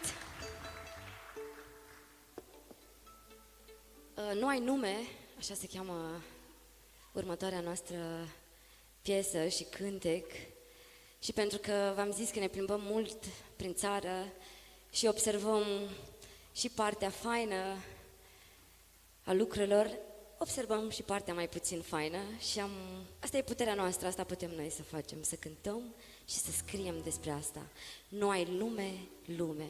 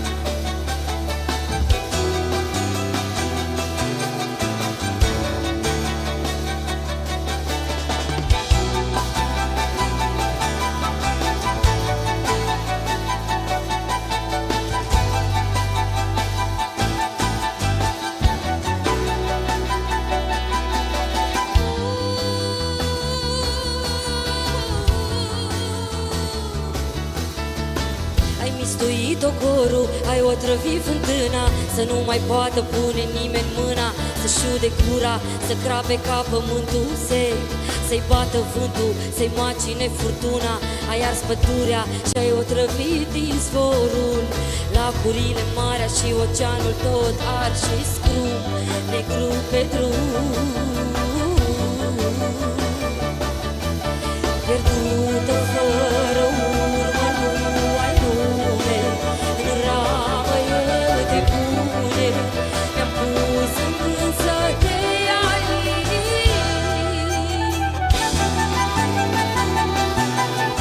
Lume, nu ai nume,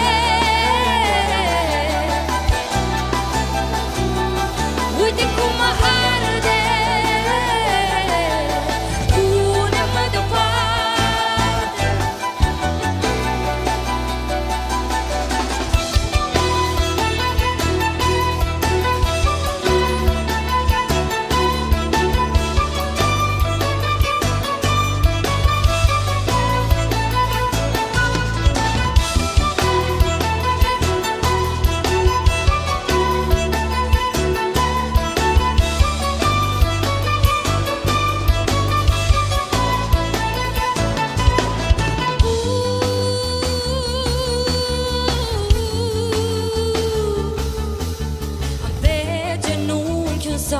Pe ploape îmi apasă luna, de sus se vede tot ce-au coborât pe mine acum. Le zic povestea, îmi trece vremea și nu se vindecă minciuna. Și timpul pare că s-a stins, soarele în brațe m-a cuprins, luna pe față m-a atins.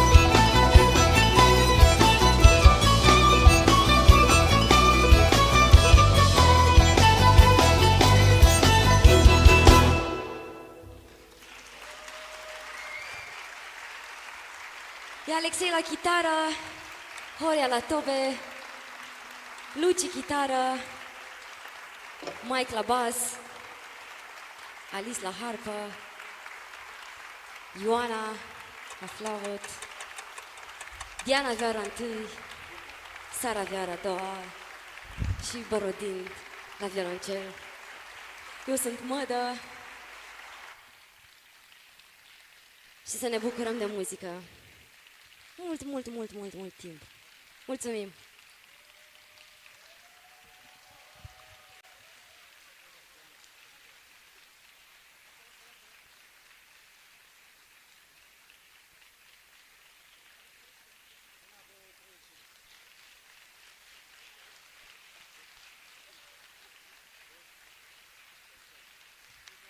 Mulțumim! Seară bună! Să ne vedem la concerte!